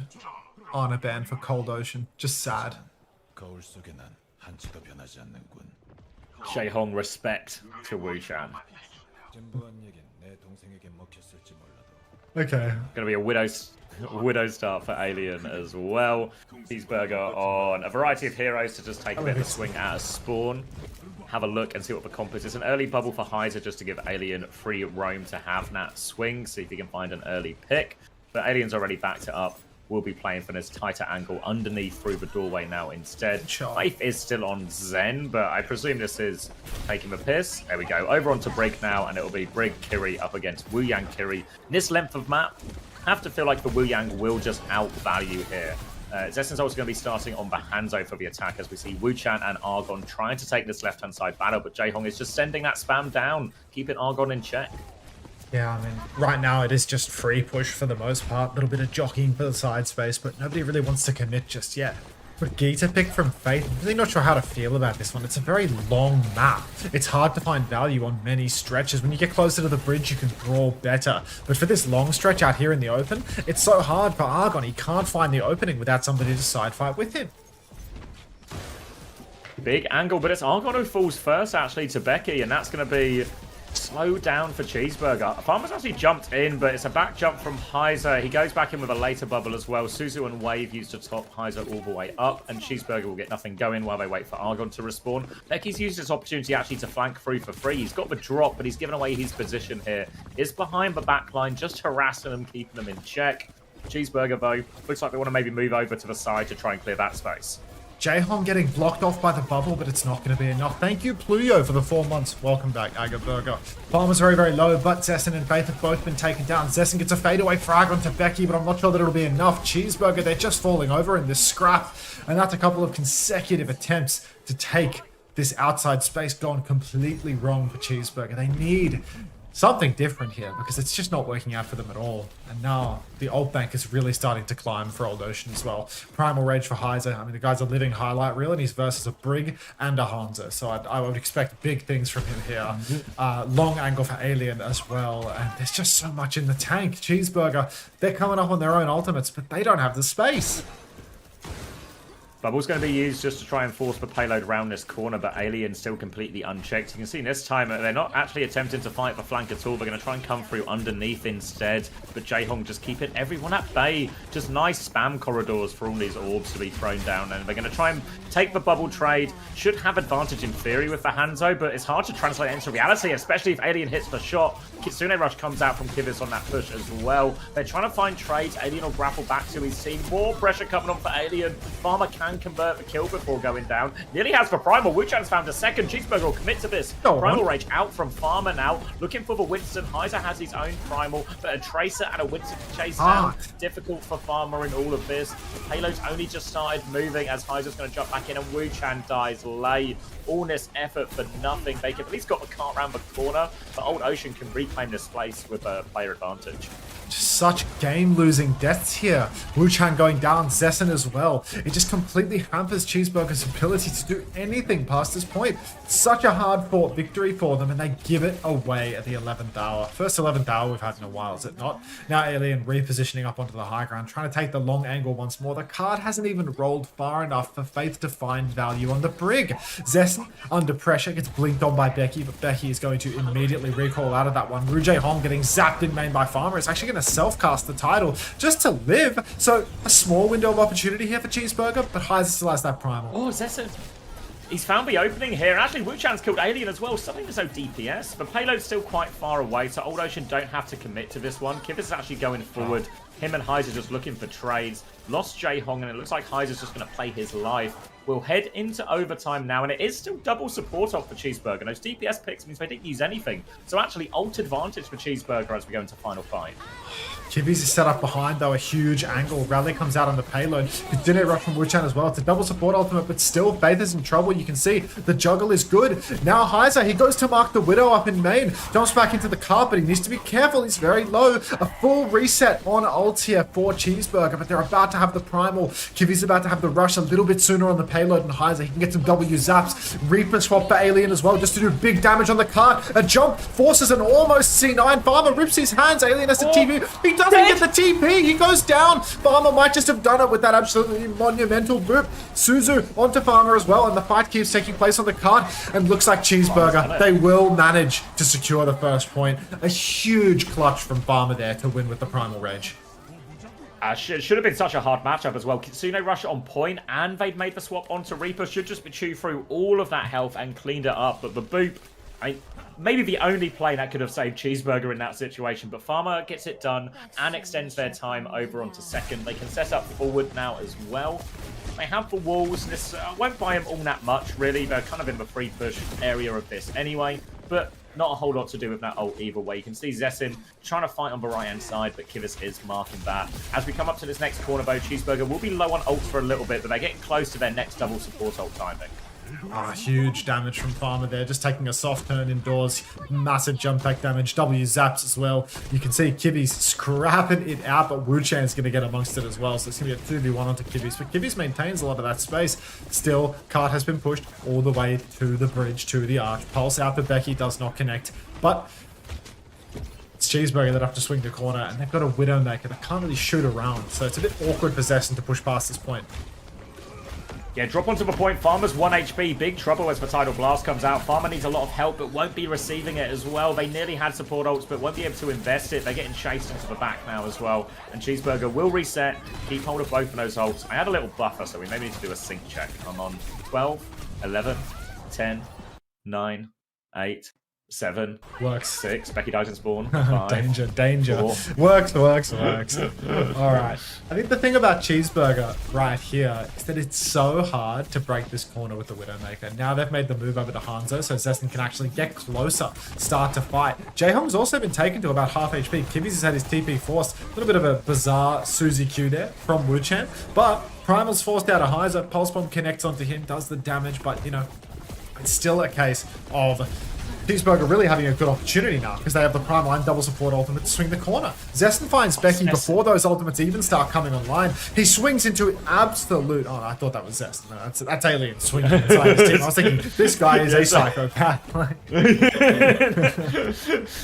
Death wish for that type of swing, but now double support ult for Cheeseburger. They have the opening.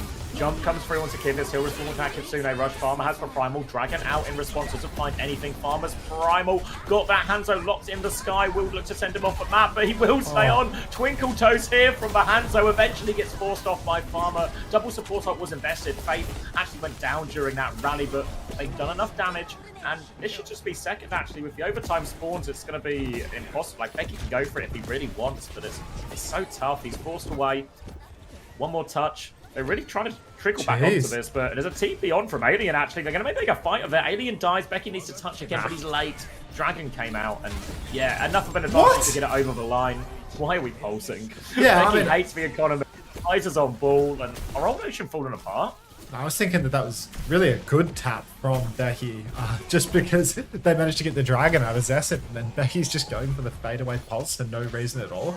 So poor. Now Old Ocean, they've got the Tidal Blast available, but yeah, out in the open, Kivi's going to be forced away. Tidal Blast comes out now. Stomp does connect onto Farmer. He's taken very low. Zessin's also fallen into chaos, so easy fight win here for Old Ocean. They can consolidate once more. Cheeseburger, they're winning on their ult swings more than anything else. Do they have an ult swing coming up on third point? I feel like it's going to be pretty tight. Yeah, they'll get the Kitsune Rush before Old Ocean have everything. That's the timing they need, as Zessin's going to go back onto the Hanzo as well. To be fair, if they convert that Kitsune Rush timing, there is maybe a chance for Faith to catch up a little bit on his beat shards, maybe a Primal. Really not out of it yet, but a lot of it comes down to this next Kitsune Rush from Wu-Chan. Argon forced out of his right-hand side for now. Bubble jump, and they get the space, actually. They've got the corner. They can maybe just keep forcing Old Ocean back here. Kitsune Rush is available now. Recall Force out as well. They're looking forward, trying to find a timing for this one, but they need Heiser to commit his shift. Heiser's going to come in, goes for the shift. That's going to be an easy Kitsune Rush now, and Heiser's just deleted. Farmer dies as well, though. Good trade from Alien, so they can keep the fight going for now. But 4v4, no tanks in play. Zessin is awfully low, and Kivis is about to have a Kitsune Rush. But Zessin with the pick, the perfect kill! He's so good for it. Just constant picks every time they need it most. Guy thrives when the overtime bar starts ticking down. Deep jump for Heiser, though. It splits off Zessin. He's going to fall to this. Suzu from Wu-Chan is just buckled, and now Wu-Chan has to TP into the thick of it. Faith has beat. He needs to drop it. He gets it off. Wu-Chan doesn't receive it, but Wu-Chan wins the duel versus Becky regardless. Heiser's swinging for the fences, but in a moment's notice, no way he gets this Primal. Unreal. Farmer's back on the payload, jumps deep, zapping away at Ru Jae-hong. Doesn't go for the kill in the end. Argon being primaled instead, but the Tidal Blast available now. Farmer might just have made a meal of this Primal. Back jump dodges the stomp though, and there's still a player advantage for Cheeseburger. Pulse comes out onto the bubble, does not connect. Pulse miss for Argon as well, but Alien Heiser, they both go down. And Old Ocean, all 3 points, they lose in the clutch. Zessin, a clutch merchant. These opening picks when they need them, unreal. Yeah, literally, if the Kitsune Rush came out there, it was 1% Kivers needed to get that Kitsune Rush online. That comes out, then all of a sudden that fight on point is so difficult without a tank, without a bubble to try and preserve it. But it buys Cheeseburger loads of time. Chance for Farmer to come back, drop that Primal, and it wasn't a Primal to remember from Farmer by any means, but it still keeps the backline locked up, forces for Tidal Blast defensively, stops a lot of the trades coming the way of Cheeseburger. And a full cap on Rialto, when it looked like a full hold, actually, yeah, all comes back to this exact moment with the boot here. Really opened up first point, then they snowball a couple of the ults, and then Zessin again. Just crucial clutches from Farmer and Zessin when they need it most, and all of a sudden Cheeseburger are right back in this series. Oh my. I did feel as if now it's just completely cooked. Old Ocean, it's really started to slip through their fingers, has it not? Like, Kings Row, dogfight, this map, dogfight. But as soon as they sub out Heiser, once they lose this certain clutch factor, every time things were getting close, it was always Old Ocean winning. First 2 maps. Cheeseburger had so many opportunities that were denied by insane play from Heiser, from Becky, even Kivis. But now Cheeseburger, they're the team that is having all of these clutch moments, and it's a little bit scary for sure for Old Ocean. This is an elimination game after all. One team, you know, is going home after this, and the pressure would only be mounting. Zessin going to start on the Widow here, Alien on the Hanzo. Attacking Widow significantly harder on this part of Rialto. Going to be a big blink through straight into that Widow mine, so Zessin's just going to watch that Tracer recall away from him, pivot back to a further back angle. Cheeseburger, they can just play it slow. They can play for Zessin's sightlines here. They can just match. Here on the defense, the ability for the Brig to just play one of these support corners and support the flank is a little bit better here. But you can see Jae-hong trying to swing with that Wu Yang, force them back a little bit here. The Tracers will respond. And it's all just a lot of jockeying for position on the side. Oh, big zaps on the payload right now. Faith holding it down up in main. Needs to retain this corner. If he has to play far back, he loses so much value on the Brigadier. You can see him playing that center pillar right in the middle so he can give packs to his Widowmaker if need be. But Zestin's been arrowed and he's about half HP. Needs to be oh so careful. You can see he actually backs up because he can't receive the healing to maintain. Jump over from Heiser's going to force Argon to take a step back now. A bit more space on that side to work with for Old Ocean. Can they use this to close the distance onto Zessin? That's what they're aiming for. You can see Becky's already over there as well. Zessin's going to grapple, but he misses the boat. Zessin into the ocean. An opening pick for Old Ocean. And now they can jump forward. Faith is in big trouble here against the Tracer. Jump in from Heiser as well. They can't convert the kill, so Faith will live. Wuchan has the Kitsune Rush ready to go for this one as well, but Kivas is not far behind. Oh, God. Zessin, mate. Come on. Come on now. Triple blink into the back line for Becky. He's starting to contest the Widowmaker, but Zessin will step away. Starts taking the duel. Here we go now. Zessin misses the first shot. Becky's hot in his heels once again. Drop, and Zessin will just hook into spawn. Everyone in the front has died in the meantime. While we continue to watch this fruitless duel that I think Zessin will TP out from. He doesn't TP out. He just dies out of respect. I mean, you can tell Becky just got taking the piss, right? Just trying to bait it out. You saw Zessin trying to predict the blink flick as well, but was no blink coming from Becky, so just biding his time, and they have been deleted on point. Was a Kitsune Rush trade and all of that as well, so chance for Old Ocean. Tidal Blast onto Becky as well. They want to keep this one going, looking for the stun here. Jump over it, Suzu out as well. Pulse Bomb is there, stuck, but I think it was recalled out of that one, so nothing out of the Tidal Blast and Pulse Bomb turn from Old Ocean.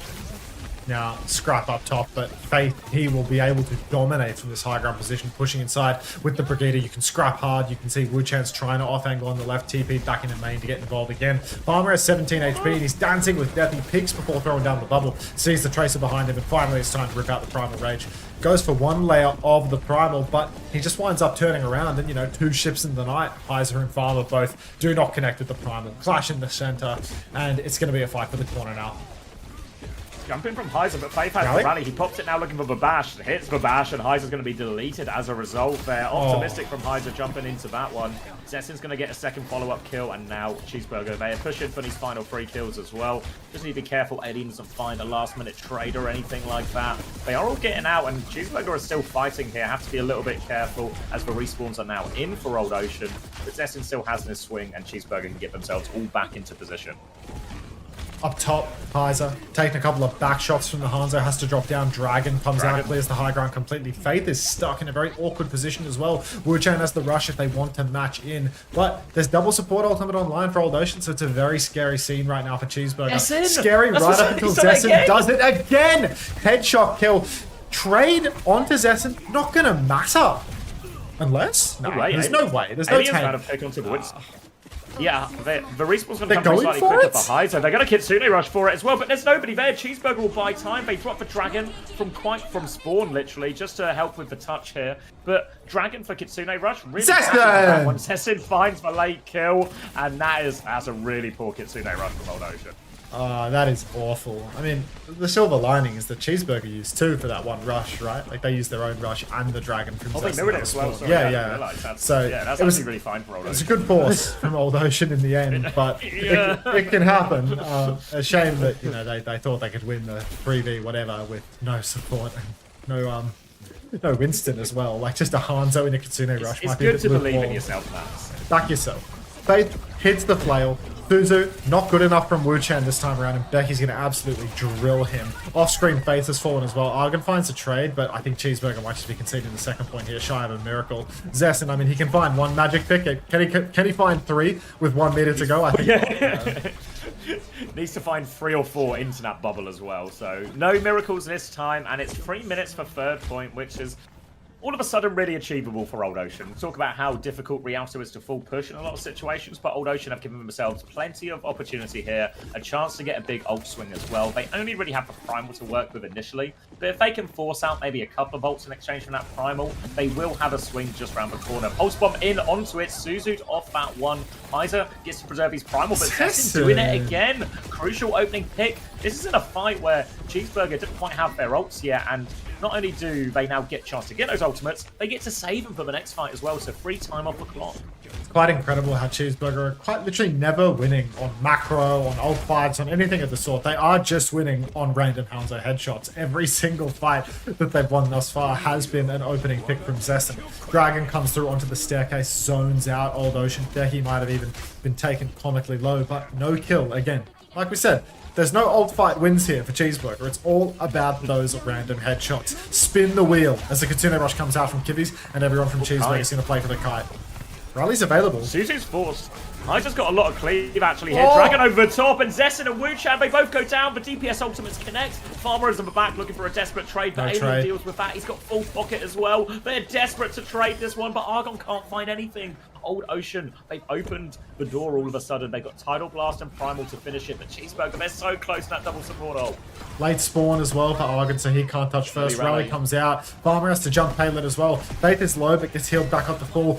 Guardian Wave comes out, hits Farmer. Tidal Blast as well onto Becky, but God, Cheeseburger's backline has just been in spawn for so long. Wuchan has the rush now, drops it, but a magic pick ain't going to be enough. Attacker's advantage for Cheeseburger. That's the only leg they have to stand on currently. That's a really good Primal Rage from Heiser again there. Doesn't get any direct kills, but you saw he's just zoning that entire backline. Even though they're rallying, they can't get the damage onto Heiser as he just keeps sort of spamming jumps up into the air. And it just leaves Farmer alone on point. And as we've seen throughout this series and this type of Winston mirror, the ability to just zone the backline, focus down the tank. Glad we're replaying that one from multiple angles. But Zessen, it was redemption. Redemption for him afterwards. He's pulled it back from the brink, but unfortunately just not going to be enough. And now they need real miracles. 1 minute on the clock. That's not a lot of opportunity to spin the wheel, to keep gambling. On the offense as well, the Brigitte, so difficult. You saw how long it took for Cheeseburger to get through that opening choke because Faith cannot get active on any side of the map. Can't push the flank, can't push through the main side. Might even consider the swap over to Lucio. In fact, he sees the issue. He's apparently too scared to mirror Rouge Hong on the Wu Yang as well. So just going to have to wait and see. Morning, Daniel. How's it looking today? You've missed Away Collapse, but don't worry, if you missed part 1 of Away Collapse, they will be playing with the winner of this game, so there might be a part 2 to the Collapse as well. Is this Funny Astro or Daniel the Manual? Funny Astro. Ah, okay. So yeah, way on the ropes, but they still have 1 life left. Cheeseburger currently fighting for their final life. Don't want to get eliminated at this point in stage 3. But they have a smaller time bank, and Rialto first. We saw some of the difficulties they had the first time around. Took them all 4 minutes, and a big old Farmer clutch to get them over the line. Cheeseburger have been good in the clutch so far in these last couple of maps, but they're going to need a bit of magic from Zessen again here, because this is a very slow first point as well. You can see we're already halfway through the time bank, and we've only just sort of got through the free push section. Yeah, the free push zone has essentially been cleared now. You can see Hongyu just playing payload, slashing away on Brigitte, back jump for Heiser, and they're actually going to get meaningful push. Zessen just goes for the all-in play, starts swinging in line of sight of the enemy Widow, maybe using the bubble to cover or something, but Kibby's just found Wuchan. Zessen is down. Cheeseburger, they ain't getting shit out of this offense. There's just 2 minutes. The only upshot here is that the card did clear the corner. So there's a chance at a hold. It's a little, yeah. Yeah, it means they have a little bit of space to give in, and obviously that high ground just above where the payload is now, very good for ping-ponging for your tank, so they can hold that one down. And the same thing's kind of true for Old Ocean, even though they have literally over double the time to work with. It's still not a huge time bank for this Rialto first, but Cheeseburger, there's no mistakes now. We can't have any mistakes, we can't have any magic picks going the wrong way. Has to be perfect for them to keep themselves alive in OWCS Korea.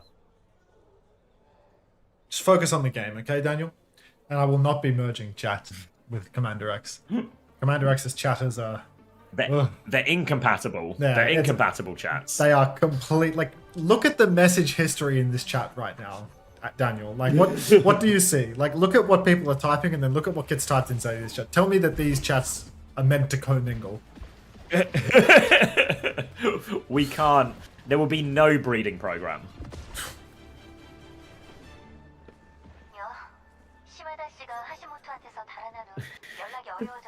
Stop that.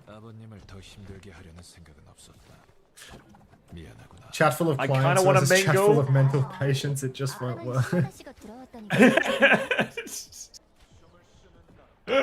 Terrible. I wouldn't mind the breeding. We're not doing a breeding.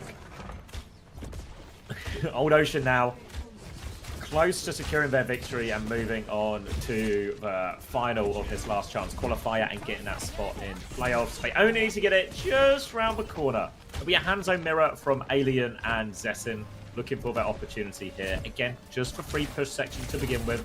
Will be Wu Yang from both sides this time as Faith has made the move over. They're trying to blink their way through. Pressure onto Faith forces him back. Oh, they should have a little bit of space, but Zessin will respond to that. DPS are so low for Cheeseburger. Isaac's going to use his opportunity to get on backline. They are having to kite quite a lot. Isaac's got a lot of control. Back jump onto Farmer now. And both teams will just sort of reset back to the corner. I think they've stabilized here. Oh, headshot onto Alien on the coast, forces the TP out of Kivy. Suddenly it's a 5v3 in main. Becky takes the mega side though. Wu-Chan might have to deal with him in just a moment. You can see the flank is on Argon as well, trying to chase out the Tracer. But Kivy's has TP'd on to Becky. So there's two members of Old Ocean who now have control of the high ground behind. That's going to be brutal for Zessin. You can see Zessin out in main, out in the open. He starts healing using the heal bubble, but ultimately Heiser connects the kill. Faith is incredibly low. Wu-Chan will fall, and it is an Old Ocean, Cold Ocean, go situation as Cheeseburger are going to go down on that for Old Ocean. They're not qualified. They have to play versus Way, but low-key with Way showing today. It's on. It's so on. We need Ru Jae-hon at the Korea LAN. We need it. Yeah. So yeah, good win for Old Ocean in the end. Cheeseburger did make him work for it in these last couple of maps especially. And I think if you look back, maybe that's Suravasa as well. Like, two of these maps really could have gone either way in Cheeseburger's favour. So not like not an embarrassing defeat by Cheeseburger at all, especially maybe if you look at Cheeseburger's expectations when they came into the stage.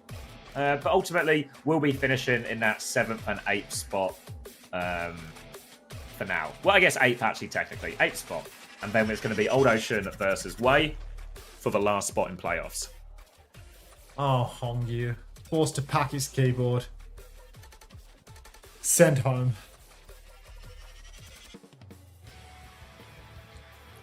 There's no way Chio follows Trump updates on Twitter as well. No way.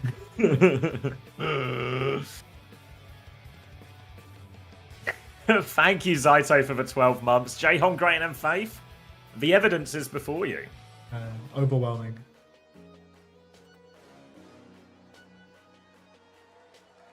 Becky, still really angry despite a good win for his team.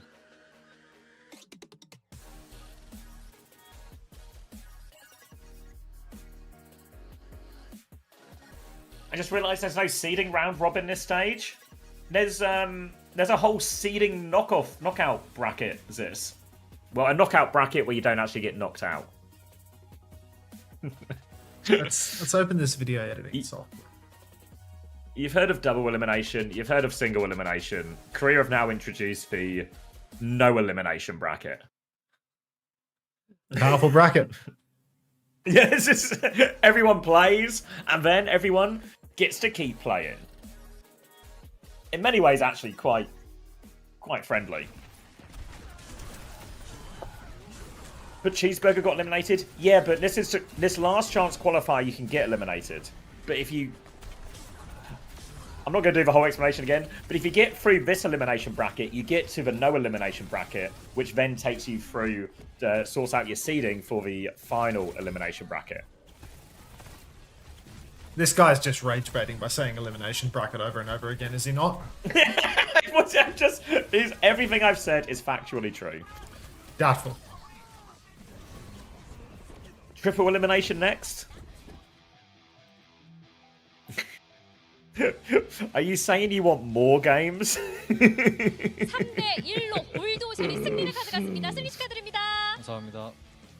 네, 오늘 승리 축하드립니다. 오늘 에일리언 선수와 인터뷰 Then you go to another elimination bracket in Stockholm. I mean, if you start to get to that level of depth, what you realise is the entire Overwatch circuit is a series of elimination brackets. 네, 이겨서 다행이긴 한데 내용이. Where's the Becky interview?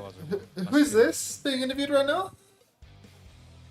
Not sure. They don't do it anymore. They just interview somebody, irrespective of who gets player of the match. Oh, right. Nuclear, thanks for the 8 months. Well, I can't believe it's been so long already. Will you be there when I go into labor next month? Probably not. I'd probably miss the birth. Welcome back, Nuclear. 저희끼리 합이 많이 안 맞아가지고. Why is my husband not at the birth? Why is he in stadium? 한 세트 준 것 같습니다. 네, 어렵게 좀 한 세트를 졌던 것 같다라고 말씀해 주셨습니다. WDG has to be taking the piss. I mean, I don't hate, like, the format is convoluted to explain, but ultimately, they're just going to have the top teams play each other for a while, you know? Like, think about the week we had in North America last week. 일단 저희끼리 합이 진짜 안 맞았는데. Would you rather that, or would you rather this last chance qualifier bracket? 제일 나아진 것 같아요. 네, 그렇습니다. 옆에서 이렇게 또 침착하게 인터뷰를 해주시니까 감회가 좀 새로운데요. 약간 라디오 듣는 것 같아요. 목소리 굉장히 좋으세요. 감사합니다. WDG making us book our own flights to fucking Asia land? What do you mean, this? Are they paying for them? And you just have to book them and expense it? 보여주셨는데요. 한쪽 궁을 정말 잘 살리더라고요. 어떤 부분을 좀 포인트로 썼을까요? Or do you mean you have to pay for it? 저희 윈스턴 뛰는 거에 맞춰가지고 계속 넣어주려고 하니까 그래서 잘 들어온 것 같아요. I want to watch the Ducks. 네, Two more weeks of 그렇습니다. Ducks. 자, 그런데 오늘 경기 지금 이기고 나서 다음 Maybe 경기 they've got one in 바로 them. 이어서 뛰어야 된단 말이죠. Reimburse 5. Is this for the whatever it's called, the Pacific versus Japan thing? 바로 하는 거니까 오히려 더 좋을 것 같아요. 손이 풀린 상태에서 이기고 가기 때문에 조금 더 좋을 것 같다라고 말씀해 주셨습니다. 자, 이 다음 경기 함께 으쌰으쌰 또 Is that enough for all of you? 팀원들에게 I guess I don't. He just looks ready to clock off, does he not? Like, 정신 차리고 하자. I don't know, he's got that kind of monotone vibe where he's just like, I want to get out of here. But he has to play another match, right? He has to play versus Wei like immediately, so it's probably going to be like a huge break. 경기도 잘해가지고. Yeah, can't wait. 킨텍스 가겠습니다. You're so right, Barney. I don't know how it's happened, but it has 이렇게 happened. 마지막 말씀도 전해드렸고요. 저희는 다음 경기 웨이와 올드오션의 경기로 다시 Oh, you 돌아올게요. back now, Max? Oh yeah. Barney's saying the fact that we have almost identical content but have formed two communities that could not be more different is wild. I mean, there's like some slight differentiation in our content, perhaps, you know, just a teensy bit. There might be the same audio during the maps, It's a but you vibe. know, Yeah. There's a little It's bit. a slop difference. Yeah. You obviously doing your classic coach slot. Coach slot, yeah. Well, that's actually what I'm doing right now. I've got DaVinci Resolve open right now, trying to edit my coach slot for YouTube. What, one of your private coaching things? No, yesterday after the Gatos Guapos ended, I got raided, so I kept streaming for like 1 billion hours, and I reviewed their matches for like more than 2 hours. So I'll post it to the coaching channel because I need to get my watch hours up. Do you have is it monetized yet on the coaching channel? No, that's why I'm posting it. Sorry. I want to get a partner. Yeah. And this is like a 2-hour long video, so like, you know, it doesn't have to do like crazy viewership or anything, but like if it gets like, you know, literally just a couple hundred viewers of people that actually like watch it for the whole thing, then it'll sort me for monetization. What? Nearly there.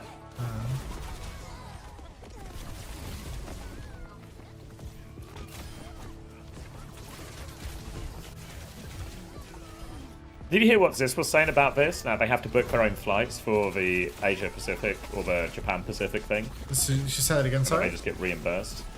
They have to book their own flights. Yeah, it's always for been like Japan that. versus Pacific. Yeah, oh, has it? Like, oh, okay. Yeah, and then it's like that. Sometimes they're like really slow, you know. Like I remember, like Adam went to reimburse. one. Like, Adam went to one like I don't know, maybe a year ago, maybe more than a year ago already. It was ages ago. He was like playing on like one of those Gatos Guapos type teams, using an import slot to be there, and like the reimbursement time was like months, like a really long wait. I think Honeypot, that's right. This says WDG used to book before. Conflicting information. What'd you say, sorry? This says they used to book it before. Oh, well, what did Adam need reimbursement for then? Is this? Maybe it was because Adam was an import slot, like he wasn't even in the Pacific region. Oh yeah, this says it's just because they didn't pay for imports before. Okay.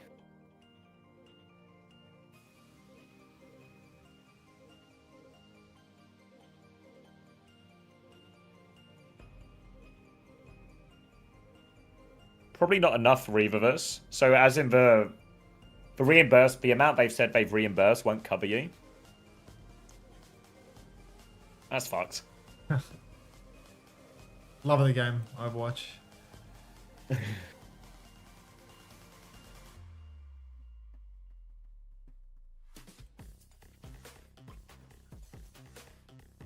Yeah, I don't know why they've done it that way around, Cosmini. You know, the bracket for it as well, where it's both Pacific teams on one side, both Japanese teams on one side. I guess they're just super keen to ensure the final is cross-regional. But since they quite literally called the tournament Japan versus Pacific.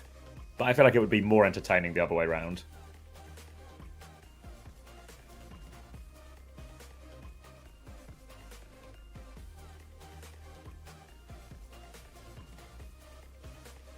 I mean, you guys don't want to hear my opinion on this. I don't want to hear his opinion on this. I just deafened.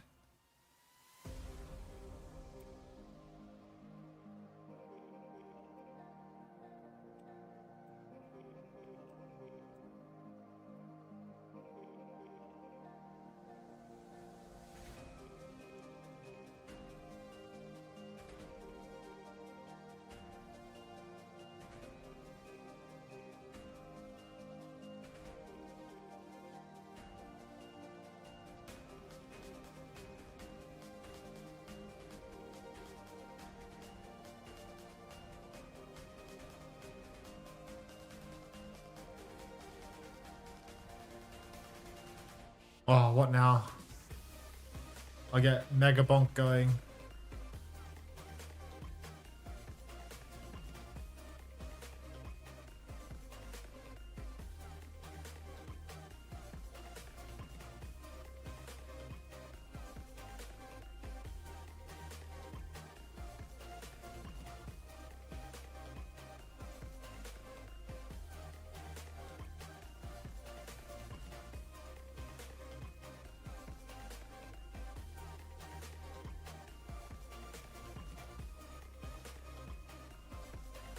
You want to play, Fiddy? The same, like, if I go to Korea now, like, what's the Korea viewership? Well, Japan's only on 2.7. But I guess you have to factor in whatever Soup is on as well. Obviously, it all varies with drops and everything like that as well. But it's, yeah, I don't know.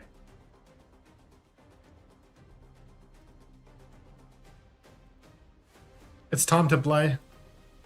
Yeah, but that's what I just said. That's what I just said, Sis. So you have to factor in Soup as well.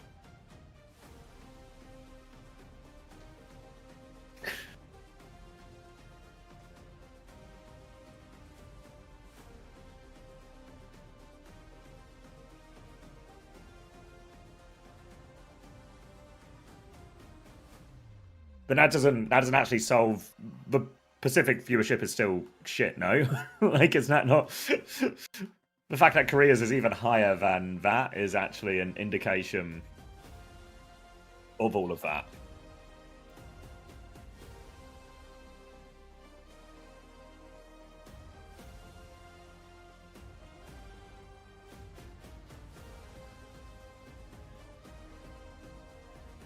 Yeah, like, I agree, Sis. I think it's just not the market for it. It's the same when South America talk about it, and I'm like, it's just not there, you know.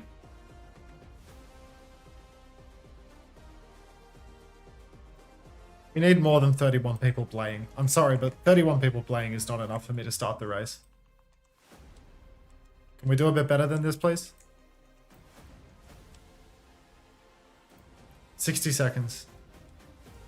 Say bello to Fiddy. I need to put the cut into this video so that I can post it.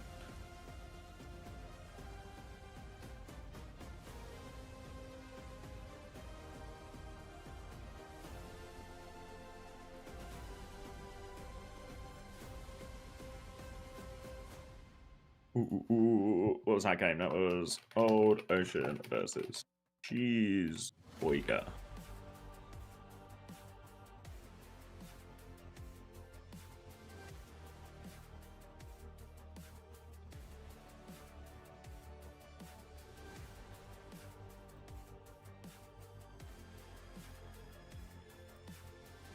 Remember when Bleed took Zaya to map 5? Yeah. Yeah. But I feel like if you have to keep referencing one result, your argument starts to look a little slim. It's actually Fnatic theory. Or what have they called before it? What have they fucking called? Like Donghack Knife Team.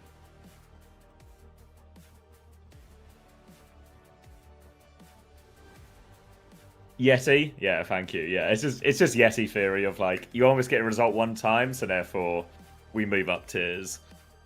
Oh, sorry, Sad Gay Panda. I was just editing a video. I've got the audio captures set up, so now you don't have to hear my video editing noise. Yeah, I think absolutely Old Ocean can put up a fight against Wei. Wei looked really terrible. Really terrible. So I think it's entirely possible. It's entirely possible that it's a really close series. So yeah, I don't know. Like I think I made this argument maybe back when the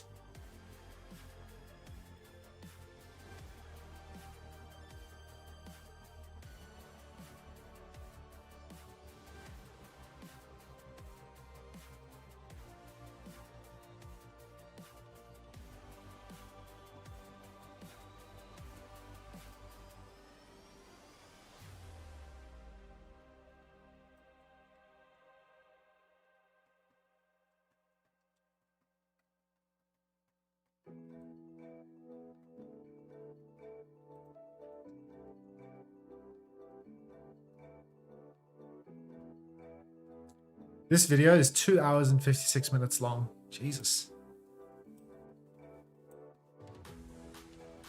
Xavier. Yeah. I've just chopped up this watching the Gatos Guapos thing to stick on the coaching channel. This shit is 3 hours long. You did a 3-hour VOD review? Yeah. I mean, VOD reviews are like... If you do them on stream, they're so inefficient. It's so long. Like, I'm talking to the chat and like...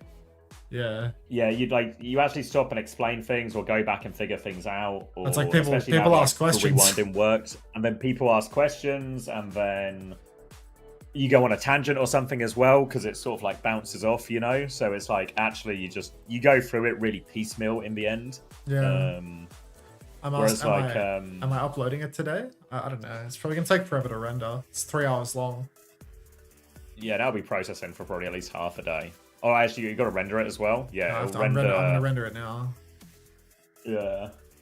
Should I do an intro or should I just open it right at the start with nothing that says, "What's the opening line of this video?" What's it currently?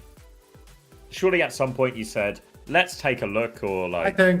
I started it with. I think Color Hex gets picked here. I can't understand this. That's my opening line. No, that's what started the investigation. Well, because I started watching on a YouTube video and I couldn't like get enough information. Like I was watching like not on a YouTube VOD. I was watching like Color Hex's Twitch VOD and I was doing it from there. So he sent me the codes and I'm like already umming and ahhing.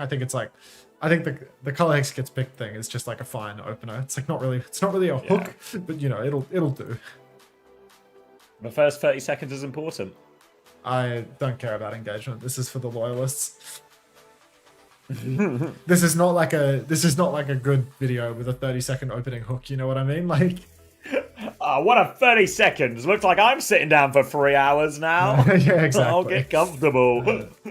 How did Color Hex picked? Let me watch this guy explain it for 3 hours. I need a thumbnail for the 3-hour review of Gatos Guapos versus Nosebleed. Have a snazzy PowerPoint transition to start and you'll find low key. I do think like that would be good. Like the star opening up thing. Like, is that in DaVinci Resolve? Like as a joke? Like, do they have like an effect for that? DaVinci. Like the star intro. Is, though, like a transition type thing. Like the. Surely. Who won the marbles? Ponders won the marbles. Jasmine close second. Nice try. You can marble again. What was it? I wasn't here for that match. Was it just one player or the whole team? It's always the whole team, mate. It's never just one player. Unless it's Finn. Or Mag. Who happened to be on the same team. .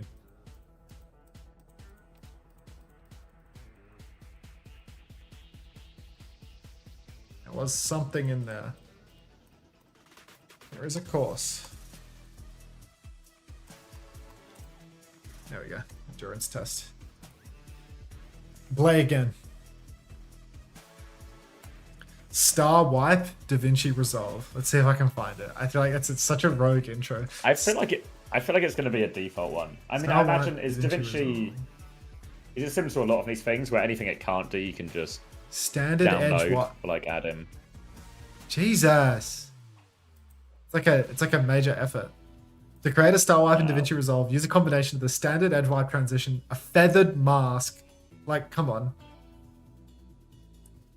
You don't got time to do a feathered mask for the sake of this. Feathering a mask? Like, come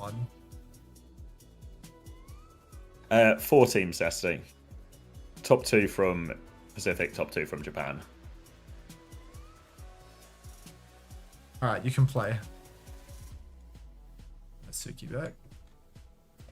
Alright, let's see if I can get one of these masks in.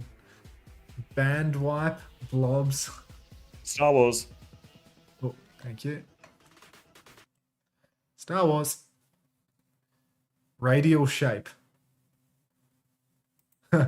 Radial shape. Drag that. Oh god, how do you even... Dude, I have no idea how to use this fucking application, to be honest. I'm the same way. I use Sony Vegas Pro, and it's just... I know how to do, like, 4 things. Yeah, I learned to use Sony Vegas 13 when I was, like, probably 13. Yeah. And now I've just got nothing. Like, I don't know how to use this DaVinci Resolve at all. I can cut stuff, I can put stuff together, but that's, you know... Shape. I just use the same defaults for, like, all my rendering and stuff, and just... no actual skills.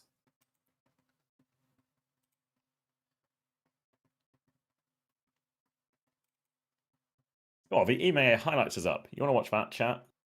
We still got a couple of minutes. Radial shape. Let's watch a guy who does know how editing works. Where the hell? I just have to watch this advert first.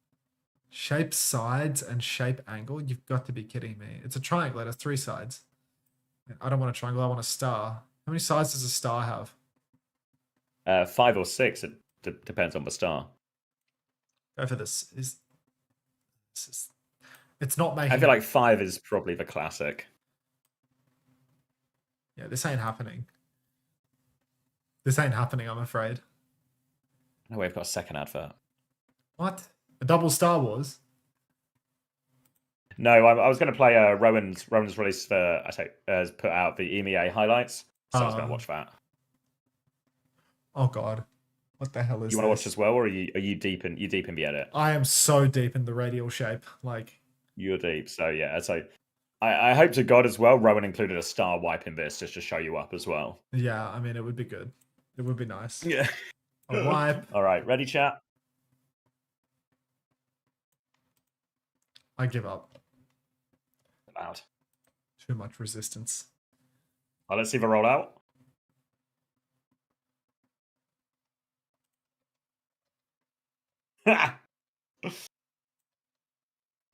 Back again. Wasted on Wu Yang.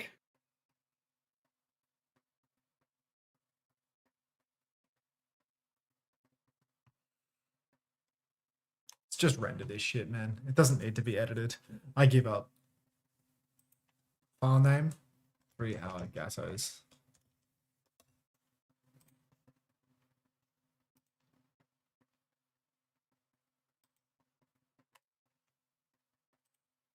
Fuck, it's just going to be a quartz highlight reel, isn't it?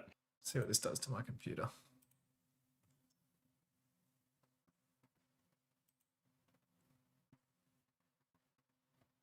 Big Crocs.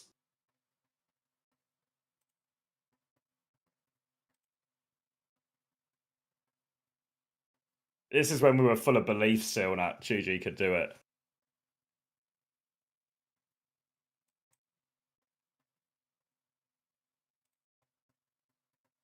Okay, I'm going to start doing something on the stream now.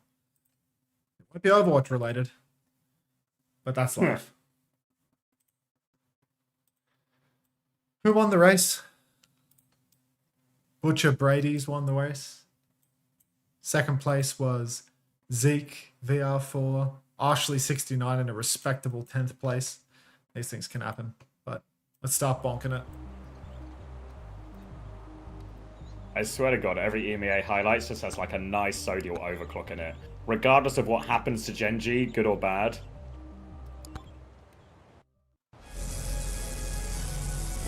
That was an insane show, actually. Insane starters though.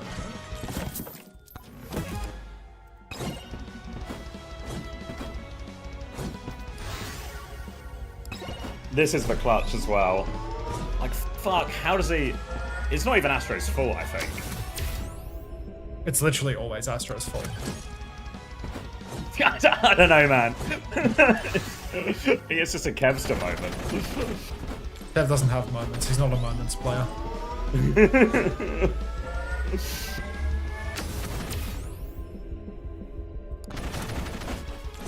Fuck.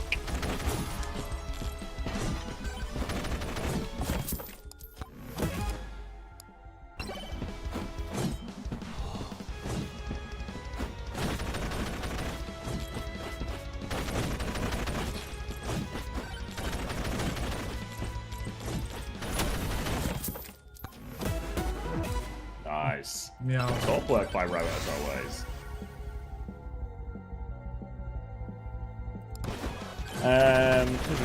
I've yet to see any 1080p. Some of them are, some of them they're all at least 1080p. I think Polix can normally upload it a little bit higher, but varies a bit editor to editor. But 1080p is like the bottom line.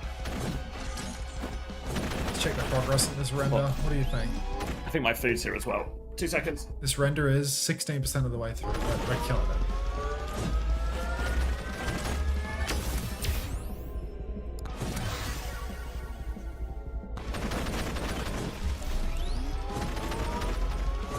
Meow. Again. Gold shield projectile. Gold projectile.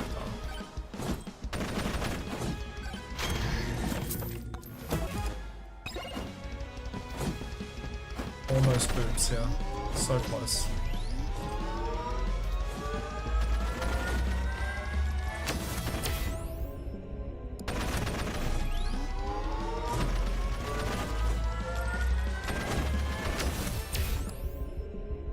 Getting so many projectiles. Yo! Fucking hell. Oh, the golden man. Why the fuck can he climb walls? I'm back. It's prize time. It's what time? Prize time. Oh, fuck yeah.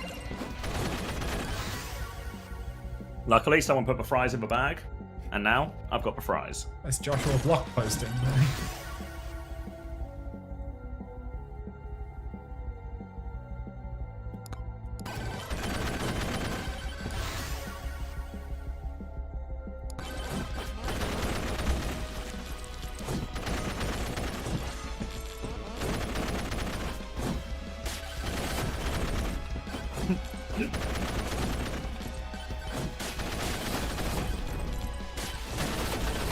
It'll start soon, Sean. I'm sure of it.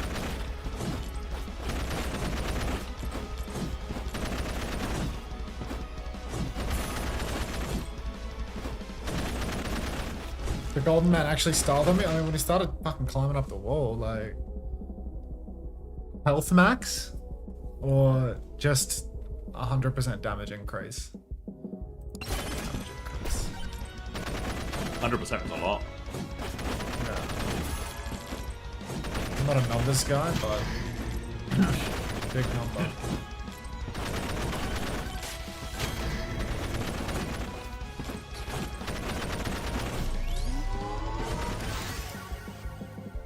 Attack speed or bananas? Would I like my third weapon to be bananas?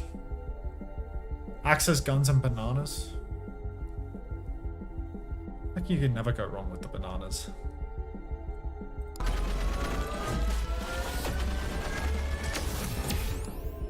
Good chance. What tomes have I taken? I took crit.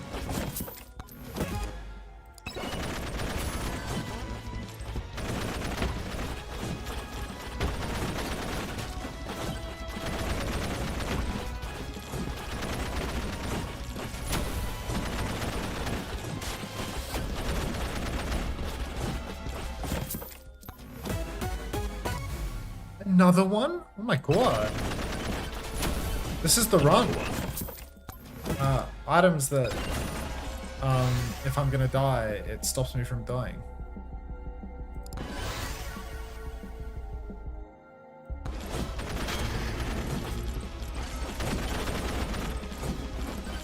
This is the run. Homosexual's feeling it too. As he said, the run in all caps. The run where I'm rewarded for being greedy. Finally.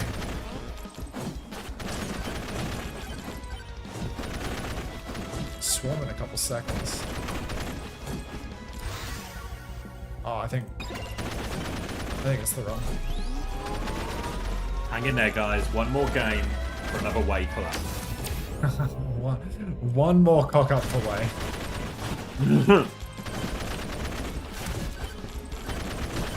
You think it couldn't get worse, but it just might be about to get worse. Oh no! The run has been spoiled. These suck. I think I have to pivot to... Do I pivot to evasion?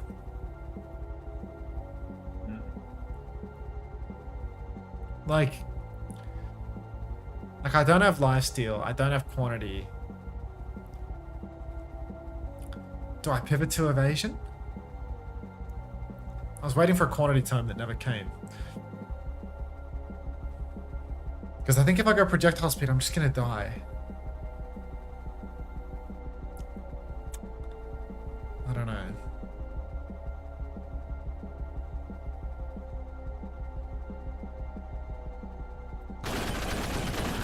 I have to. Horrific, Animus. Absolutely horrific.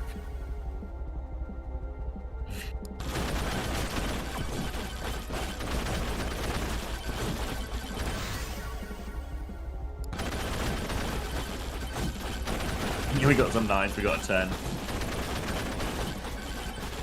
We got some music. Come on. We got finish these chips.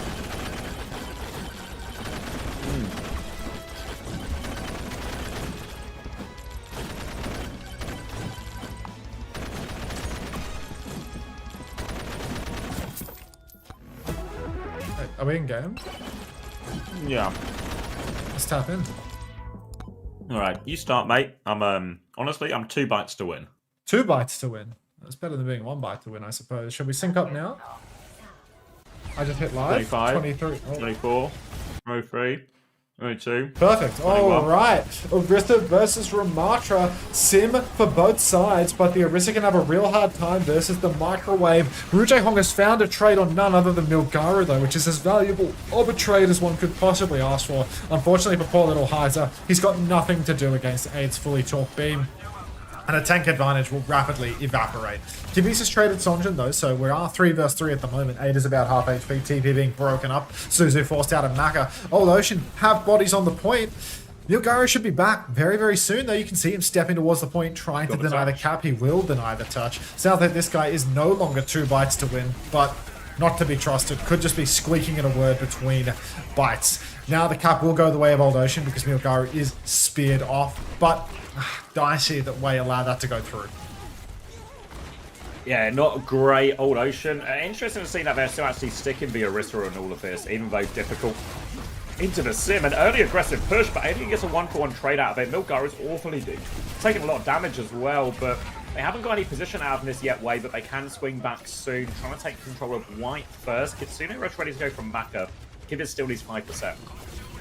Yeah, 5% required at the moment. Sonjin Oh, down he goes. And Kitsune rush on the objective.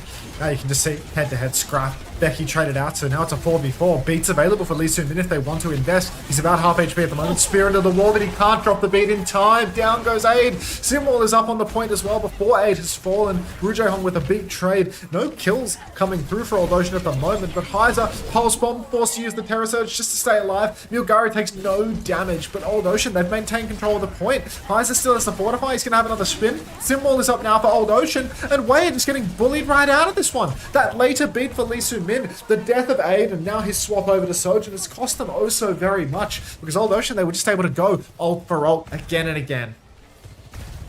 Had control of the point the entire time as well, so it's suddenly last fight territory for Wave. They have the Annihilation advantage, so it's significant if they can get in a position to use it now, but they've got to walk up. They need nothing to go wrong. Wave were plagued in their earlier series today with early deaths before the fight really begins. Can't afford for any of that to happen here. Milgari pushed off a point, speared away as well. Walking up, TP flip aggressively to try and get some pressure onto Aid. They found Maka actually out of it. Now the Annihilation comes out, but Milgaro, he's so low, and Old Ocean are just dealing with all of it free for Alien, and that's just the first round.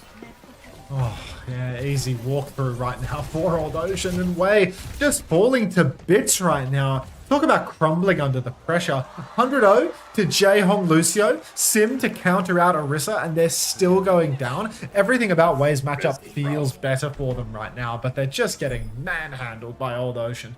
Hate to see it.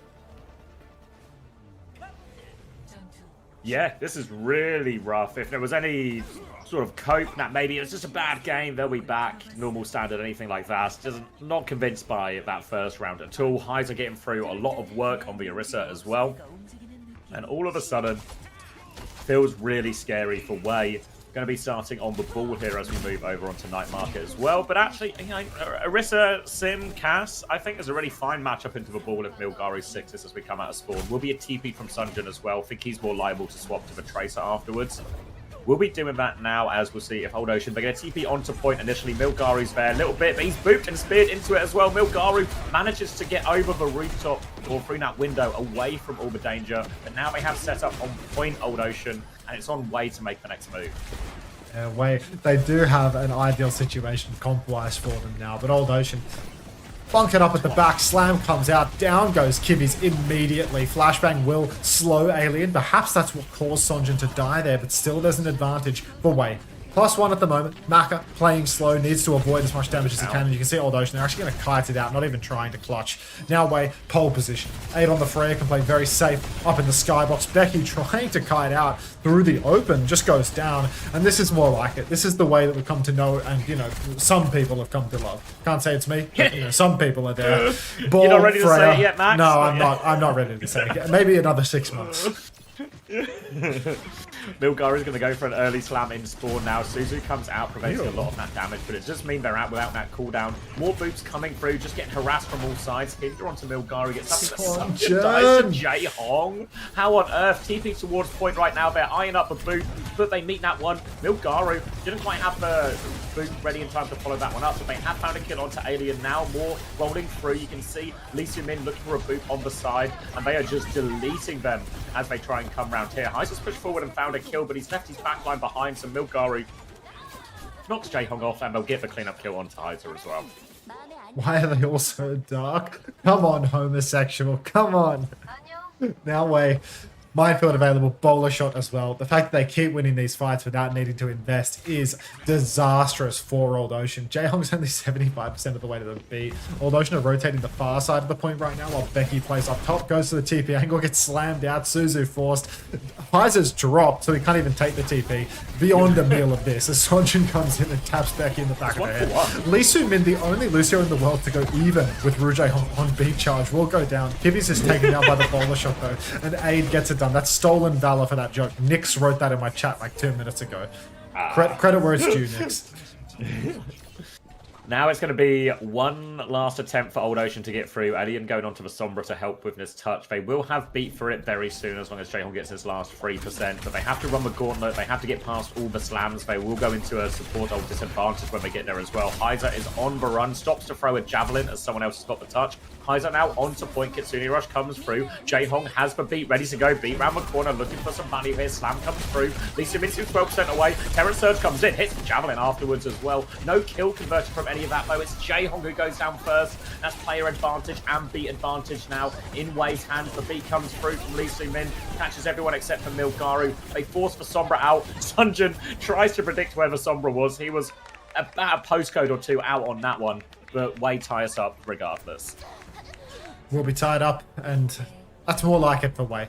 Now going over to Garden, another phenomenal map for the Wrecking Ball. Awkward map to play the Symmetra, to bunker up without going down to the Freya. So I think Old Ocean, maybe glimpses of greatness on Control Center where Milgaru had to play the Ram. But when Milgaru can play the ball, play to his strengths and his own comforts, it's a bit of a different story. The immediate protect ban, Winston ban to stop Heiser from playing some of his best, and, also preventing the ball ban from Old Ocean. It's a good start for Wei, and they don't lose their nerve after an absolutely disastrous Control Center. But now they're just going to be able to play more of the same. You can see the adaptations from Old Ocean as well. Heiser over to the D.Va.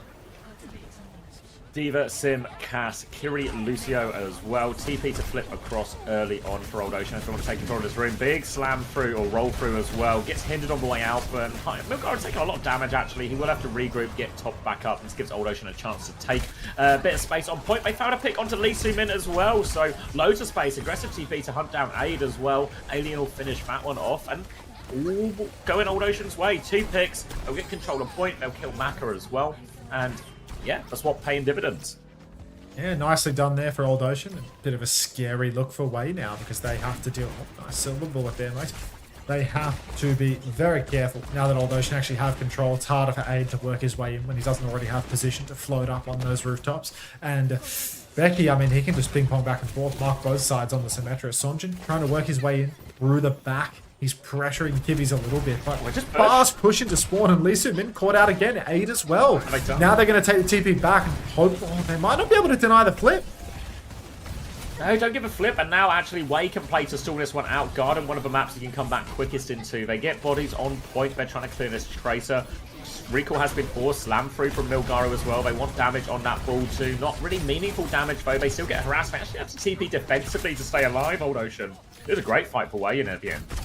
Yeah, Wei, even though they gave up the cap, Old Ocean do have to bunker up off point now, and you can see Sonjin, he's in the wings, ready to flank. Boulder shot comes out, Becky will fall. Kitsune Rush, not a Suzy Q though to save poor little Becky. Milgaru is traded, favorable for Old Ocean at the moment. They've got a tank on the point. Ping pong's taking place as Sonjin tries to get on. And Maka, he's so slow on this Kitsune Rush. B comes out for Jehong now, trying to seal the deal. Pushes deep, finds absolutely no damage, no kill conversion. Silver bullet onto the Freya, not going to get it done. But Sonjin has fallen. Milgaru's back in the mix, but the cap finally goes Old Ocean's way.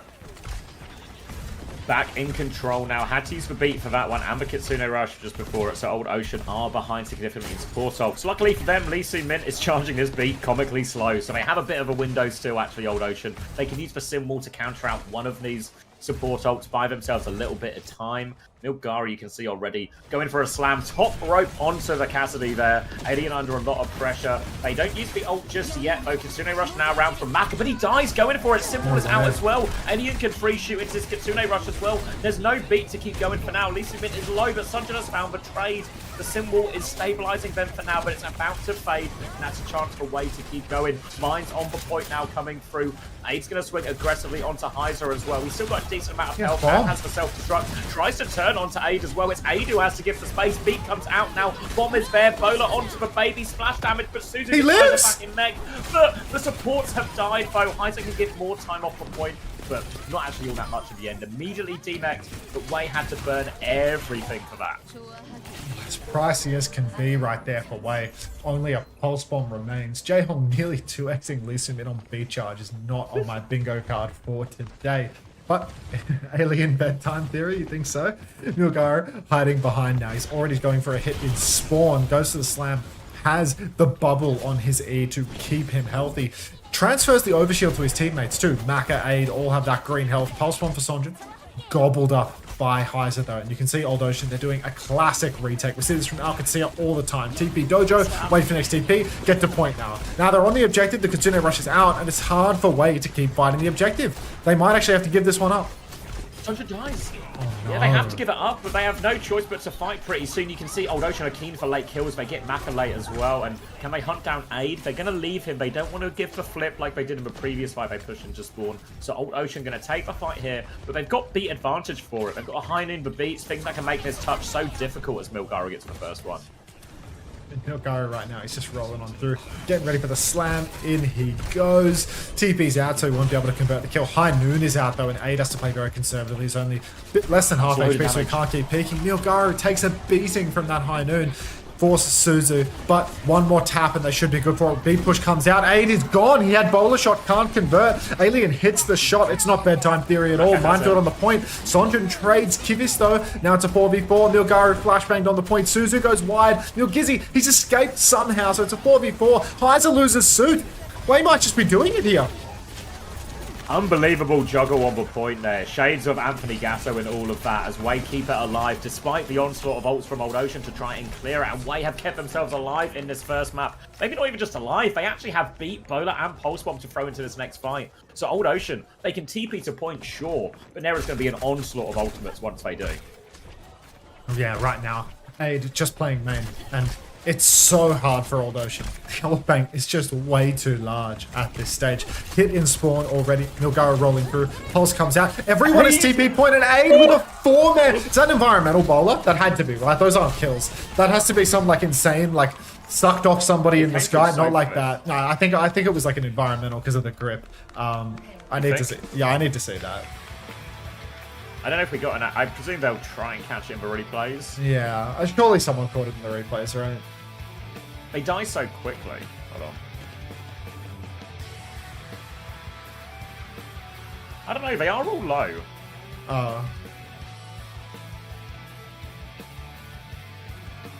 We'll see if they catch it in the replays there.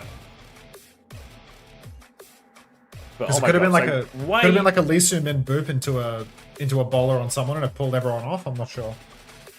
Well, yeah, I guess it's like it pulls everyone. I don't know. I feel like it's more likely everyone just got pulled together, took a billion damage. Like if Heiser wasn't there trying to eat the bowler, but he also wasn't eating any of the fucking damage that was coming at him. They had the Widow grapple off the map from 5 different angles. Surely we can get a 5x bowler. Surely. Low-key, J-Hom's beat was way too early. I mean, he's just beat pushing the second he gets it every time. Like, there's not a lot of nuance to what he's doing there, to be honest. Like, guy's just swinging for it. Come on, show us the bowler. Animus is saying bodies are on the walkway, so I think maybe it was just damage. We're getting there, though. Eyes peeled for this bowlers. Keep us forward, everyone. We're not going to get it, are we? It'll be right at it's literally the last play in the map, you know? They're frantically hunting for that highlight now. Yeah. Can we do more of like the NA coded highlights where it's just like somebody missing a shot and then we move on? It's like AI generated highlights, you know, where it's like stuff is happening but there's no actual correlation to what's happening. Or no context. Like those old Shanghai Dragons videos where they were posting the rogue highlights that weren't highlights. Okay, we got third person for Nat Bowler there. Surely we've got third person for the 4K Bowler. Alright, another bowler on the baby. The music's ending, my dude. kingdom for a bowler. My kingdom for the bowler. One more bowler shot, please. A few more notes. Alright, Alien Dink. One more fight. One more. Here we go, perfect. Yeah, it's just a billion damage. That's insane from Milgara. Like, the fact that Milgara gets the initial hit, like, forward. He's forward, he rolls through them, he forces the Suzu forward, and he manages to get back in time to hit the slam here as well. Like, that is actually insane. Like, let's go back and look at this shit. Like, this is actually crazy. Milgara right here, he's set up forward on the choke, he rolls through twice. Double boop through, pulse forces the Suzu, he's rolling back, slam is out at the same timing. Like, 2 loops here at the main choke. 1, 2... Rolling back through. Slam here. Yeah. Insane. I didn't even consider Milgari would be back there in time. Yeah, I was thinking like it's impossible for him to be there, you know? Like. Yeah, like he can't be in two places at once, can he? Yeah, well, apparently he can. Sibling synergy? Sibling synergy. If my brother is there, I will be there. Alright. But honestly, if I'm Old Ocean, I'm a bit sad I didn't win that one because of how close it was, but it seems really on, you know?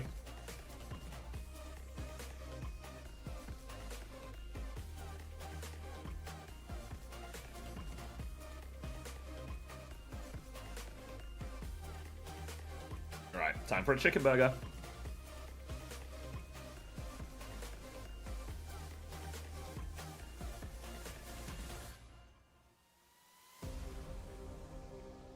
Yeah, good shout, Wesley. That was for Winston Band too, right? So better for Heiser.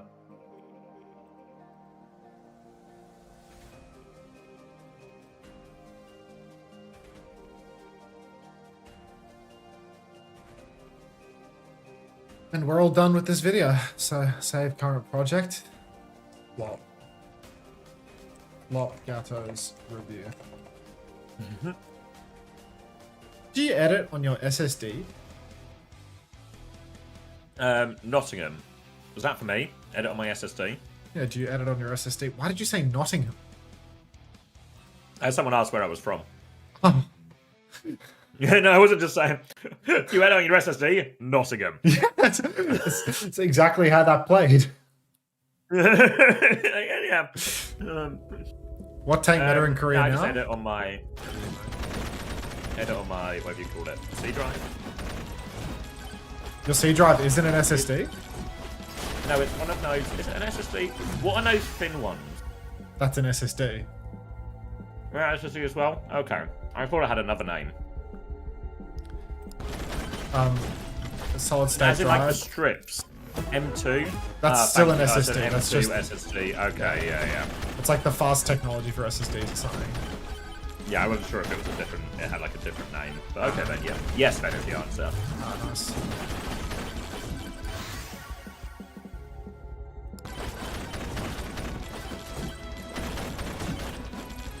Forgotten the lay of the land, unfortunately. I don't know where I haven't been.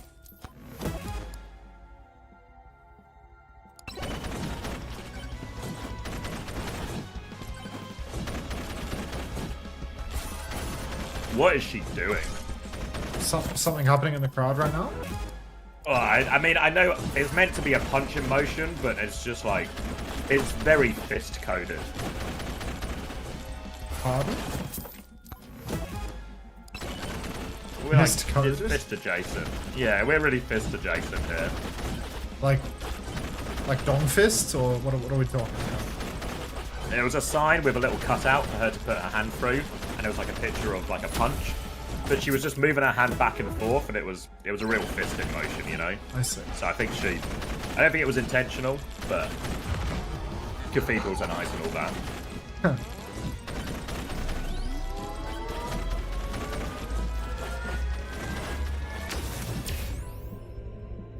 Oh, 17% damage or another projectile. This is hard. This one's purple, but projectiles are insane.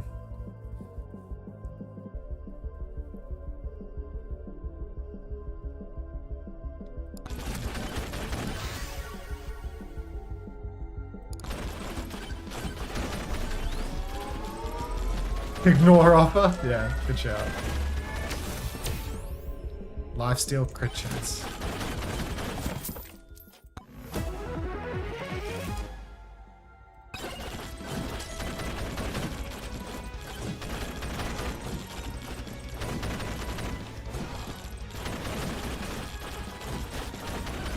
Alright, music time. Music time? Oh, map time. Map time. Did you say cathedrals are nice? No, cathedrals and eyes and all that. Cathedrals and ice knob. Cathedrals and eyes. No. You hungry? Little bit. Alright, New Queen Street, ball ban from Old Ocean this time, attempting to maybe force a Winston mirror. Heiser vote is idling the Pressing Diva live. for now. Oh, I'll press live as well out of respect. Ooh, scary number. 8. 59, 58, 57. Yeah, it just works, 56, mate. Take it away. 55. Alright, it's going to be Kiri, Wu Yang from Wei alongside that Winston. Although she's actually going to be playing the Sim Diva into this. I don't know if they were expecting something different on the rollout, but they will get the early space on this high ground for now. You see Alien trying to charge up this rail, but not too much to farm off of that. And both teams just seem to be happy to slow it down, play opposite sides of the map. Obviously, with the Kiri Wu Yang, Wei will be quite happy to do this. Can rely on their backline to poke. Yeah, right now Becky's just playing main top. Aid and Sonjin have both just immediately gone down to their own respective one-shots. The Sombra Tracer look for Wei. I mean, it's consistently felt very underwhelming to say the least. And this is just a horrifying turn of events. You see Becky there, he starts to get into a spot of bother and he actually starts throwing out the turrets to try and block the damage coming at him from Maka. But end of the day, Maka's been horribly staggered. Old Ocean, they've got 30 meters and there's just no chance for any sort of carp block. Aids over to the Freya, at least, back to what we know. But so much carp push in the first minute for Old Ocean. So I'm just going to get the first touch here, but he's trying to buy valuable time to get everyone back for that. But it felt like for Winston's life has been very difficult. It's an aggressive swing actually out from Alien. Aid finds a trade, but they're still pushing for more. Jay Hong going for it, takes a bolt in the face, he will be dead. Aid just winning all of that. Becky will eventually find the trade, but all of this has left Heiser completely isolated on Carp. They went all in on that flank, but Aid finds the trades to keep them alive. Give is still there, but Milgaru, good for the cleanup with a bit of help from Lee, and way back in control of the robot. Yeah, Wei steal the carp back. I mean, 48 meters, not too shabby for one fight. But you can see Alien, I mean, on Sojin about 50% of ult. Rouge Hong 51% of the beat as well. Some slow cooked ultimates for the side of Old Ocean here, but they will come online eventually. Kitsune Rush probably going to be matched in main right now. Aid's hooning towards this boulder shot. Heiser, he can chomp that one down, just has to be careful. Out in main, poking away. Kivis has pre-fighted Sonjin again. Stop it, Sonjin. Rail connect onto Aid now, but he has to run all the way out. Wei are just going to take the reset on this one. Try and play behind. That's a pain for him as well, because they had ult advantage coming up. They're going to lose Milgaru a little bit late as well. Doesn't look like any trades coming back to respond to that one either. So this is going to be a big threat. Oh, is Aid just dead here as well? Heiser's in big trouble. Needs to not get demeched. Doesn't get demeched. And these are really staggered deaths, and Wei are making an awful go of this, really. Sunjin's on the bench to get the first touch. Burrow's underneath. Kitsune Rush trade there. Milgaru is back in the fight now, but beat is nearly up for Jaehong here. Heiser needs a lot of help, really. Symbol is out, but it's not stopping a lot of this damage. Beat comes out just in time to try and turn it. Tidal Blast onto Milgaru into a Primal as well. Big stomp underneath that one, and they do get the ults in the end to close it out. Wei. One kill already, looking for a few more. They've got the D-Mech on point. Milgaru good for that cleanup as well. And Wei send us back to middle. Right back to the middle of the map. Once again, Wei, they've used a lot to, I suppose, you know, gain a couple of meters. Sonjin off the Tracer over to the Venture. I mean, this is something that's a little bit more comfortable for him, I suppose. When we see some of the high points for Wei, it has come from Sonjin putting in the work on Venture. Becky is going to abandon the Sim, actually, make the move over to the Tracer. So, a little bit more of an even matchup now between both teams. Alien has a huge long sight line, rips the overclock, misses his first shot, slides in for more. The kite looks good for the moment for Wei, though. They have, at least for the beginning of this fight, kited this out. Lee Sumin taken very, very low as well. But yeah, that's a clean kite now. Engagement once again for Wei. That's bubbled down for Milgaru as well. Aid trying to find an opportunity with this bowler. Can go through this window on the right side. There's a Tracer behind before he knows it. Aliens killed him with that rail as well. And just picks on the DPS before anything happens. In the neutral, really. And everyone's so low on Wei. I don't think any trades are coming for him as well. And they keep winning these fights just by winning those DPS duels before any of the ults come online. And Old Ocean, once again, threatening checkpoint. Old Ocean need to make this count, though, because they've got in a few good situations and they've not actually gained check or serious meterage out of it.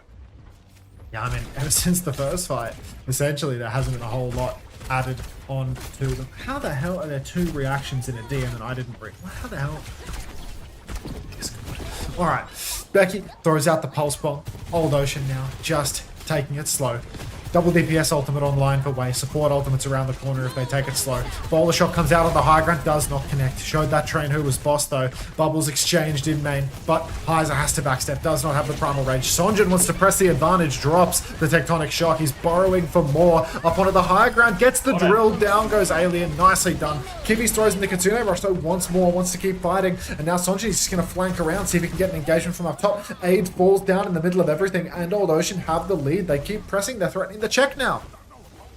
They're trying to focus down Milgaru, but they have to worry about these threats. They're somewhat surrounded. Kitsune Rush comes from Lee Min to keep that fight going. Jaehong will die for it with the beat available as well. So what looked like a really winnable situation, since they don't get those ults off, they're just going to have to hold on to everything. And again, there's not a lot in it right now, as Old Ocean are going to reset. Primal and Beat coming back.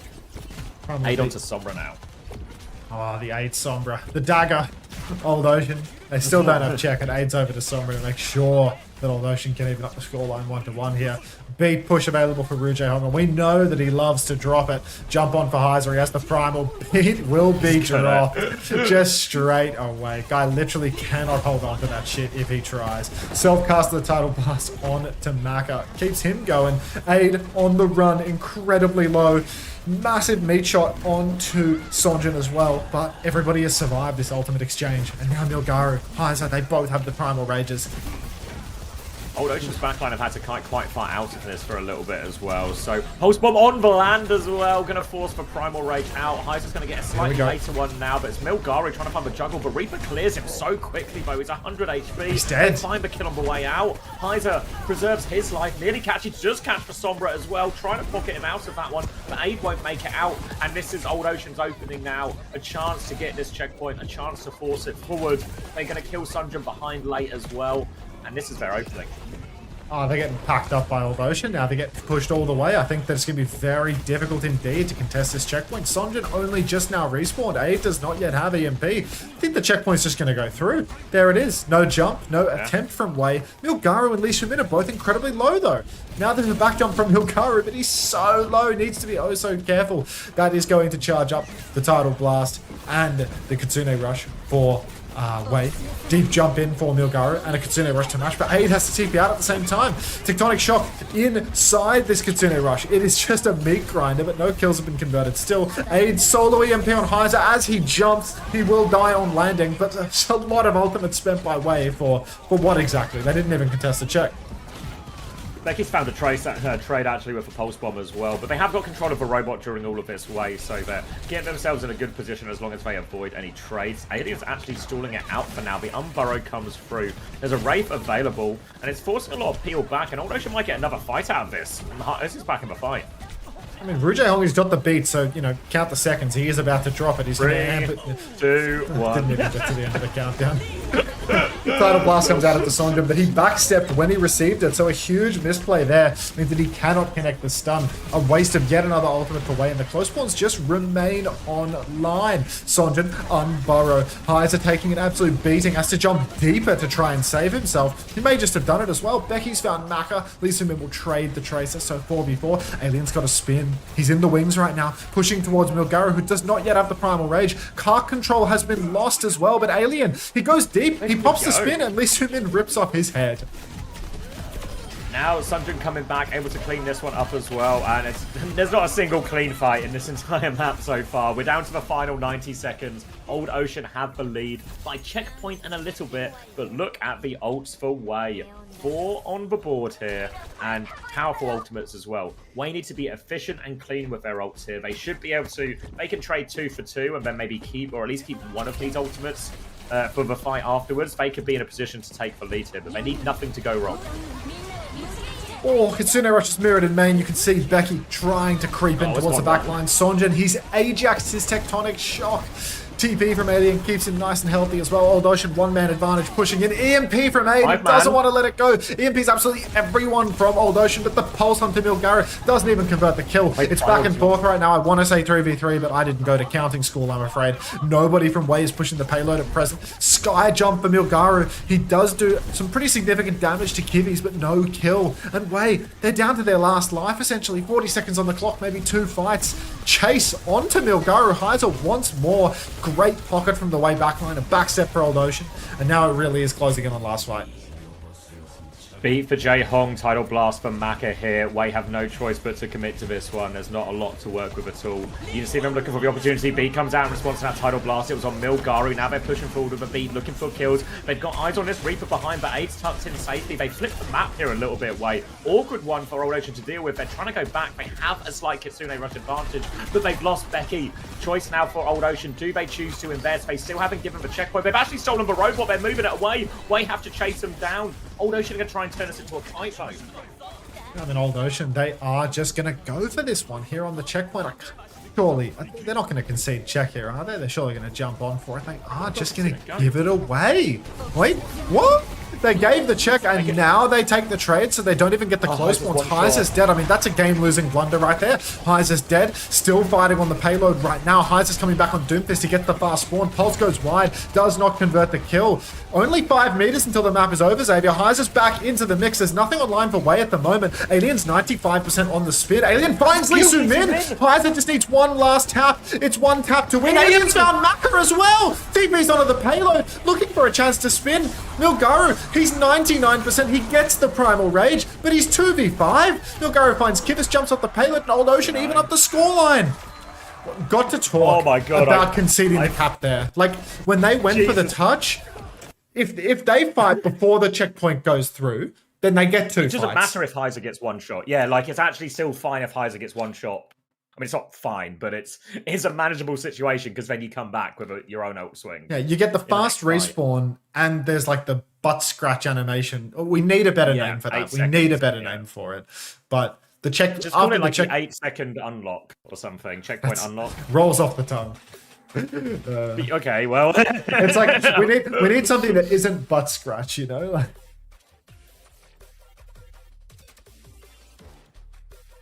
But yeah, I thought they'd blown it, so that's a huge win. I honestly, I don't know how Alien kills the backline there. Like, one at a time as well. Like, he's just another breed, mate. Like, it's that simple. I was looking at Alien and thinking, like, when I saw where Alien was in that fight as the checkpoint was going through, I was like, oh no, he's got the bottom. He can't afford to die here, and he is behind like a fucking idiot. He's going to die late, and they're not going to get a chance to use bottom before checkpoint. And then, he just kills the backline, so everything's fine.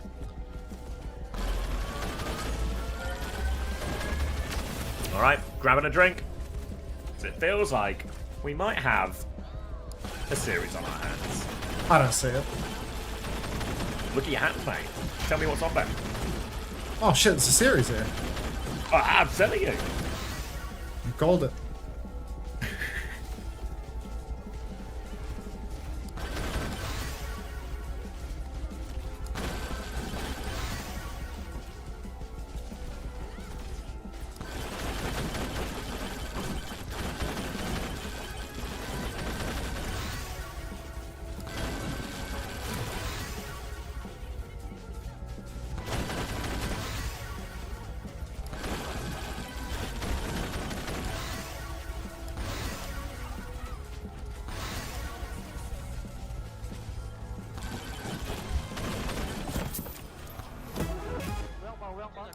So many shoes, one for each hole. Amazing. I'm lost on the map, unfortunately.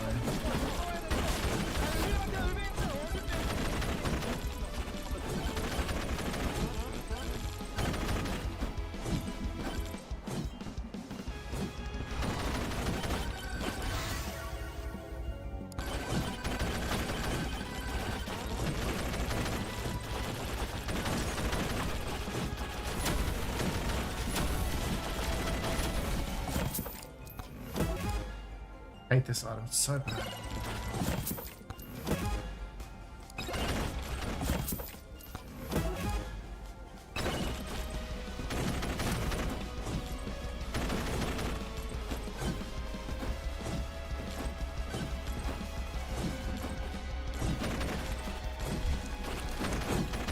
Farming.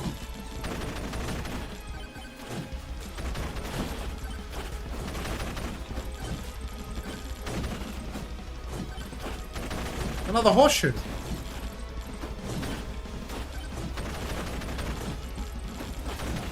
And And a time stopper. Attack speed.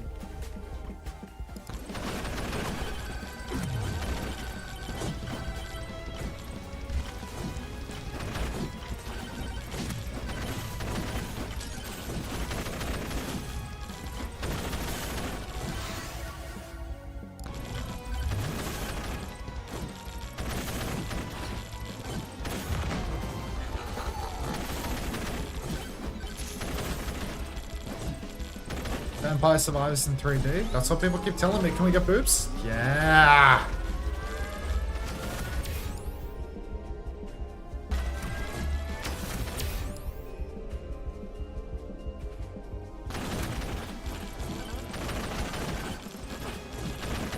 Oh my god, there's a horseshoe down there.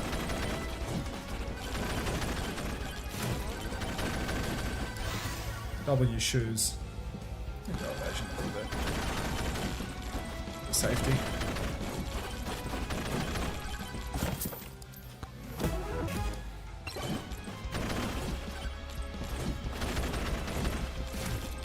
I'm back. Welcome back.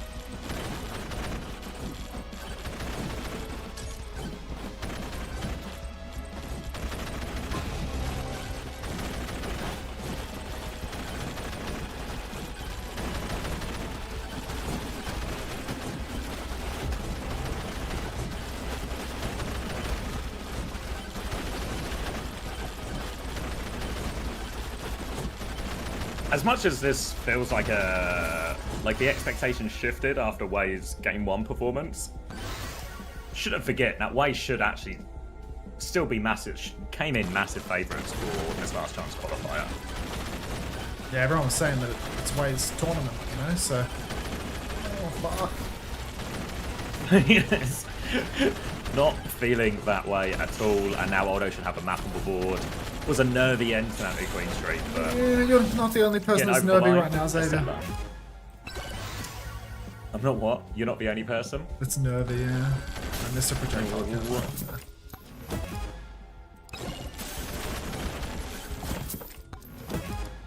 Right, Sim-ban Wei.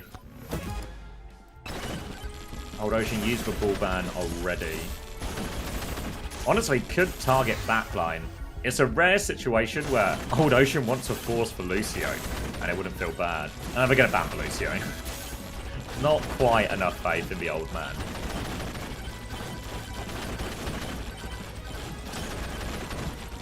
Old man in this situation, born a month before me. Ancient.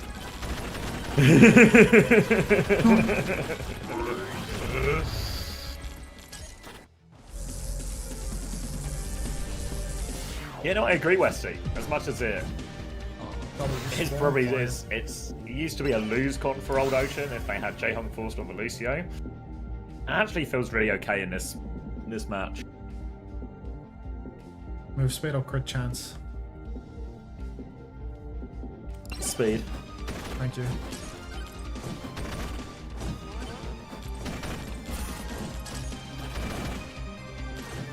Save and best.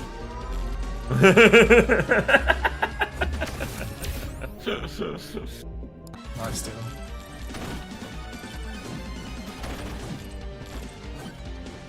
Horseshoe.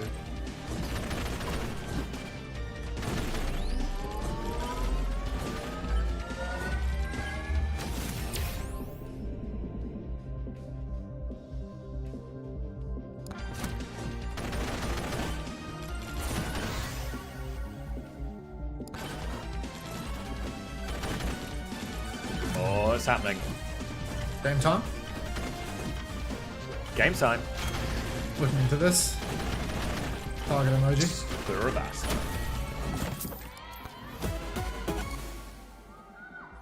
HP maxing. Wait, does that say for mirror? Don't hate it. It's not like this is a bad looking comp. The heroes at Old Ocean are playing for themselves, but obviously this, in theory, is Wei's bread and butter.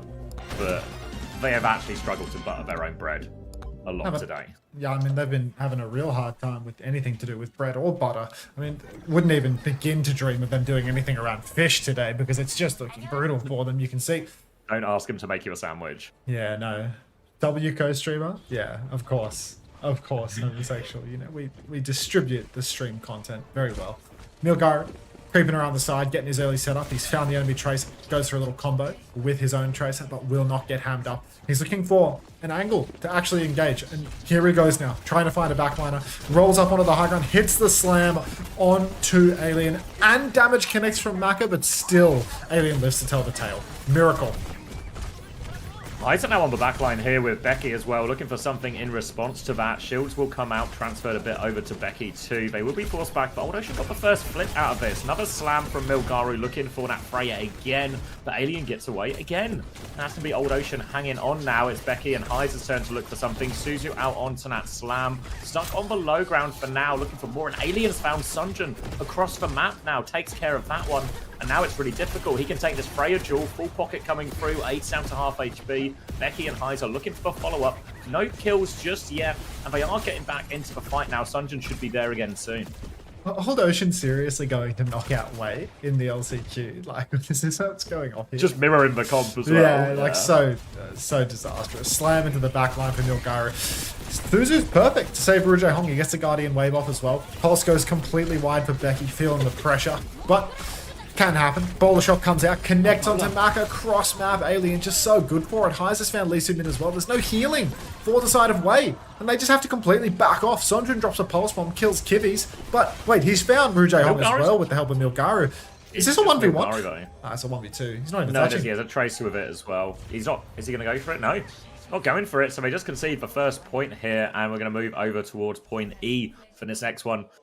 Kitsune Rush, Tidal Blast, everything coming up for everyone, basically. A bowler advantage if Aid can find a connection with that. But really, going to come down to the ult trade here on point and the Tidal Blast value as well. It feels like we've seen pretty low Tidal Blast value in all our games today. Becky and Sunjun are going to be the likely recipients of both of those. Right now, Alien just playing main. Doesn't want to go too wide, doesn't want to get isolated. You can see rolling on through his Milgaru, but he gets bolted right out the sky, loses half of his health bar before he can even hit the ground. Tidal Blast comes out, going for the backline. Suzu is perfect from Lee Soo-min. That's 2 Tidal Blasts, 2 ships in the night, and no kills converted. But Kivis has found Sunjun again. Sunjun is having a horrific day at the office. Ada's gone down as well. Kitsune Rushes were mirrored here, so that's just a free flip for Old Ocean. Kills in the neutral, and ultimate investment from Wei to boot. Maka's straight lining. Yeah. Game's gone. Yeah. Game is gone. Strong start for Old Ocean. Ult economy looking really reasonable as well. Mines versus mines can just be used to equalize outness. You know, one mines to counter out the other. Both balls wise to maybe save their slams to counter out some of the other team's mines. But it's Old Ocean who have control of a point. They're taking this side fight as well. Recall has been forced out here from both Tracers now, actually burning them. Looking for the chase now onto Becky. Slam from Milgaru won't connect, but a bolt onto Alien puts him in big trouble. The pocket coming through, he avoids it. Mines onto the backline now. Mines will be still in play for Milgaru if he wants them. He can use these ones to force point now as well. Will drop them onto it now. They need the touch. Bowler onto Milgaru as he comes through his back. He's going to die for it as well, but Bowler's good from Alien. And now without their tank, the minefield gives him space on point, but Old Ocean can just take their time. Tap that point. A pulse bomb trade bow from Sunjun. They're still in this one. Mac is going to get on point trying to force the objective. He's triggered the overtime. Sunjun can take over the touch now. Aid looking to swing left-hand side. He's forced Kivis back. There's still a ball in the backline taking Maka for a bit of a ride. Aid's in big trouble. Needs the pocket. Suzu out now. Becky gets taken down, and Sunjun manages to sweep up the trouble. No touch actually from Heiser, and Old Ocean have to regroup. Old Ocean are just going to have to back off from this one. Slamming the choke. Not going to convert to anything. And now Sunjun trying to hold the side. Trying to find Heiser, who is rolling around behind. Getting his angle to engage once again. Kivi's creeping up through the left-hand side at the moment. And you can see Becky's right there with him. So they're going to try and 2v1 this side. Lee Soo-min is currently left holding it solo, which means he is going to have to back right off. And Wei, they're getting boxed in towards the point a little bit. They've not held strong out in the open. Instead, Milgaru comes rolling through, booping away at Alien. But the counter slam from Heiser has absolutely decked poor little Milgaru. Kivis has found Sunjun again. It's nonsense how often this is happening. Yeah, just finding this pick time and time again. Way having to go on the back foot. Tidal Blast comes out. They've got the Kitsune Rush as well. Milgaru can't quite find anything with that. But Kivitz has died. Counter Tidal Blast coming through from Heiser, looking for the stun. Doesn't find all that much. Decent roll damage, but he's too low to follow up. Becky has found one now. Sunjin's still trying to just mark that Tracer in the back. They have got the flip now, and they hold on Way. Incredible that Way are able to flip that one back after losing Sonjin so early on in the piece. Old Ocean, they've got great ultimates for a retake, but they're so strained by way of time. You can see there's so little time, and already a slam comes out into Kivitz in main. Bolt as well. Suzu's gone. TP surely soon to follow as Milgaru's trying to pressure poor little Kibby's out of this one. Doesn't actually get it done though. Has to tuck tail and run back to the point. You can see all of Way boxed up on the point yet again. Very passive positions, not going for that outside hit. Ball for ball action on the coast. Aid incredibly low, but gets the pocket from his supports. Minefield on the point for Heiser, but Milgaru can match. He can potentially counter slam those. There they are, the counter slam on the point, the counter minefield as well. Heiser is the one who's actually got his body on the objective though. Becky's sweeping mines in the corner, but he's on the run. And it's just like both teams surrounding each other on the point, constantly trading places for no kills whatsoever. Heiser's a little bit low, but Kivitz has found Sonjin for the 15 millionth time. Aid will be followed up on by Heiser, and Old Ocean, they take the lead 2-0. Are we? Is it time to put Sonjin in the ball? Are we getting there? Oh my god, yeah. I think there's space. There's an opening as well, maybe, because this has been... Somebody just cleared out Red X's ashes, and now there's actually room. Because you got to give Kivitz some credit for hitting the shots as well, but it's happening at an alarming level of frequency here, and Way on the ropes. They need to win every point from here. They've managed to clear Heiser off a point initially, and Milgaru can have a look for the backline, maybe even fight off point here. Sunjin this time on the right side of that opening pick finds Alien before anything happens. Milgaru knows he doesn't have to commit too hard to this. The opening pick should be enough for that first flip. Yeah, first slip does seem to be going their way. Aid playing up in main, poking through, but Heiser rolls on through, gets himself an overshield. He might transfer that over to a backliner. Becky's actually fed this one away. Not sure what this bowler shot's all about, in all honesty. Felt like they're really advantaged. You can see when Sonjin makes plays like that, why he's dying repeatedly to Kivitz, as he goes and just greeds for the final blow head-to-head to Fakiri for 2 shots worth of time. Old Ocean, on their retake, they are closing on 5 ultimates. Way, they want to play the open space where Aid can escape up to a high ground above the point. But first and foremost, playing main, and Aid is just going to go all in, invests his cooldowns, takes down Jaehong. Does not escape though. He over-invested for that push, and now it's just a 4v4. Holds one in the corner from Becky to buy himself a bit of space and time. Just managed to survive that. Tidal Blast out onto himself there, Maka, just to keep himself alive. Pulse Bomb is a miss from Sunjin. Heiser gets still half HP, but gets through that one for free. Becky gets taken down in the back as well, and all of a sudden it's Way's backline who are finding more picks onto this Tracer. They're still dealing with the ball if the Kitsune Rush trade comes out, but Sunjin, lots, he goes in. Alien finds the trade, though. Way, though, very close to just capping the objective here. Old Ocean have one last fight with his mines. Oh, minefield on the point. Counter minefield for Milgaru. Doesn't clear everything, but it does a good job. Kivi's up top, poked very, very low. Alien trying to sweep mines as he steps up on the point. Just min-maxing his uptime as much as he possibly can. Lee Min forced to TP as a result of the bolt from Alien. Aid dangerously low in main, being poked down. Sonjin dead again? No way! It can't keep happening. Down he goes. 5v4 again for Old Ocean as they swing forward on the objective. Becky takes down Lee Min. It's a 5v3 now. And oh man, Old Ocean up the cap. Oh man, oh man, oh man. Old Ocean back in control, fighting to close this map out in a 3-0 if they get in this next series of fights right. Tidal Blast is the next major ultimate up, though, and that will be on the side of Way. Maka with a chance to throw that one onto Sunjin. You can see Kivitz, though, threatening to fight the flank here as well. Looking for that one blink onto Sunjin. They actually find the one shot, but Suzu's not in time. This time, Sunjin comes out on top of that one, and a huge opening just when Way need it. They're on the backline as well. They might just do this for free. I mean, ideal situation, right? Your back is to the wall. You secure yourself a free retake, Sonjin. Don't do it. Don't find a way to die. He's chasing out Becky now. Becky needs to get one more tap. Not sure that he can do it. I don't think anyone can. Oh, no, there's Heiser doing it. And bowler shot from Alien as well. Actually, they are trying to clutch this one. It's a 5v5 at this point. Tidal Blast has been invested. No stun either. So, Old Ocean, low-key, very possible. Look at their support ult situation right now. 96 on the Kitsune Rush. Jaehong goes down to the pulse from Sonjin. Game-winning pulse from Sonjin. Sonjin there. Finally, some life from the young man. But still, Old Ocean want it. They continue to rush the point. They put their whole team on the objective as well. If they steal the flip, could be disastrous. Second kill comes through, but it's a C9 from Old Ocean. And Wei are going to take it. Yeah, Sunjin, it's a real feast or famine type performance right now. He's playing so aggressively for some of these fights onto the backline. It's why he's getting traded in a lot of these ones, but this time it pays off. Crucial pulse bomb keeps Wei alive in the map. Obviously a very pivotal map in the series here, tied up 1-1. We'll move over to point B. Minefield versus Minefield, but Jaehong with a Tidal Blast advantage. So expecting it very much to go Becky's way, as much as Heiser's taken a couple of them in the past. But it's Milgari with the early setup though. Eyes on the backline. Suzu attempted to be forced, just come out. Jaehong actually ties to that. It's Lee Su-min. Yeah, the Tidal Blast was attempted to be casted there as well. And this, despite Becky's Pulse Bomb trade, should still be Wei taking the first point. It's so tough for Old Ocean losing the Tidal Blast when they lose poor little Jaehong as well. Very painful. Now they come back. They've only got the minefield. A little bit of a bowler shot down the line. But Wei, I mean, just a pretty clean advantage ult-wise. Old Ocean spends so much trying to clutch on the previous point, and then they lose Jaehong's ult for absolutely nothing there. Now, the retake really going to be awkward. First tempo minefield from Heiser has been consistently counter-slammed by Milgari. Boulder shot comes out. Heiser is caught up inside, gets the slam. Sonjin's found Kivi's. Heiser is so low, but he actually has escaped with his life. An alien? He's taken Sonjin and Maka both for a ride. Now Milgari has to use the minefield just to try and buy a bit of time, buy a life. Alien over on the coast. Milgari wants to mark him. He hits the boot, but Alien still has dashes to keep himself in the air. Now it's Milgari who's falling over. Becky takes down 8 as well. And Wei, they've lost control, despite their ult advantage. Couldn't convert it at all. In general, so far with the opening minefields, it feels like Milgari's actually got the better of the minefields. More often has had that.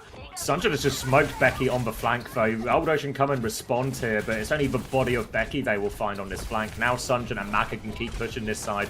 Clear out the point. Already more pressure onto Alien. Full pocket coming through. Pulse bomb attempt for Sunjin as well. Throws it in, but it's a little bit short. Has to recall out of that one. They drop Kitsune Rush on the point as well. Maybe a bit over the top, but it just confirmed the flip for Wei. And it's Old Ocean who have no choice but to go. It's a go-go Cold Ocean situation, I'm afraid. He needs the tap. He's trying to take the side as best he can. Heiser right now, rolling on through, pops the overshield. Tidal Blast comes out onto Becky. Becky gets nothing done with it, unfortunately. Pulse Bomb goes wide as well. Alien has fallen. One-man advantage for Wei. Make that 2 as Maka will take down Heiser. And it's a classic all marbles situation as we go through to the 5th point of Surabasa. It was a 2-round lead for Old Ocean, but it's right in the balance now. Looking for a late kill here onto the Tracer, but enough blinks to get out of it. Becky will reset and we'll move over to point D to finish as Surabasa. Tidal Blast advantage for Maka, Kitsune Rush for Kivers. Obviously, most of the time the Kitsune Rushes will be used to force the point in these scenarios. Milgari looking for that early slam, but doesn't really connect any meaningful damage onto Alien, which means Old Ocean, despite not having the position, they maybe have a timing to take a little bit of space here. They really want to get their backline close to the point so they can drop that Kitsune Rush on it, and then even the minefield over the top if they need it. But Wei, all about the value they can find with this Tidal Blast. It's on Milgari. Yeah, Tidal Blast gets nothing from the looks of it. Bowler shot, maybe not connecting either. And Wei have stolen the first flip as well. Kivi's now invested Kitsune Rush, but already the flip has been giving away relatively free of charge. Counter slam from Heiser will clear the mines on the objective. Heiser nearly has his own minefield in tow. Aid is so low, he's actually going to go down. So it's really winnable now for Old Ocean. They're all over the point. Slam out for Milgaru. No trade onto Alien. The overhealth transfer from Heiser, perfectly timed. Double tap from Lee Su-min finds a kill. He drops a Kitsune Rush though. Old Ocean, they need to invest. Maka and Becky trade 1-for-1. Heiser's been nursing this minefield for so long, but he can't use it. He tries to spawn kill Aid, but he might go down for it. And this could be the map. Could be the map. All of a sudden, Wei in the driving seat. Heiser has the minefield, but they're going to have to... It's still 40-odd%, but they're going to have to rush for touch a little bit here because they need to keep it alive. Jaehong's going to have the Tidal Blast quicker than Maka as well as Jaehong tries to poke himself in. Attack on the backline here. Pocket is good enough to keep Jaehong free for that. Now outside for slam timing, a chance for Old Ocean to walk a little bit, get their backline into a better position. 13% still until they need the touch as they walk up. There's a Tracer behind them. Maka's swinging at angle as well. Milgari on the backline as Heiser drops the minefield on point. So I'm just going to come try and tap that for a little bit. We'll get booped away. Rolling back. Alien has died during all of this as well. Heiser is off point actually. It's going to be Becky who has to touch. Burns for recall for it. Back on now. Jaehong has the Tidal Blast. throws it out onto Heiser, but he is in big trouble. Looking for the stand behind, TP away, no stun coming through. Becky? Can get one more touch, but it's for Bola. Becky finds one, dies for it. Heiser's going to die shortly afterwards. There's a minefield blocking the support from a point, and it's going to be Sunjun with a 4K to finish it. Unreal recovery from way there. Sunjun's back. Yeah, Sonjin is so back. He just needed to give away half of the map. A feast or famine player. Is this Chris theory? Homosexual? Solved Ocean are done. They're not solved. Don't say that. You know what they say, the ocean is coldest before the dawn. Everybody says that. You're in charge. Alright. Yeah, is the ammo perk making the difference? I don't know. If I don't know. I mean, obviously, fair play to Sunjun. Perk merchant. I don't know. Yeah, fair play to Sunjun. It's like hard to come back, because I think the tendency is if you die in a lot of those situations that Sunjun died in, this type of series, this type of map, the tendency will actually be to chill it a bit, to pump the brakes. But he played the same way. I think that's an important mindset to have. And yeah, came into his own those last few points and gives way a crucial lead in the series. But I think, are we in, is it a tennis type situation? I think we might be in tennis at the moment.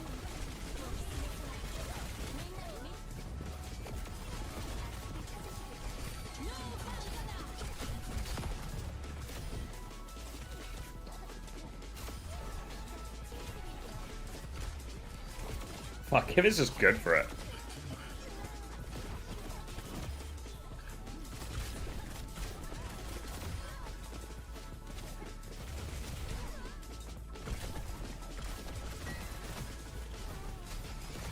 Kill Bedtime Theory. Of all the theories, Bedtime Theory is truest.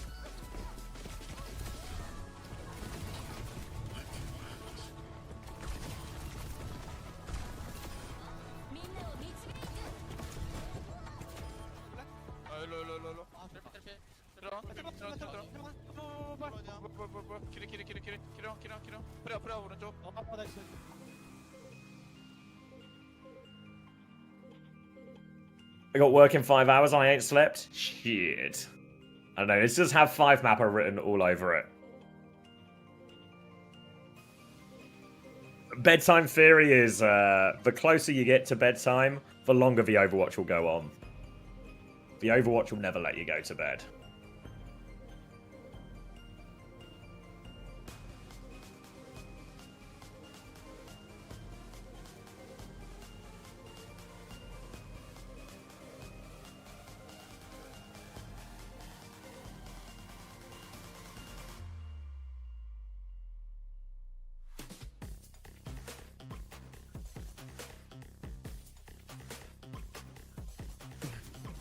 That's just not true, is it? It is true, honestly. As someone who,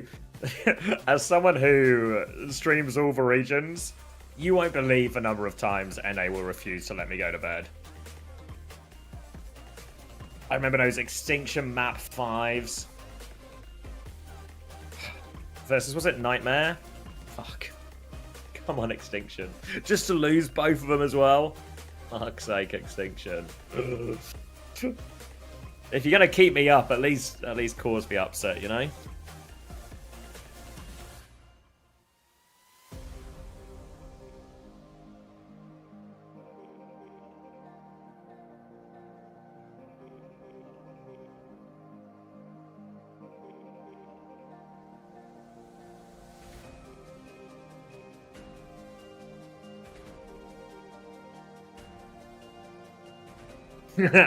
Sorry, I just read your message, San. Yeah. Yeah, I don't know. I was really cold. Not cold ocean, but really cold on way, what they called AGG going into Esports World Cup as well. I think they're just, I think they're not that good a team. Like, good individuals.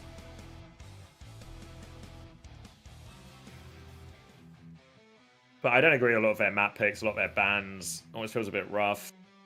I think they're actually just not that good.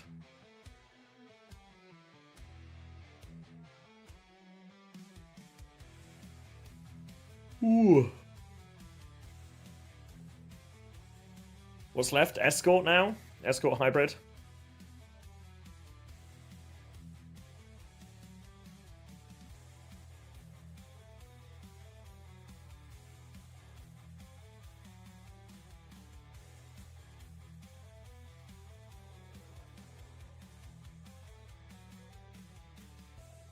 Are you saying that their players need a better team around them? You know, all the players need better players around them. They dropped off so much without Gultak.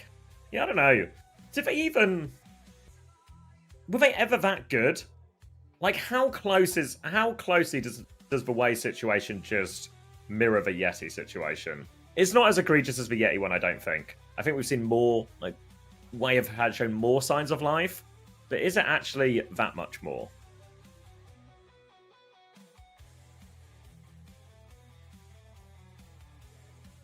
Yeah, I know. I don't think Wei is a salaried team. I don't think it's a real org. I think it's just as when we put their logo on OWTV, we had to fix their fucking logo because it was like so badly cut out. So I'm not convinced it's a real business. Convinced it's just, you know, just a name.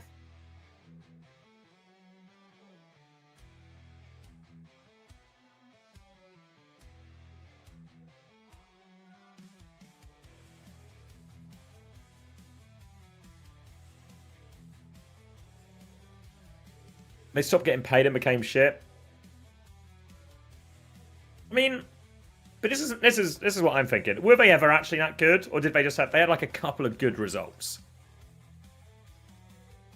Like, where did Wei finish in stage 1? Anyone remember?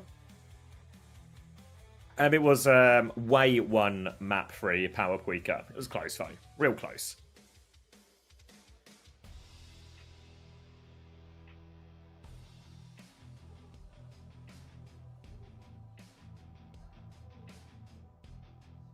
Yes, that's right. That's right, Kobe. Third, stage 1 Korea. Is that just... Was stage 1 where we did the Asia playoffs? Was it third Korea regional or third Asia playoffs?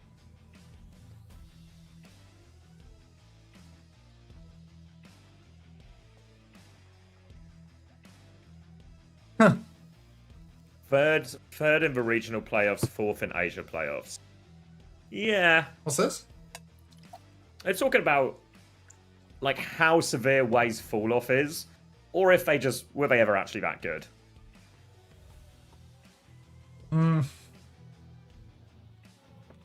They had some decent-ish results, right? Yeah, like I think the comparison I used was Yeti, but I think Yeti is too harsh because Yeti was like one weekend wonders. But I'm also starting to think that in reality, I feel they're still they're losing by significant margins against these big teams more often than they're causing the upsets. So I wonder if there's just an element of like, you remember the good times, and then you kind of push away the bad times over and over again. Yeah, you quietly erase when they just get like 3-0 or just don't turn up at all, and you end up with maybe a slightly warped perception of Wei. Yeah, I mean, when Freya released, they had like a real good run, you know? I don't think that they were very good prior to the Freya release, but I think that like the Freya release really rocketed them to like a completely different standard to what they looked like in stage 1. I remember we scrimmed them in stage 1, they didn't seem that special at all, but they had like their moments, you know? Like Who Are You was doing like crazy stuff when Genji was like viable. good players. Yeah, like so they had like one stage where Who Are You was like going crazy, and then one stage where Abe was going crazy. Now they've got no X Factor anymore. Instant TP onto the point, Milgar immediately catches that rotation. Alien is just going to get killed by slams and boops. Now there's a TP forced for Kivvies into the room, but poor little Heiser, he's alone in this world. He's stuck outside, he's getting backshotted. Kivvies will go down just to the side angle. There's too much poke for Wei, and that will be the first fight very cleanly going the way of... I'm not even saying their team name. It can happen. And that's going to be a lot of ult charge for Milgaru, not too much ult charge for really anyone on the side of Old Ocean, who look like they might be changing their approach slightly here. Heiser, Becky, it's just going to be a Bull, Mirror, Kiri, Lucio backline for Old Ocean. And all of this. So they swap in that as well. You know, Jaehong on to the Wu Yang. So just a full mirror for this. Obviously, It was close on Saravasa, and now they're going to try and take this one going through. Heiser already setting up behind. And Milgaro trying to set up, but, you know, looks to be a little bit drunk. Unfortunately, Kivis tries to set up behind with Heiser and gets immediately called out for his trouble. TPs to the flank and goes down for it. Alien trying to take space in main. He still has to deal with Milgaro. Quick little point tap for Becky, but Old Ocean, they have not found any semblance of an opening here. And it's just looking very comfortable for Wei at the moment. A staggered death to Becky. Great start for Wei in all of this, just when they need it as well. Remember, loser is eliminated from OWCS Korea. Winner goes through to the regional playoffs. That starts tomorrow. Ball on ball, rooftop battles. Swinging around, and actually Heiser's going to give up on that one, get himself over towards point, take some backline attention. Looks like Milgaru's interested in just following him around a little bit now and force Heiser back to the choke with these teams. Support advantage there, and Sunjin has smoked Becky as well. Sunjin coming alive after a strong finish to Saravasa, and all of a sudden, another reset for Old Ocean. Time is bleeding away. Time ticking away, and I mean, just look at the odd situation. 5 online for Wei. Maka goes down without using anything, but Aid trades Kivis immediately. Kivis was the only man with an ultimate to speak of. Alien in the skybox finds a second trade, but still, somehow, Old Ocean have found 2. Like, it's just nonsense, really. They got bodies on the point now. 5 ult advantage, not making a difference for Wei. Sonjin goes for a turn before the recontest is on and will go down for it. Slam for slam on the objective. Rujehong is under a lot of pressure, but the Suzu saves him. He gets to preserve the blast. Bowler shot comes out from Aid, doesn't convert a kill. Lee Soo-min TP's off. Bowler in response onto Aid, also doesn't convert. Self-cast of a title from Maka as he's running down Alien. Alien's caught up indoors. A counter self-cast from Jaehong, the old man, still got it. He starts sniping Aid out the sky as well, and that will convert the kill. Slam from Heiser on the point, catches Milgizzy. He's going to go down, and Old Ocean, they've clutched it. Sonjin mind controlled. Yeah, Becky is the last person standing as Lee Soo-min comes onto that. They probably would have got it with respawn advantage anywhere, Old Ocean, but really made to work for that. Going to be a slightly different approach, I think, as we move on to the second point. Much more verticality, much wider, much bigger map. So now, all of a sudden, a lot more room for the balls to play in terms of getting behind. You can see Becky's actually keen to take that top left flank already. Kivers moving to get in that position as well, but that might leave Jaehong a little bit isolated in main, but Milgaru actually backing it up, wants to go mark underneath instead. We've seen Milgaru make this decision multiple times when they're in control, just to play to mark the flankers from Old Ocean rather than go for his own slams. But it doesn't matter. They found 2 kills anyway. At least Maka trades it though. 3v3, but payload's still moving forward. Alien stuck in. Yeah, Heiser can't clutch this one out. Aid up top, doing so much work. Maka doing all the damage in the world on the Wu Yang as well. For the briefest of times, there were shades of Ultraviolet in the gameplay. Heiser rolling around on the cart, making sure that Wei have to come and touch. But Milgaru's found Kivis again. God only knows how he's managed this one. Lee Soo-min from the side, rips off Becky's head as well. Rujehong slammed all the way in spawn. Guardian Wave not going to save him this time around. The bolts are connecting from Aid. No way he gets out there. Can't finish the kill. Had to reload. Rolls into the pillar, then had to reload. So Alien will avoid that one. Swaps onto Sombra as well. Typically, even though the Sombra seems to make a lot of sense on paper, it's not felt like it's really translated into many successful results today. Jaehong's going to poke out the ball as they rotate through underneath. Coming through, Bowler has been thrown out there. Becky is waiting for him as he lands back on the ground, though. Pulse Bomb is there, lobs it. Optimistic attempt, but doesn't connect from Becky. Now Heiser looking for the follow-up as well. Low HP, Bowler is good, Guardian Wave is good, and Aid is back to full HP. Heiser's going to keep looking for the harassment here. Doesn't give a boot off onto the high ground, though, so they still have control, and Aid's found that pick onto Kivers as well. This time Sunjin shuts him down, and as we get onto this bigger, wider map, where all of a sudden these Tracer Kirikos are forced to play a little bit more independently, it feels like Sunjin and Lee Soo-min are really just taking over and winning that side of the fight. Very inquisitive, Miyui. Like, I don't know, I don't care about SF Shock. Not those guys. Alright, Minefield available for Heiser. So many ults available for Wei. Flank for Milgaru already. He's in the backline. Guardian Wave's already out for Rujehong, so he's going to be vulnerable. Heiser up top, chasing Maka to the ends of the earth. Rujehong, he's self-casted the Tidal Blast. He's getting pocket on the cart. But Slam comes out. Kivi's in trouble. Has to TP on. He's inside a minefield. No, Kivi's, no! Heiser finds the first kill into Sonjin, though. Set your watch to it. And Old Ocean actually have a 2-man advantage. Aid with a late trade onto Alien, but the payload will keep rolling. Looking for a late kill if they can. Becky keen to chase this ball down, but Vagaro's surely got too much health. A bit of a body block going, making his life hard, but he's too fast. He will get all the way behind. Now Alien can take this EMP, looks to set up forward here.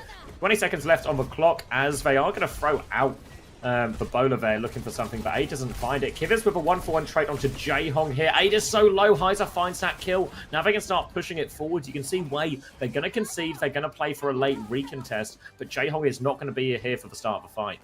Yeah, Jaehong's late to the party. Alien needs to clutch up with this EMP. It connects onto backliners, but does not find the kill. He's the victim of the EMP somehow. And now Old Ocean, no leg to stand on at all. Kibby's TP's out. Support's trying to double pocket one another, but it's just no staying power on the objective. Already a 3v5. No hope for Old Ocean. This is where the card stops moving. End of second point.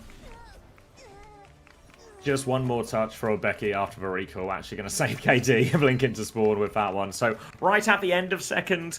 So it's slightly better right than it maybe could have been. First point was a big struggle for them. But have to say, feels like everything's starting to click together for Wei, and they're set to sort their spot in regional playoffs.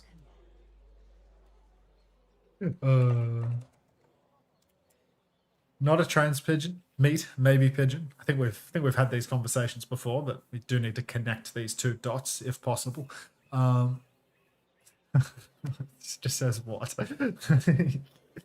Actually, crazy how many legacies and careers Junkbuck is responsible for building. Yeah, I mean, I think Junkbuck might be the one.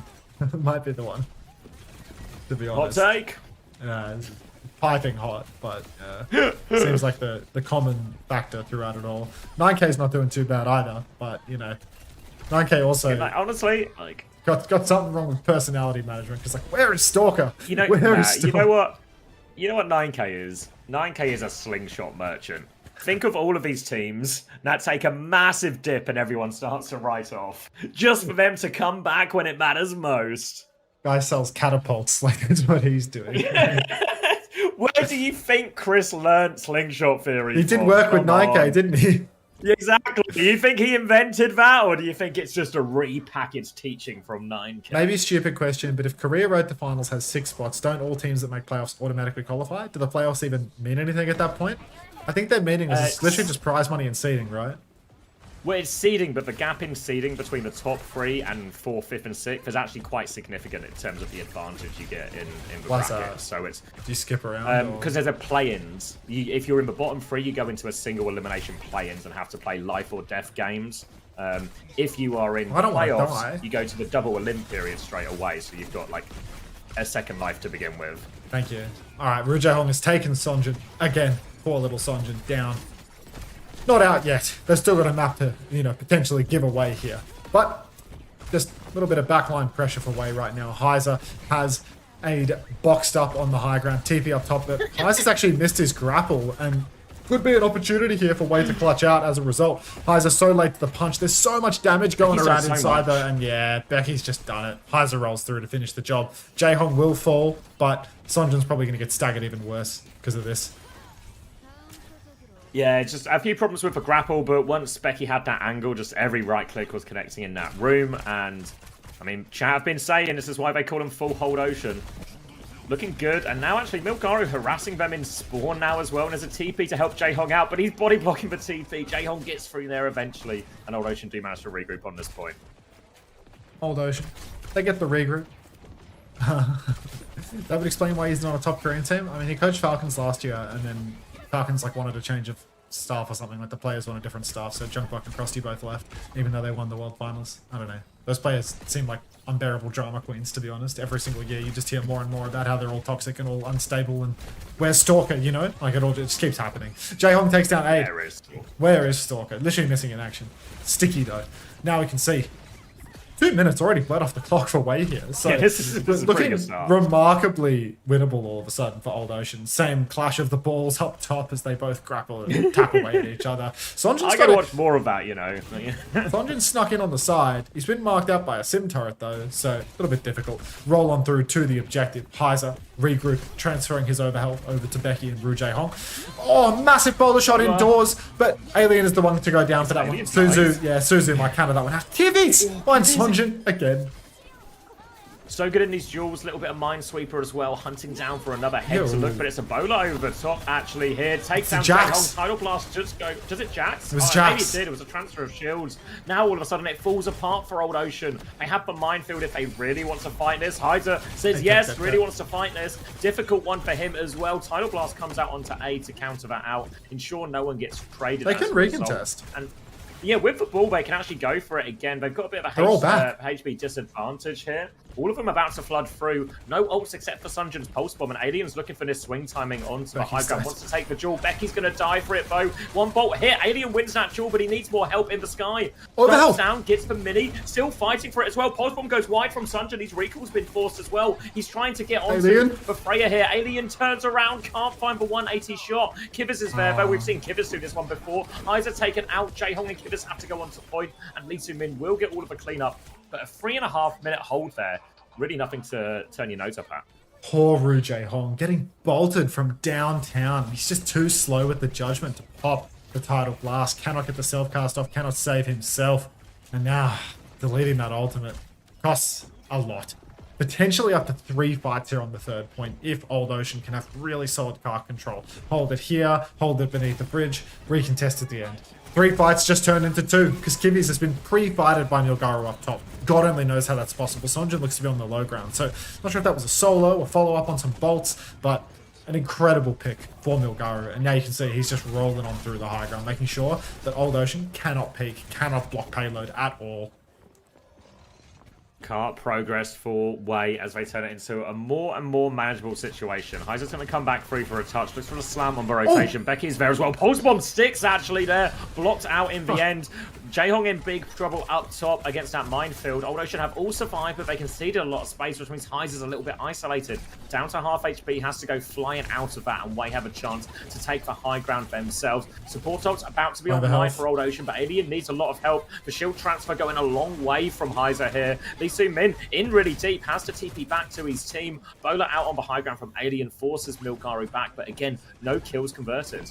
Oh, Heiser trying to connect, can't quite get the slam off. Kivis finds Sonjin though, stomp of the Tidal Blast from Becky, connect with Maka, and the car's not going to move any further than this. Lee Soo-min will be cleaned up. You can see Nilgaru on the run. Only a minute 25 left on the clock. Wei have so many ultimates. Old Ocean a little bit behind on Ult Bank, but of course they've got this wonderful high ground position. It's so powerful for the Freya, for the Wu Yang, even for the Kiri. No easy options here for Wei. They can't just walk forward and mash their ults. No, even with the advantage, as we've seen in this mirror, it's not straightforward to convert ults into kills in this. It's very duel heavy. Bola doesn't quite find the kill there. A's going to keep swinging anyway. He has to take the duel with Alien. Hits one bolt, but the slam from Heiser forces him back. Now they've got the high ground actually here. They're trying to get it to one fight territory. Bolt onto Alien, second one as well. Jaehong's got the full pocket here, but Ada's desperate to force this duel. Kitsune rush from Kivitz up top. Big slam. Looking for the backline. The slam is big. Maka in big trouble. Ajax is for Tidal Blast now as well. Pressure onto the backline. Ada's low. Limited pocket. But Cut's moving again. Min keeping him alive. Kitsune rush going forward. Heiser's going to back it out. He has the minefield to go. They can keep fighting. Alien's going to die. Looking for the players on coast now as well. Lee Soo-min avoids the slam. He's looking for it now. Heiser seems a little bit indecisive. We're in one fight territory, 20 seconds. Oh, Lee Soo-min's so low, but he escapes. Alien falls, and Heiser is really suffering the consequences of his indecision. Lee Soo-min's TP'd on. He's been mind controlled into a mine. Aid goes down as well. Heiser's done it all. The patience to hold on. Minefield on the payload now. Trade onto Becky. They need to tap. It's a 3 versus 3, but the respawn advantage is substantial for Old Ocean. Reaper TP into the window. He's right back into it, young Alien. He's greeted his Wraith and pays no price for it. So now he just needs to press past these mines. Sonjin, no recall on the payload. He's got a pulse, but it's Wei that needs to touch. The pulse is coming out any second now, surely. Sim retake for Becky as well. It's going to be a 5v5. Pulse goes completely wide for Sonjin. TP Tidal Blast down. He will go. Kitsune rush on the payload as well. 5v4 already. Becky's traded. It's a 4v4. There's a Kitsune rush on the card. Surely Old Ocean can close this out. They keep juicing damage. Boom comes through, and Wei can't touch. Old Ocean keep themselves alive in the series. Bloody hell. Every Old Ocean map win is so scary. So scary. I love this team. Every advantage The Tidal Blast, the opening pick from that Tidal Blast, a Kitsune Rush on point, a Reaper in said Kitsune Rush to try and clear something off point, but nothing gives. And eventually it's just, we're deep enough into overtime. That Wei can't juggle the cart long enough to keep it going, because honestly, if it wasn't for that C9, I'm actually quite worried for Old Ocean in all of that, in terms of how that fight keeps going, in terms of what ults come up next. And we're going all the way. Yeah. Had to be clenching. I mean, that was just 10 people on stage, all completely clenched. Oh my days. Macca almost had blast. Yeah, that's what I was thinking. I was worried it was gonna, you know, you have two ult, you use both your support ults and you don't get more than a 1-for-1 trade out of it. Feels like the ult swing might be coming back the other way sooner or later. Just keep swinging. This is so, again, just we're heavy favourites at the start of the day. And now it's all just one more round, escort for the final game mode as well. I'm going to grab a drink. Oh.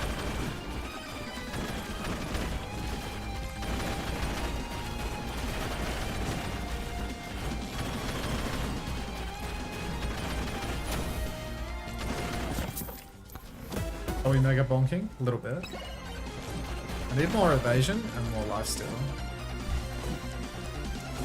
This is like insanely old parting. I don't want to fight the bush either. I see the bush there, I don't want to fight him. I saw how much damage that stone golem did to me and how long it took for me to kill him. I reckon the bush will one-cut me.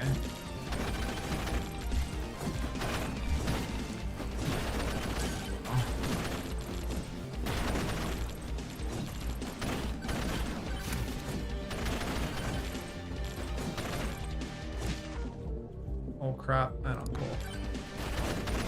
We're about to get a swarm in like not much time, so.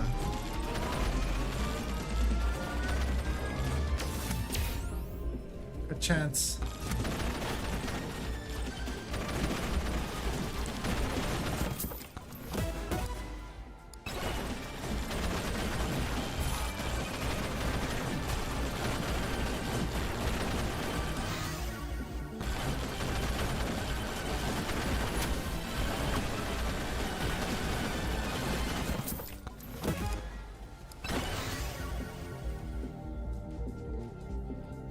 I'm back.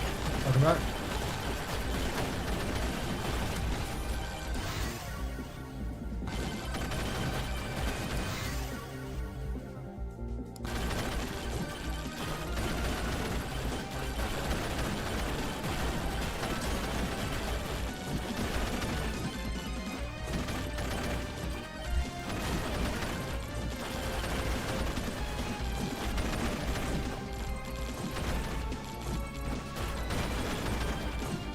I need that salesman that's off to my left.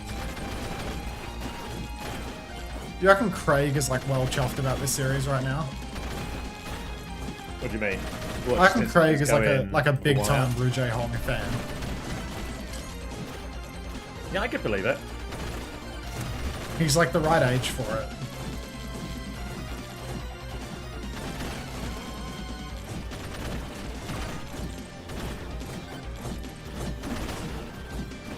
Horseshoe.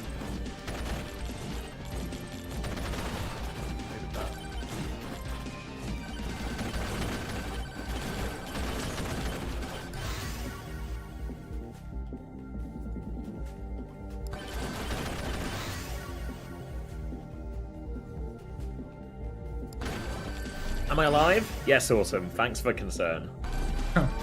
Wait, Lemon, are you still watching right now?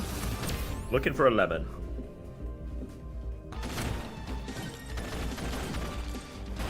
Any lemons? Lemon? Maybe not. Oh, I wait. can check. Maybe I'm here. Oh, we're just looking for someone to cover the last match so James can go to bed. He's been hit by a full bedtime theory. Aww. If maybe you or Big Small or someone can jump in. If you, yeah, like the ticker is the priority. If you do the clip collection as well, that's chill. But if someone can just jump in for last map for the ticker, I can do ticking. Yeah, yeah, just the last map, and then we should be all sorted. How much lifesteal do I have? 20%.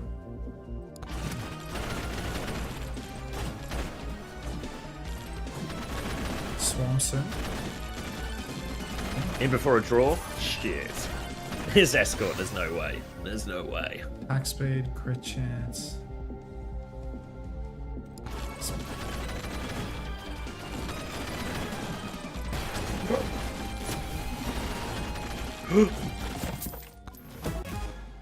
Sometimes you nearly die in the game.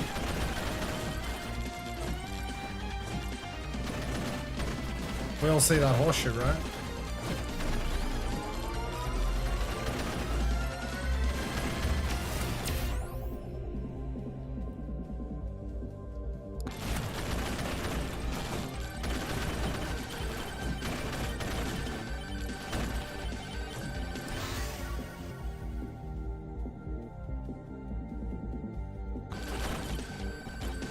Rialto.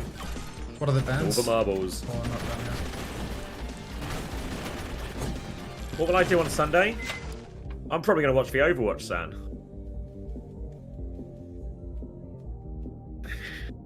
I feel like I'm missing something with that question. Is there no career at all on Sunday? Oh, probably just chill then. Thank you, 3 of 12. Thank you for the 17 months. We are watching China. Are we? What stage is China at now?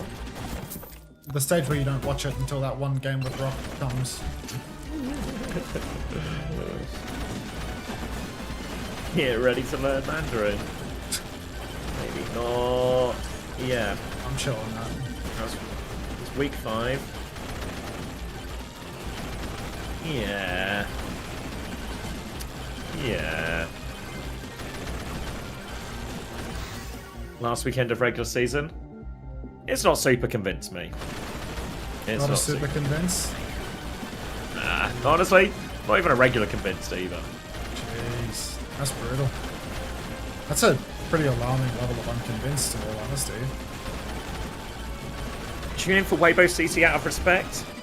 Out of respect for who? Yeah, like who? Who's the respect going to in that situation? Who needs the respect so desperately here? Alright, Old Ocean hitting a hog ban going into map 5. Don't want Milgari to get any ideas of recapturing that one magical day against 8th Division. So it looks like we might just be in for more of the same. It's going to be Ana Wu Yang for both backlines initially. Obviously, Wei are very much out of spawn and sticking to this one. They have started the ball here too. But honestly, on certain parts, I think I can actually get behind the Winston a little bit more on this map. It's not a bad map for Wrecking Ball, but I think, especially into the Ana, the Winston is a really strong choice here for Old Ocean. Yeah, Winston, not too shabby. Slam comes out from Milgizzy, and God.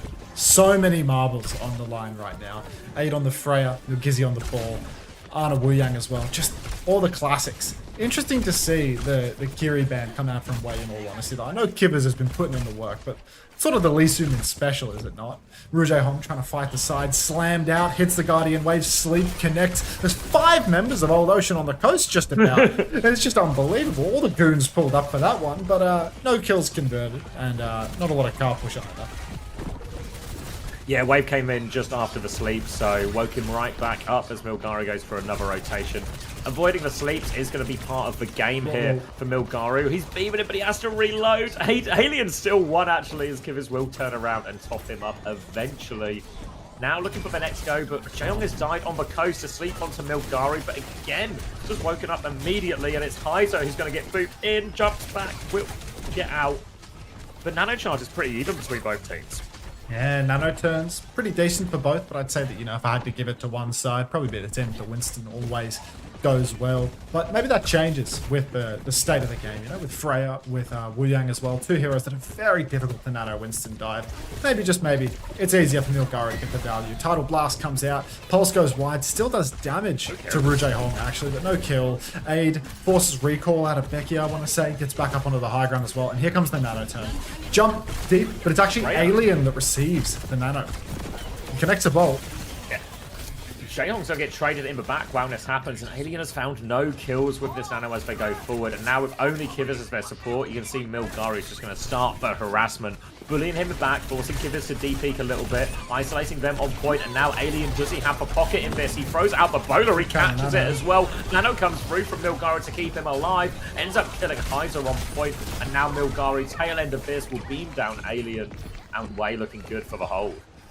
And Lee Sin-min used the blast in that one too, so maybe a pretty heavy investment, I'd say. But I suppose they were just matching Nano for Nano and Bowler for title blast. Still, Wei looking very comfortable right now. Ru Jaehong has his title blast turn online. You can see Milgari getting ready to engage, take a turn on the bridge. Perhaps he's been scouted on the rooftop. Alien eyes in the back and perhaps even the top of his head as he finds that one. Becky receives a title blast. Backline pushes on. Absolutely fluffs it, unfortunately. So he's going to miss the stomp on Naga, and Pies is going to die with Primal Rage. All of that hard work to fall to bits like this on map 5.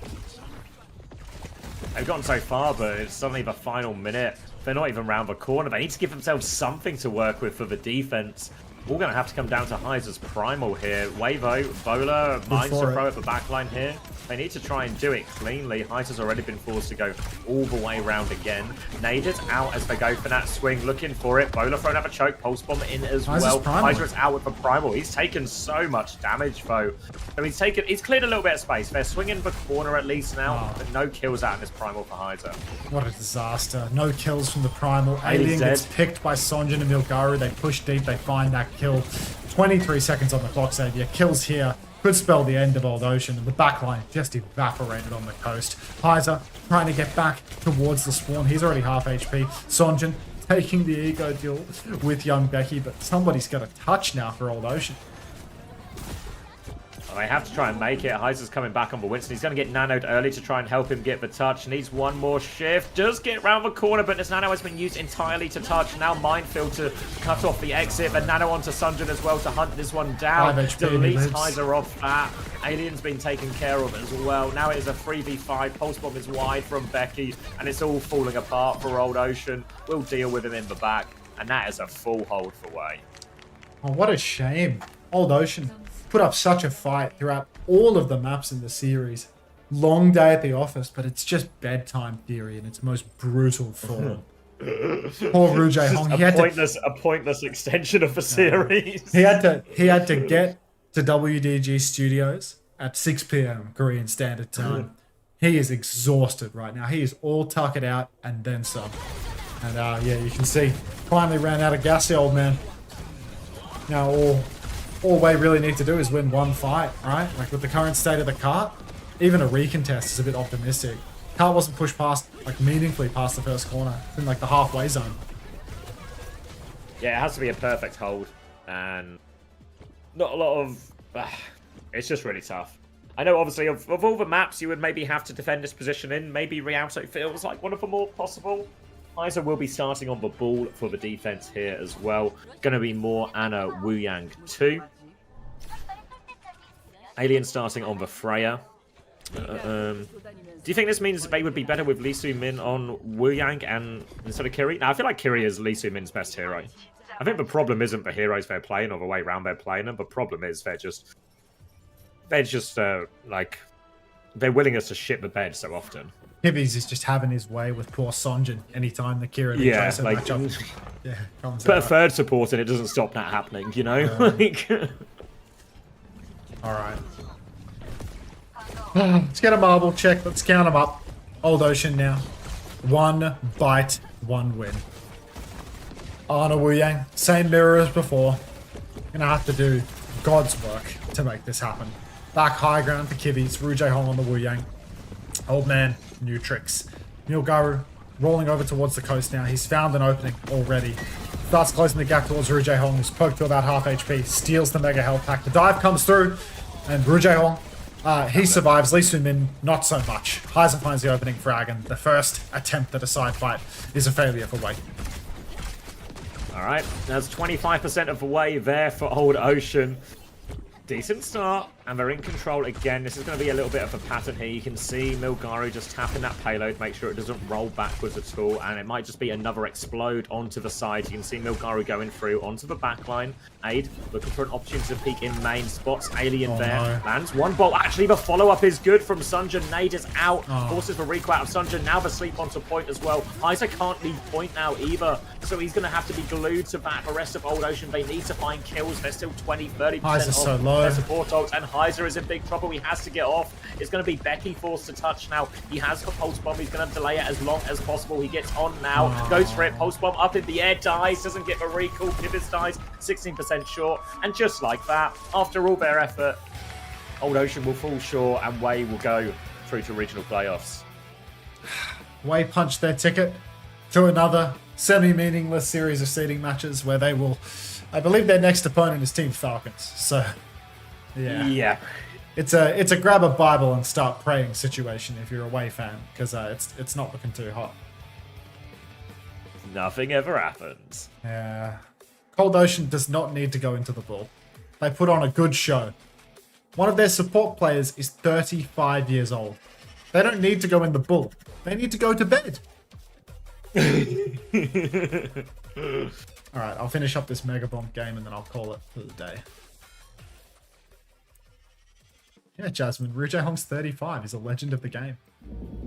Is he 35? I'm sure he's 34. Or maybe 35 Korean. Oh, thank you, Lemon. Oh, I didn't sub the boss.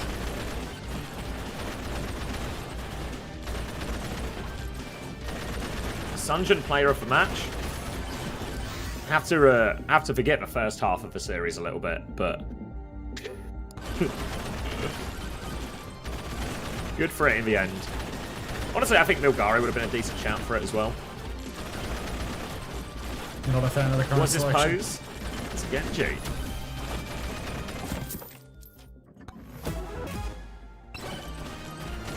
Yeah, that's what I'm saying, not a Cole. Only to add on years in these situations. Tuck in Jae-hong. Thank you, Sunku. Sounds like something homosexual would say. Yeah, it is.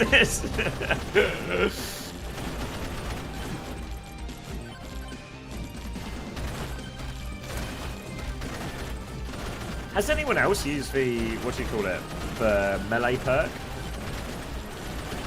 Hey? Or was it just Sunjin on Tracer? Oh, right. That's a Sunjin special, I'm afraid. He's liberated for that shit.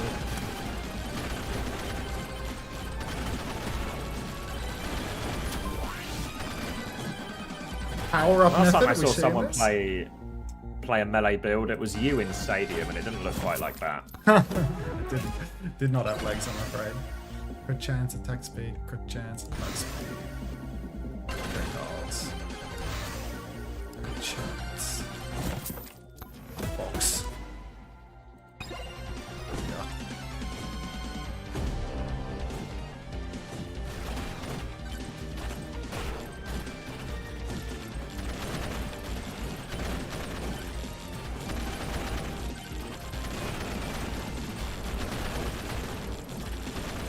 Yeah, I still don't buy any of that stuff, Panda. It just didn't make sense. Like, they tried to offer an explanation, it just doesn't fucking make sense. What's this? So I'm just gonna presume they're stupid. You know all that shit about Wei having to change their name because of the Esports World Cup contracts or something?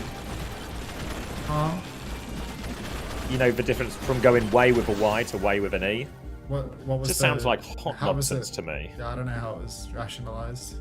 That's news to me. Yeah, like, you know when they offer an explanation, they go, oh yeah, no, it's because of the Esports World Cup or something. Like, or, who was their offering this contract with explanation is the AG. thing, you know? Like, who am I... Yeah, like, I don't know. Who am I like, trusting it's to just tell me like, this stuff? it's just like, you just offer an explanation that doesn't actually explain anything. You just said a load of attached words. I mean, you know, power to whoever's strung that sentence together, to be fair.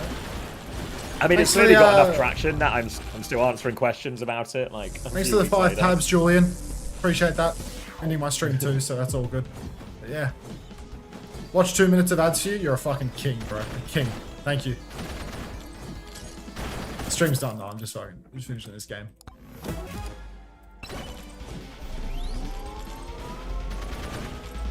Did you watch some Did you watch some of the Korean OWCS? Did ya? W rerun? Yeah.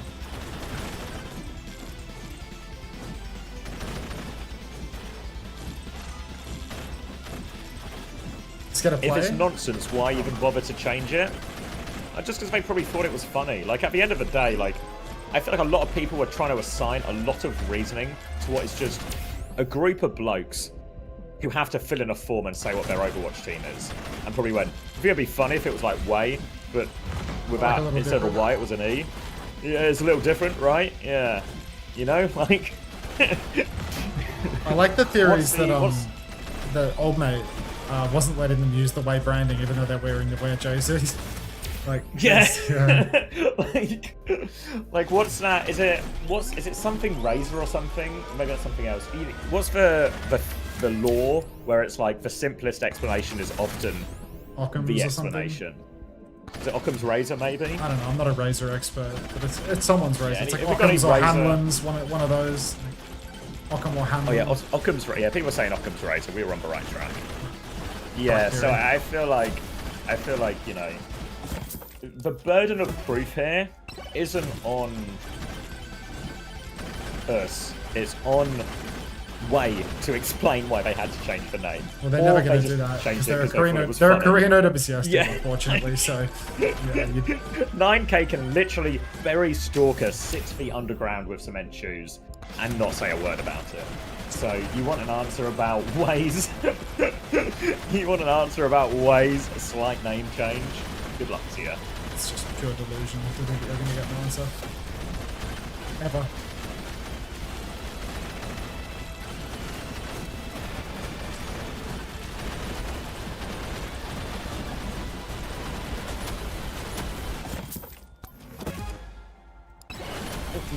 Is there a Discord we can join somewhere? You can either join my Discord, !Discord, or if you go to the OWTV website and at the bottom there's a Discord there as well. It's a mystery third option. You can also, in my chat, type !Discord and there's one of those for everyone. Oh. Yeah. Giving them away, like hotcakes. Honestly, if you want a Discord, there's actually a whole selection. There's so many Discords to join. Don't even bother plugging it anymore, to be honest. Yeah, it kind of just happens. I mean, I just read the stuff that the people in my Discord say, and I think, yeah, I mean, they can take care of themselves. If that community wants to grow, that ain't on me. It's growing by itself now, mate. It's, you know. I believe what they say, they call that metastasized.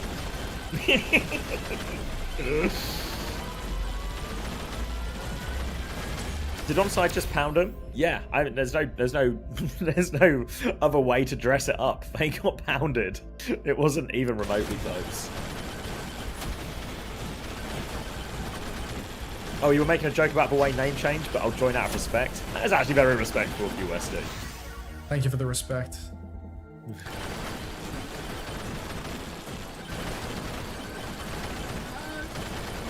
Dude, this game is so dopamine max. Yeah. Oh, it's so good.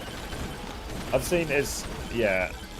Because I only ever watched you play it for like a half second, but as soon as somebody like mentioned like Risk of Rain, I had like a flashback to Patrick playing it, and I was like, oh yeah, I get it now.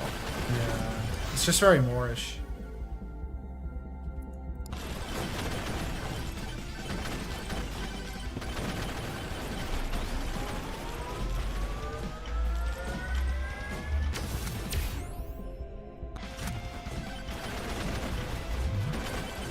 Consult the statue.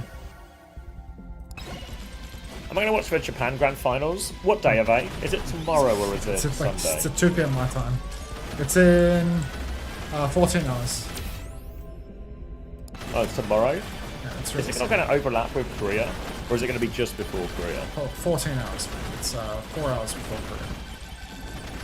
Oh, fucking hell. That's 4 AM it starts. That's a no then. Yeah, fuck that, from the sounds of it. I mean, unless the only situation would be if North America runs so late. Oh, wait, no, it won't even, will it? Because there's no North America tonight. Yeah, there's actually no situation there. It's not happening, is it? No, I was going to say the only option would be if North America ran like super late and it was like, well, fuck it, I'm up anyway. Just not going to be up at 4 AM for the Japan finals if they're all 4-0ing reject, are you? No. Is there any hope for rejects, or is it just... No. No, not even Just remotely. Yeah, it just doesn't happen, I'm afraid. Yeah. So there's going to be zero hope for them, at which point they're going to fly them out to Korea for another zero hope game. Correct. Class. Yeah. Class. It's good. It's really good.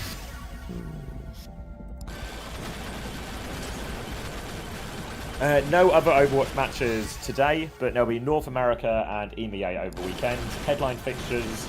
I feel like the Saturday actually lines up quite nicely. There'll be a couple of maybe interesting dogfights, but then there's also going to be Vision versus Peps, which I feel like is the battle for fourth, and then there's going to be GK versus Team Liquid, which is obviously a pretty crucial game in terms of finishing top of a regular season in North America. Saying GK can finish top of the season, or is this like important for Liquid?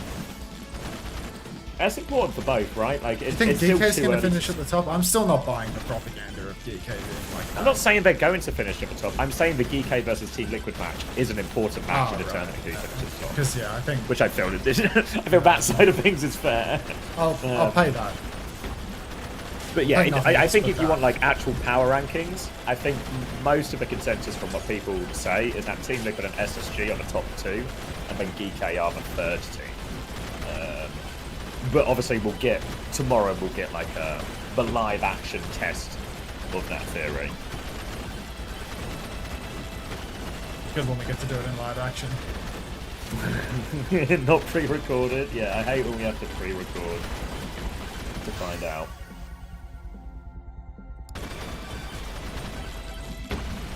Mate, where's the boss? Oh, I found it.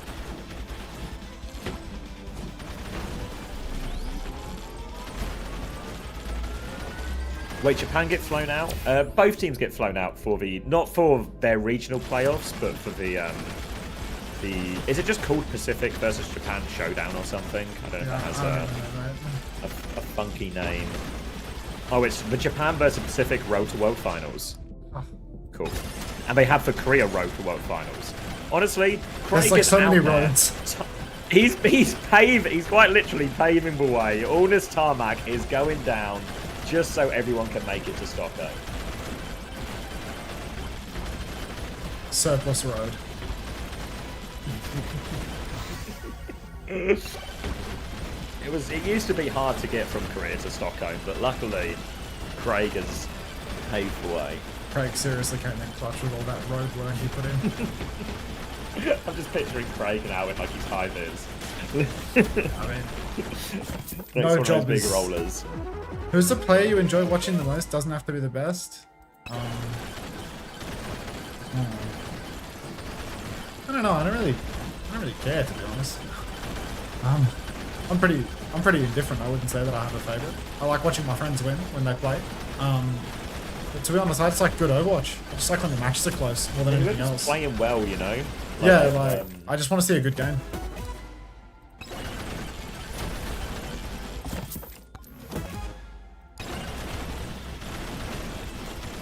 1 minute on the clock and I haven't found the final boss, so there it is. I don't see how GK can go from map 5 versus Alcan and Falcons to 3rd in NA. Roster changes, patch changes. Yeah, I feel like roster changes and patch changes actually like really explain away the exact line of thinking that you were struggling to grasp there. Yeah, I think like in general, like if I was to do like NFL or fucking football power rankings, they'd actually be fairly consistent, you know, in terms of you want to draw like form trends and everything over the course of a season or something. But I feel like in Overwatch, the patch changes just like, you even hear it if you watch any of the interviews on OWTV. When the players talk about it, you ask them about the power rankings, and they're like, well, this is what I feel like it is now, but it's going to be a patch and it's all going to change, you know? Like, as much as there's maybe still the rough tiers, the exact order is determined a lot by the patch. Are you saying this homosexual?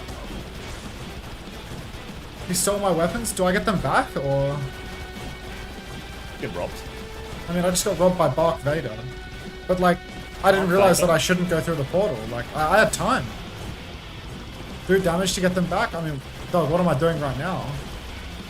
Do some damage here, mate. Hit a shot. Trying. Let's get some damage going. Change my game to can you... Can you explain why Vega got +1 in fantasy this week when he only got 17.5 points versus Team Z? Yeah, averages is the main thing. Like when we look at the scores, because I saw a few people like OBS Sojourn was like tweeting us and stuff, and people talk about all these different things, and I feel with like a certain amount of it, there's just like it doesn't sound rude and I intend it, but like stat illiteracy here in terms of how the numbers actually work, you know? Like, there's sort of breaking points for moving people up, moving people down, and then it's what is their average overall, right? So Vega didn't go up that high on, what's the word? He didn't score massively, but his average was still there, or still higher. Are people asking why he went up? Yeah. Yeah, no, it'd make more sense to have Fixer be more expensive than him because of one big performance, even though Vega on average has performed the highest of any main support. Yeah, like I think, you know, there's like, people I think overreact to the most recent performance, you know, as in like whatever their last point score is. And some of this is, you know, we have more data available to us, or maybe not actually. We have the data in a more, I guess, consumable way. Like, if you wanted to collect the same amount of data, you'd have to do a lot of create your own spreadsheet of the data in the site type thing. So I imagine in terms of the rawly accessible data, it's just like total points and last played. So I think people put a lot of weight into last played, but really last played depends a lot more in terms of how people score on average per match, right? You know, for example, when Zomba scores 45 points, it's actually not that impressive because it's 45 points against two teams they would expect to win in 2 games. So it's like 22.5 points in a 1 game, which isn't enough to really justify a price increase. Or in general as well, you have to factor in a lot of it is comparative. So what's a good example? So it's not necessarily if you are scoring high or low, it's how you are scoring compared to your cost. And are you scoring similar to those who have a similar cost to you? It's relative. Yeah.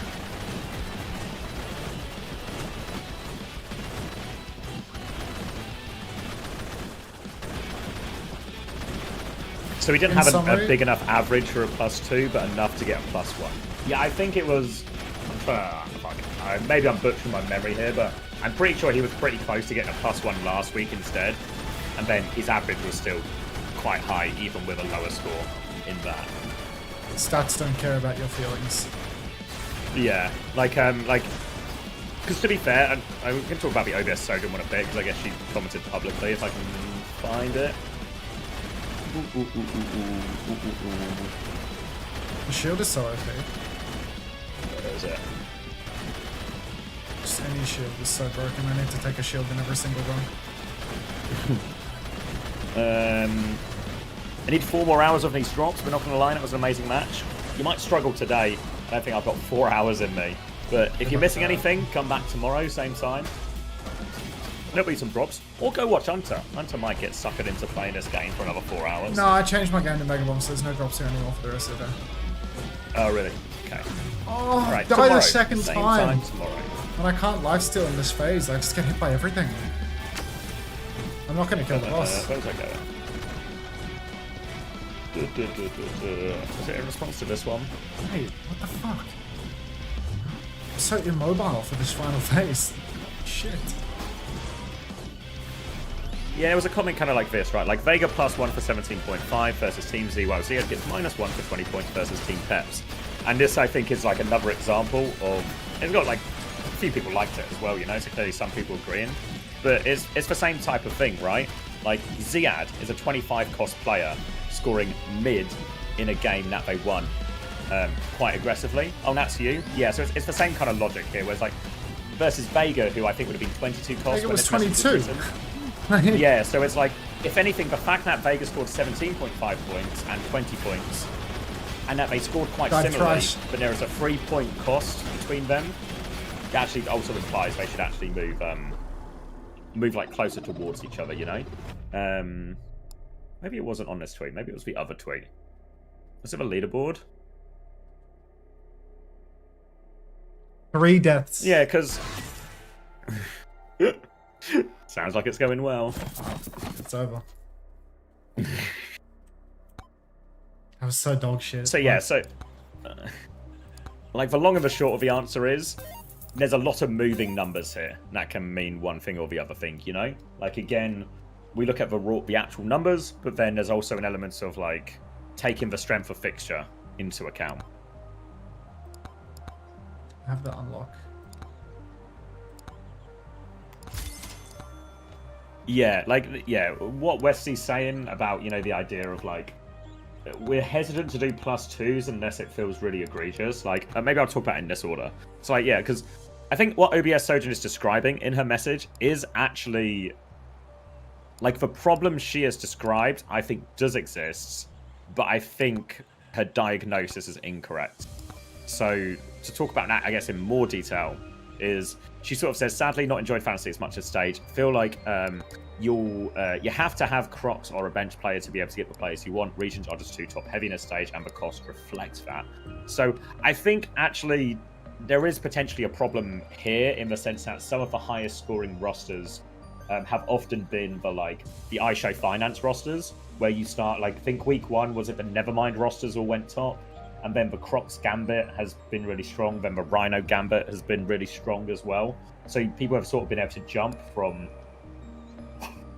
one finance Ponzi scheme to another,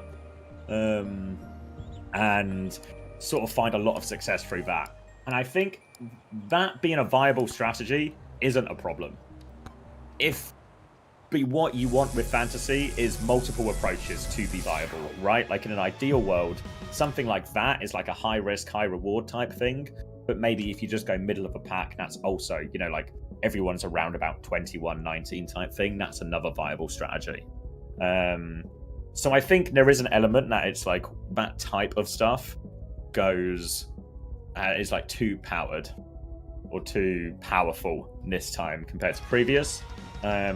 She also says, I wish deaths counted for less. Some roles hit scan will always die more than others, as well as metas where main support is the easiest target to kill. I don't like that. Most of the time it's more beneficial to pick a flex support, flex DPS for points just because they're least likely to die. I don't think this is true. I think it was true in stage 2, but I don't think it's actually true this time. I think 4 out of the 6 highest scoring DPS players so far have been hit scan players. Stoners are leaning, right, towards flex DPS, sure. But I don't think it's by any means that the hit scans are not viable at all. You know, like I went Psycho instead of Quartz last week. This is more anecdotal than stats based, but I lost out big time because Quartz scored way more. Similarly, like Seeker, I think has been one of the highest scoring players on Nightmare recently too. So I think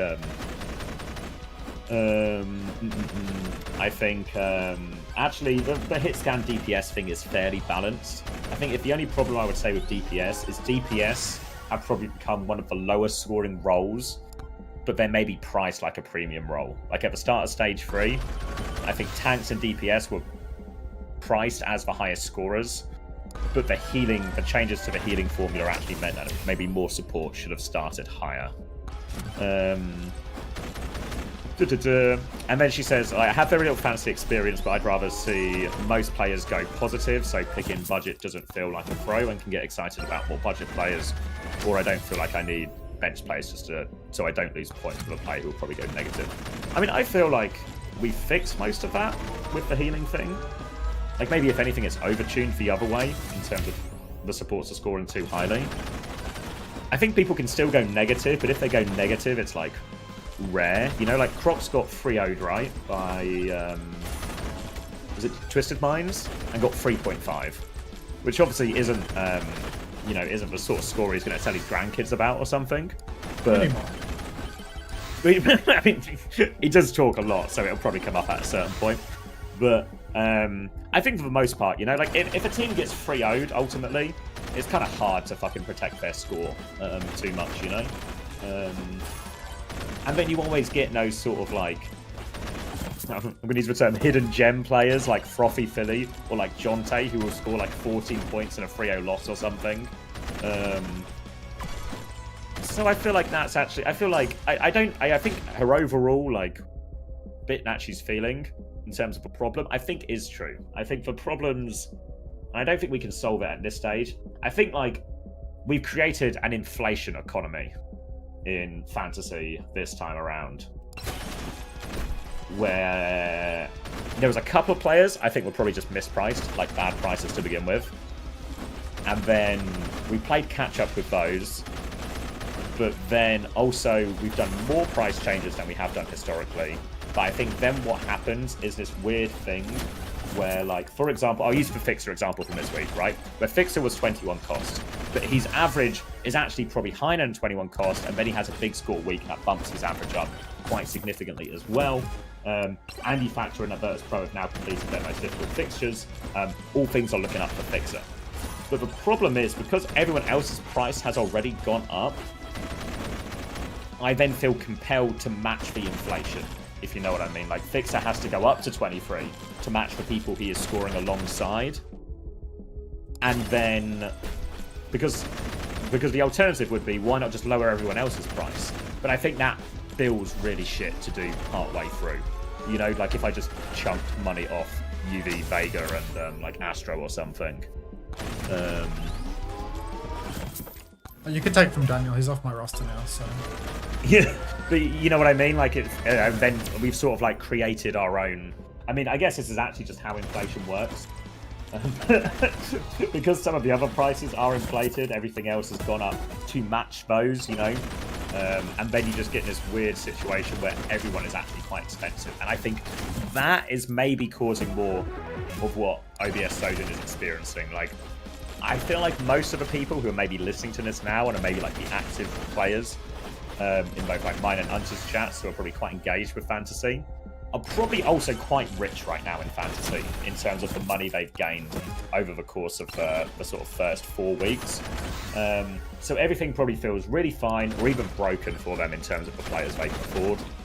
But I wonder how it is for the sort of average player who maybe didn't do as well initially, or didn't know like fucking Rhino was going to start or something, or wasn't spun into taking the Crocs Gambit or something like this, you know? For those players, are the prices for them now just fucked if they want to build like a semi-reasonable team or something? Yeah, I mean, they're definitely priced out of playoffs, for sure. Yeah. Like in order obviously for me they'll to have get the like a price rise 5... for playoffs, but it's... I don't know if it'll be... We're going to do +4, because that's what we've said, but I don't know if it'll be enough if you've not, like, started and made money already. I have like at least 110 budget. At least. I think maybe more than that. And like, you know, I still have to like take some sort of sacrifice, you know, in order to make it work. I still have to like hold people that I got free price increase to make that work. So it's like, I think if you haven't done well, you're fucked. Like, you're fucked. Yeah, exactly. Like, I'm finding the same thing, right? In terms of like, I still have to tank it on a player a little bit to enable everything. But that's also partly because everyone else is expensive. So I think like, yeah. So to bring it, I think OBS Sojin is right with the problem she's experiencing, but I don't think it's caused by the other part she mentioned. I think it's actually an inflation problem. But I also think that's like a learning for the future piece of information rather than I don't think there's a way to fix it now without artificially just resetting all the prices or something, and then what do you do with people's budget? And that all feels a little bit unfair and artificial, especially when there are prizes on the line. And I think from a legal standpoint as well, you're really not allowed to change the rules once you do some kind of public-facing prize giveaway either. So I don't think there's a way out of it right now, but I think it's all useful information for the future. We need to start taxing these rich fantasy players. Yeah, okay.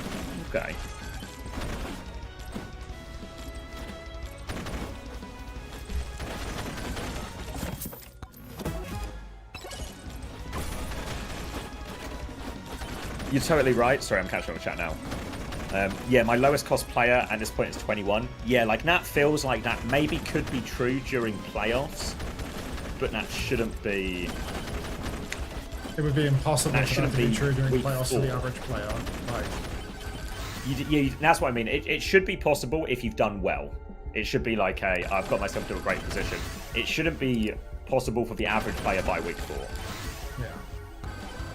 Yeah. So I think, yeah, I guess the problem with inflation is it's typically hard to solve. Unless we've got... maybe I'll call Jake up for some economics advice. But... I mean, he could help you. For a fee. Yeah. A nominal fee. Yeah, I think Nez, like... I'll probably do a video about Nez after the playoffs and stuff, just so it's like a more public forum, but I think the important things you want out of fantasy is that, one, there's different paths to success, right? You don't want the blueprint, as much as obviously a lot of people will inevitably copy Max. You also want different paths of success, and I feel in stage 2 earlier this year we had like different paths to success a lot more consistently. But I think you want more different ways to win. I think you want more ways where people can enjoy it at different levels, right? You don't just want it to be a game where, like, if you have a bad couple of weeks, you just can't fucking play anymore, right? Because you missed out on all the price changes or stuff like that. Similarly, I think I want, like, a big thing for us to introduce is like weekly scoring as well, because a lot of people join like week 2 and week 3, and then it's just like, well, you're probably not going to get that high off the leaderboard. But if we had like weekly, you know, you could win a week. Even if you joined week 6, you could win a week, you know.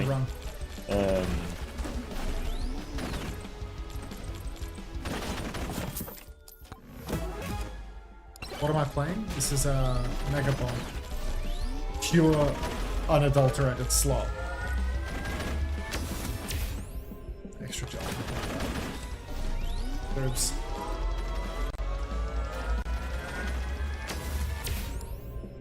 Need a shield.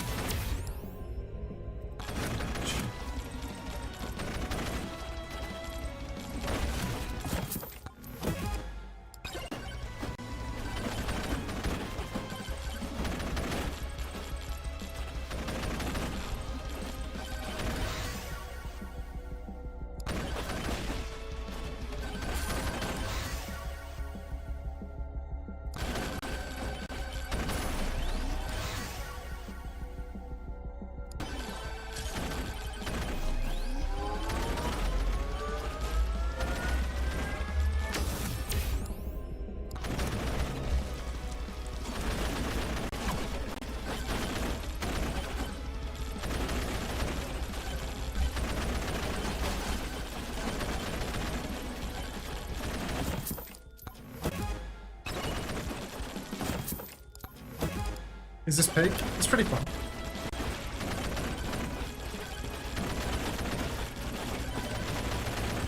I reckon this will delete like 20 hours of your life before you get sick of it. I reckon at some point it'll start to feel very samey and very boring, but there's lots of characters and, you know, enough diversity.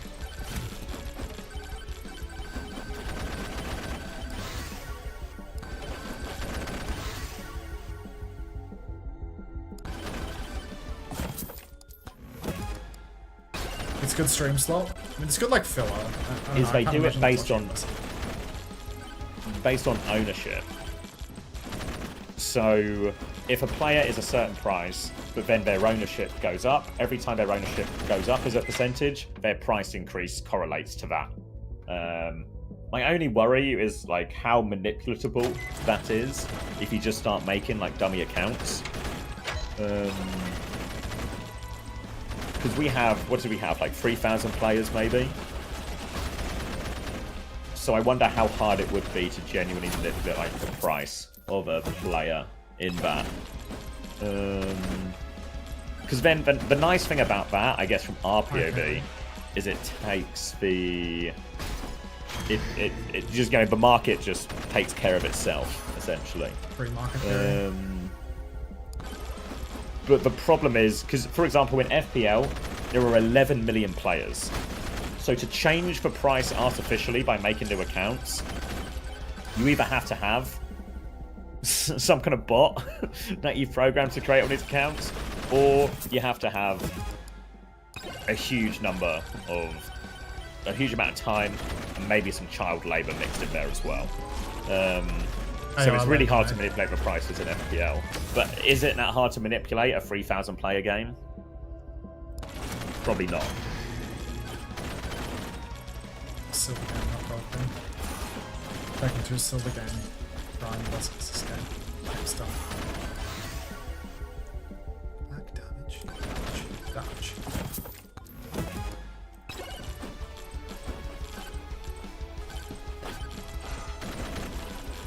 I can afford, yeah, exactly, Criminal Annihilation. Yeah, so I think what's happened is the game will still be interesting for people at the top because it becomes essentially a different type of game of that everyone actually just has loads of money, and it becomes a lot more, you sort of remove the budget management aspects of it, and it just becomes who can pick the right players or the highest scoring players, you know? And it becomes kind of like the TM game we had last week, where it's like, do you want to buy simple or do you want to buy quartz? What's the choice? It's like 50-50 type decisions, you know? Part of me does think that, like, the doubles component of it is so, like, it's too rewarding, you know? Like, it's, like, you can't win if you're not absolutely maximizing your doubles, and, like, I'm not sure, like, is that a thing in fantasy football? Like, are there, like, loaded fixtures where you need to be, like, playing around that? Yeah, so like, not by default, because default it is, there are 38 games and you will play one game each week, but inevitably other cup competitions come in, so fixtures get rearranged, so then certain teams have doubles and certain teams don't have doubles. And it especially happens at the end of the season. And what you get is, because you get an FPL, do you know what chips are? Where you can get like triple points on your captain or something, or stuff like this. But they're basically like special things you can play once a season that give you like extra scoring, you know? So it becomes an important decision in those ones, when do you use those chips? But the best strategy almost every year is to save those chips for the double game weeks, because the teams will play twice as much chance to score goals, score points, and you use the chip to multiply the score on it as well, and you can get really crazy scores in 1 week or something. The difference is, that happens a few weeks of the year in a 38-week season. Right. We're an 8-week one, and there's doubles for all of those weeks, I think, actually. Yeah. I mean, there's one that's not, but frequently.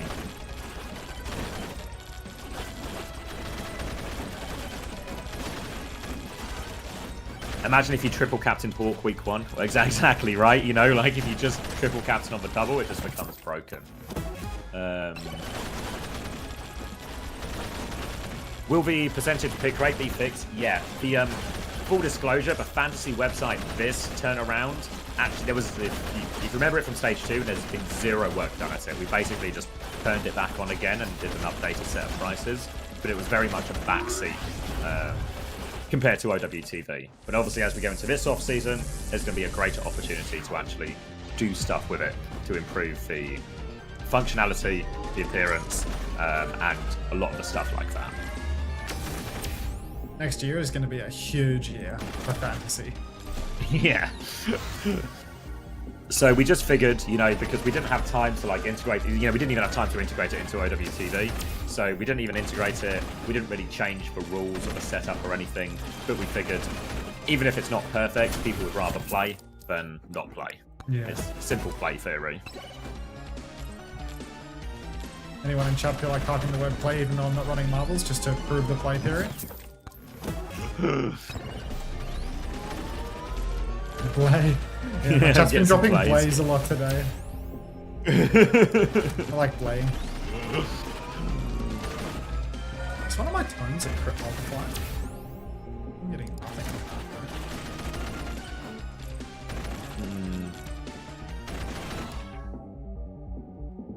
Cool down.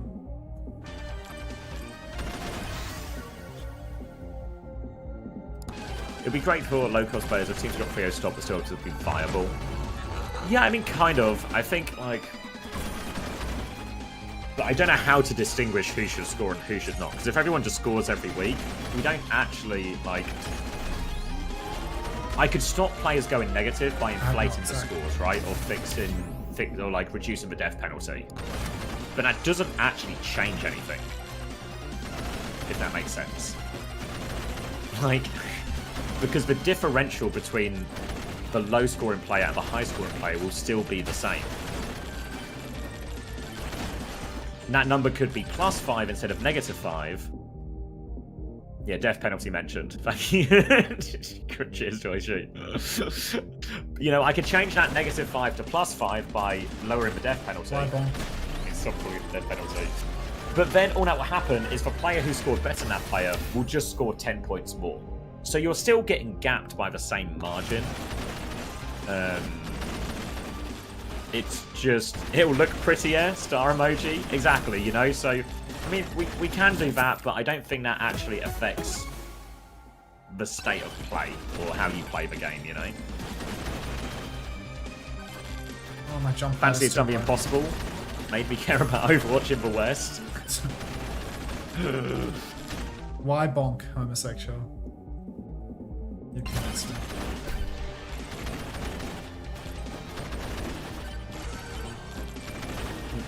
Except for players that don't play. Yeah.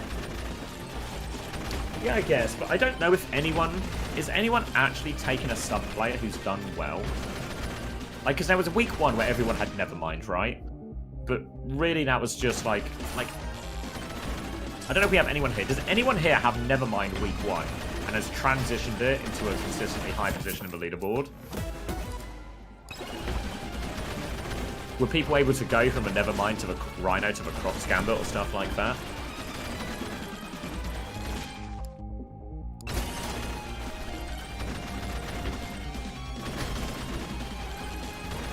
I'm just so bad.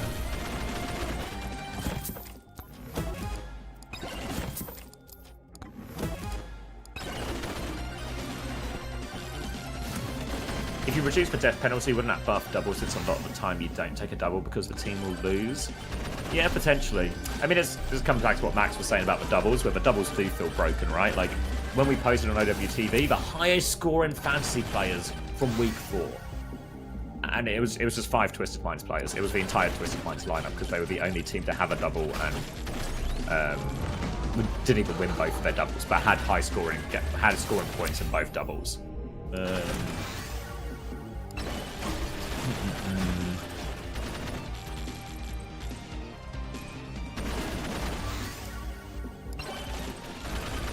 But I don't know how to solve the double problem necessarily. Like, because one answer would be to start taking averages of both games, essentially. But I feel like that's actually a more confusing scoring metric. Yeah, like removing the doubles element is just so hard. Yeah, maybe they cut down on the number of teams in the tournament next year and they fix it for you or something. Yeah, like, because we didn't choose to put doubles in. It's just there are naturally occurring doubles. So how should we adapt the scoring, you know? It just happens, unfortunately. Yeah. Because the way to fix that, you can also fix it by taking out transfers. But I feel like that also just kills the game in terms of coming back to it every week. It's not much of a thing if you can't do weekly transfers. Yeah, so there's not like, Would it be fair to just make scores worth 75% of the double? No, the problem I find with a lot of these fantasy things is every time you propose and maybe it's just how life works to be fair, but every time you propose a solution, there's pros and cons. So if you do something like that, like make it 75% of the double, but then what happens is potentially stuff like the Sakura double, which was, you know, that was the buzz of the town week 3.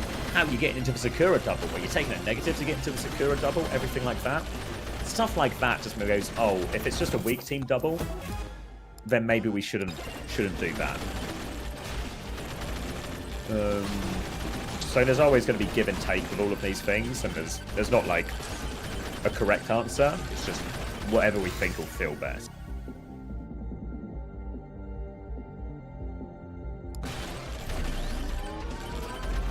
Hey, payback.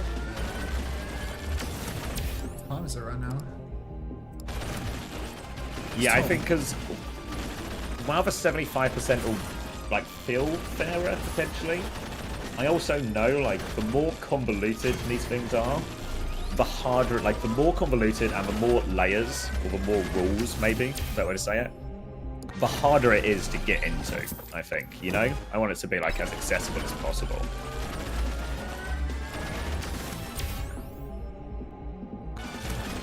Rules are very and ultimately, unhelpful. it doesn't. Like user friendly at the end of the day. Well, it's unintuitive to know that on doubles your players will score 75%. What about a breakpoint scoring system? What do you mean, Chrissy?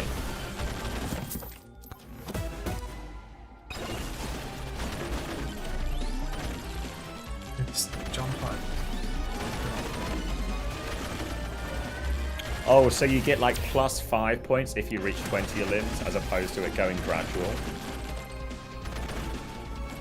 I see what you mean. Yeah, like with save. Okay, like with saves. Okay.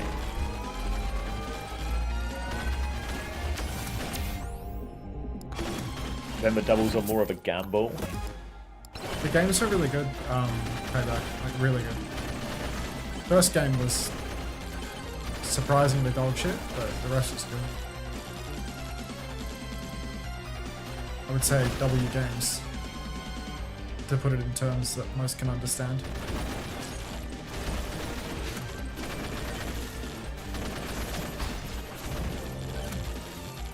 Yeah, the problem is, does that not also just increase the risk for every player then, Chris? So like, even if you have a single game week, you're still aiming for the same breakpoint, right? So Pork finishes on 19 kills, and then you know you send him a death threat or something. Just random example. And in theory, then the double still gives you the same amount of, you get like twice the chances.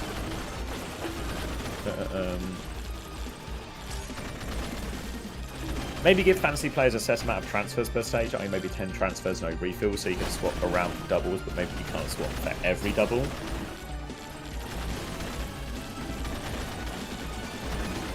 Yeah, I don't hate it initially. Like, you just get X amount of transfers per stage. And you can choose to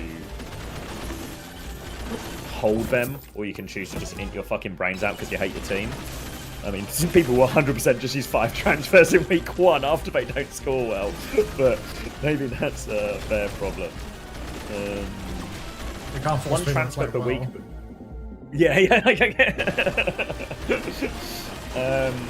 The idea of rolling transfers, I quite like. You know, so if you don't use a transfer and then you get it next week. Chris suggesting also that, but you only get 1 transfer per week, but you can bank up. You can save and get a second transfer. Thank you, Cubert, for the 20 months. Wow. 20 months. 20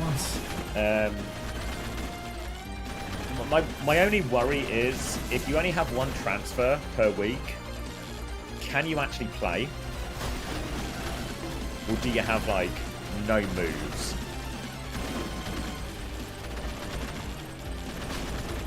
It's just like, how does that differ to what you have right now?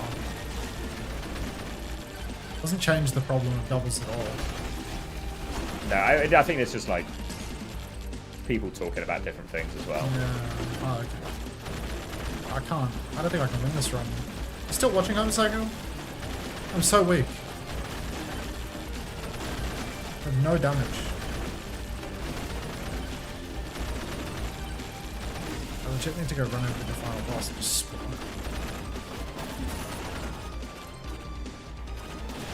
There's a nuke behind. It rewards more consistent players. I guess one thing, here's like did it feel better last stage?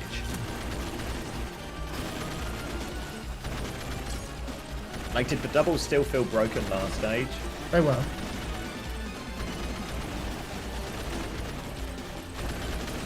The only reason that I did really well last stage is because I was like original doubles abuser and I wasn't streaming talking about it every single time, so way less people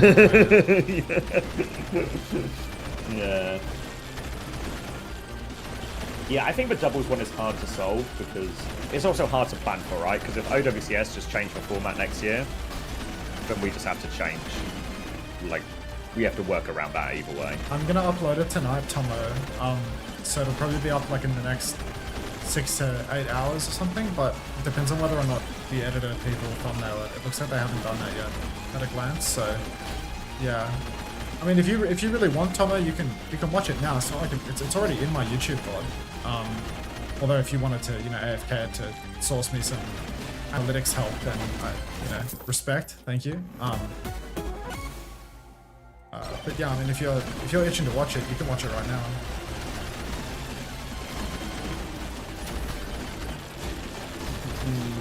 Yeah, I mean, to be fair, I'm kind of warming up to the idea of what if you just got X number of transfers per stage and then, you know, your choice how you use them type thing. And if you get stuck, well then, that's just the consequence of poor planning. Oh, thank you, Solid Animal, for the 9 months. Welcome back. There's my chick death prop gone. What if instead of transfers starting with the top ranked participant... Oh, hold on. Appreciate that, Tomo. Starting with the top ranked participant, you force a swap with another person for their roster. Repeat until Carnage has... That's just to drive everyone insane, Doishi, and also give Toby a huge amount of programming work to do. Yeah, so I'm maybe warming up to that idea. Yeah, doubles doesn't need solving, it's just the format. Yeah. It's just whether we could, like, by reducing the number of transfers, like Chris suggested, your ability to min-max for doubles is limited. You can't just make the gambit every week. You either have to, like, focus in on key doubles throughout the stage, or you have to, or alternatively, it gives a priority to people who just score high consistently. So it can sort of indirectly solve some of it. This transfers also punishes casuals harder.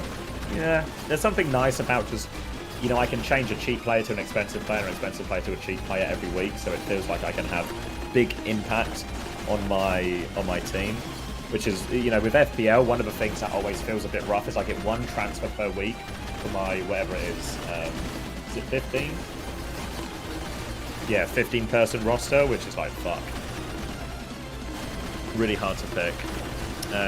By the way, couldn't find which players have doubles. If you just go to the match page on OWTV, you can see, or sorry, the tournament page, whatever tournament you want, EMEA North America, and show all the matches. It's sort of divided up by week, so you can see which teams are playing twice.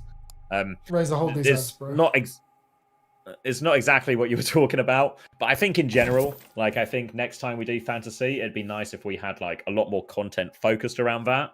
But again, it's priorities and what we have for resources for right now. But I think in an ideal world, communication definitely should be way better, and a lot more supporting content as well. You know, not to step on Max's toes as Mr. Fantasy, but I think there's definitely, like, there's room for more content around it that we could provide directly.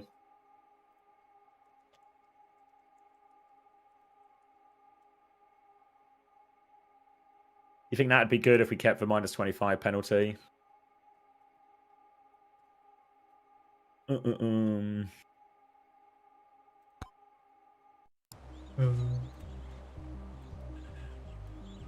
If you join week 3, you still get 12 transfers.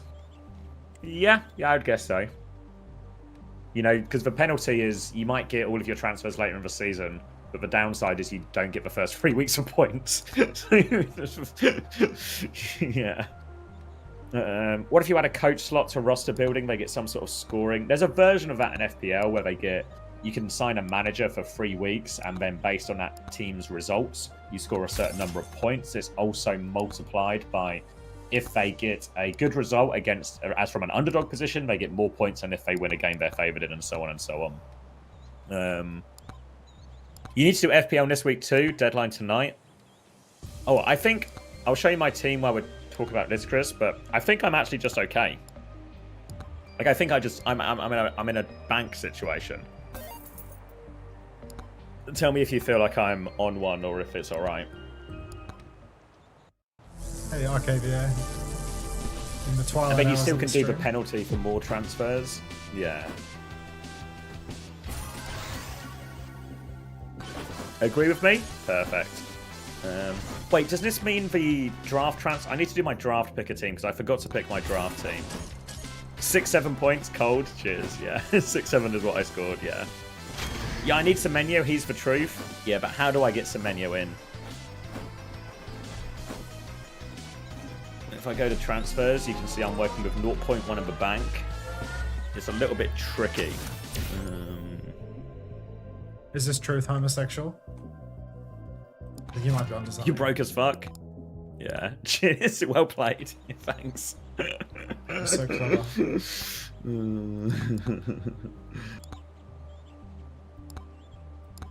Let me look at my draft team as well. Sorry, I'll come back to these ones.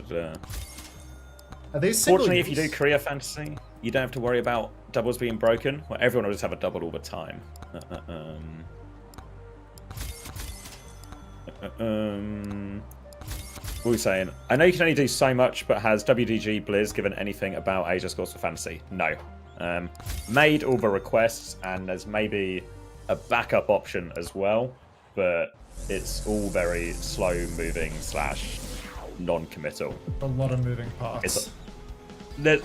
It's a lot of moving parts, and the parts that need to be moving also aren't even actually moving that fast. Obviously, wow, it's like a super cool thing for us. It affects them 0. So we are in ask a favor territory. You just want a fantasy team with Donghat? I mean, I feel like Korea would be so fucked, no? Because there's like... so many games. Maybe there's just enough... Thank you, Reza. Appreciate that, mate. Because I feel like a bunch of the bottom players are actually a bit more competitive as well. I think I need to change that. Ooh. I'm going to change that. All of Falcon's Raccoon are just 25. I feel like Hambin or someone would just be like an egregiously bad fantasy pick or something, you know? I just find a way to score badly in all of it. Where was I going? Draft changes.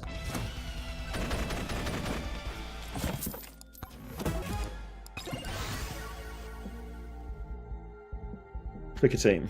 Did I get any of my transfers? Dooku in. Not Dooku, Doku.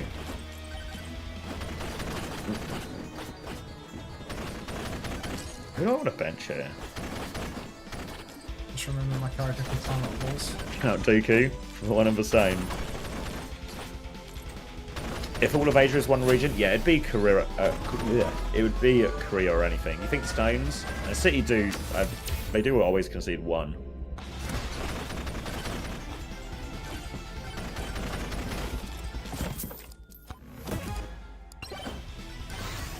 Damage. Yeah, well, Stones was injured recently as well, Chrissy. So I think this might be potentially his first game back from injury. To be fair, Lewis Hall didn't play last week as well, which was a real fucking pain for me. Sure, I found. Maybe there's an argument Udoggy should be in. Maybe he should just be at the top of the bench.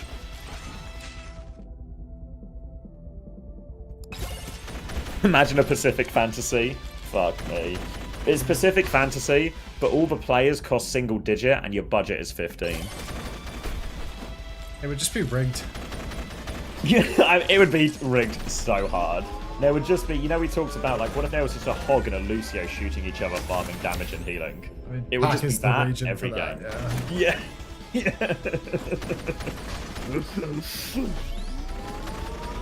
Kunya and Sesko, I'm so cooked. Oh, I'm not trying to claim I'm not cooked. You know, I'm just trying to make the best do I can of a pretty cooked situation. I have no tones. What is going on? No tones? No tones.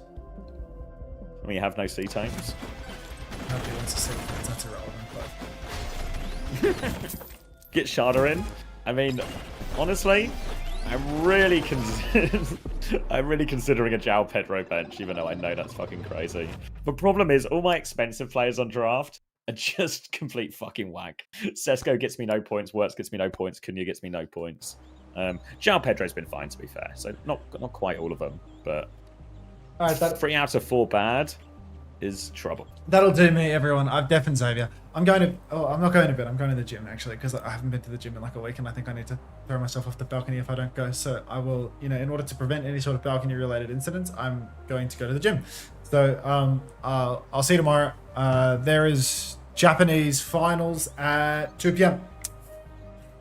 Japanese grand finals at 2 p.m. I'm so keen to skip it because it's like truly like who cares to see Varel win one more time? But like I committed to the bid, you know? I've gone to great lengths, great self-destructive lengths to ensure that I can watch all of the OWCS, minus China, obviously. So I will not be skipping it, of course. But I will see you tomorrow at 2 p.m. AEST for the final Japanese game. Until, of course, we get to see Varel shit on one of Nosebleed or the Gatos Guapos, although it does look an awful lot like Nosebleed have that dog in them at the moment. No, sorry, rather, the Varel have that dog in them. Anyway, thanks for watching. I will try to upload the YouTube 3L thing today, and if not today, it will be tomorrow morning. If you would like a ping when it is released, there's a role in my Discord channel for that. There's the educational ping, and I will ping the educational ping when I post it. So thank you very much. It's in the welcome channel if you want the ping. And I think there might be a main channel video going up, maybe right now. Yeah, that I don't know. I saw it was scheduled.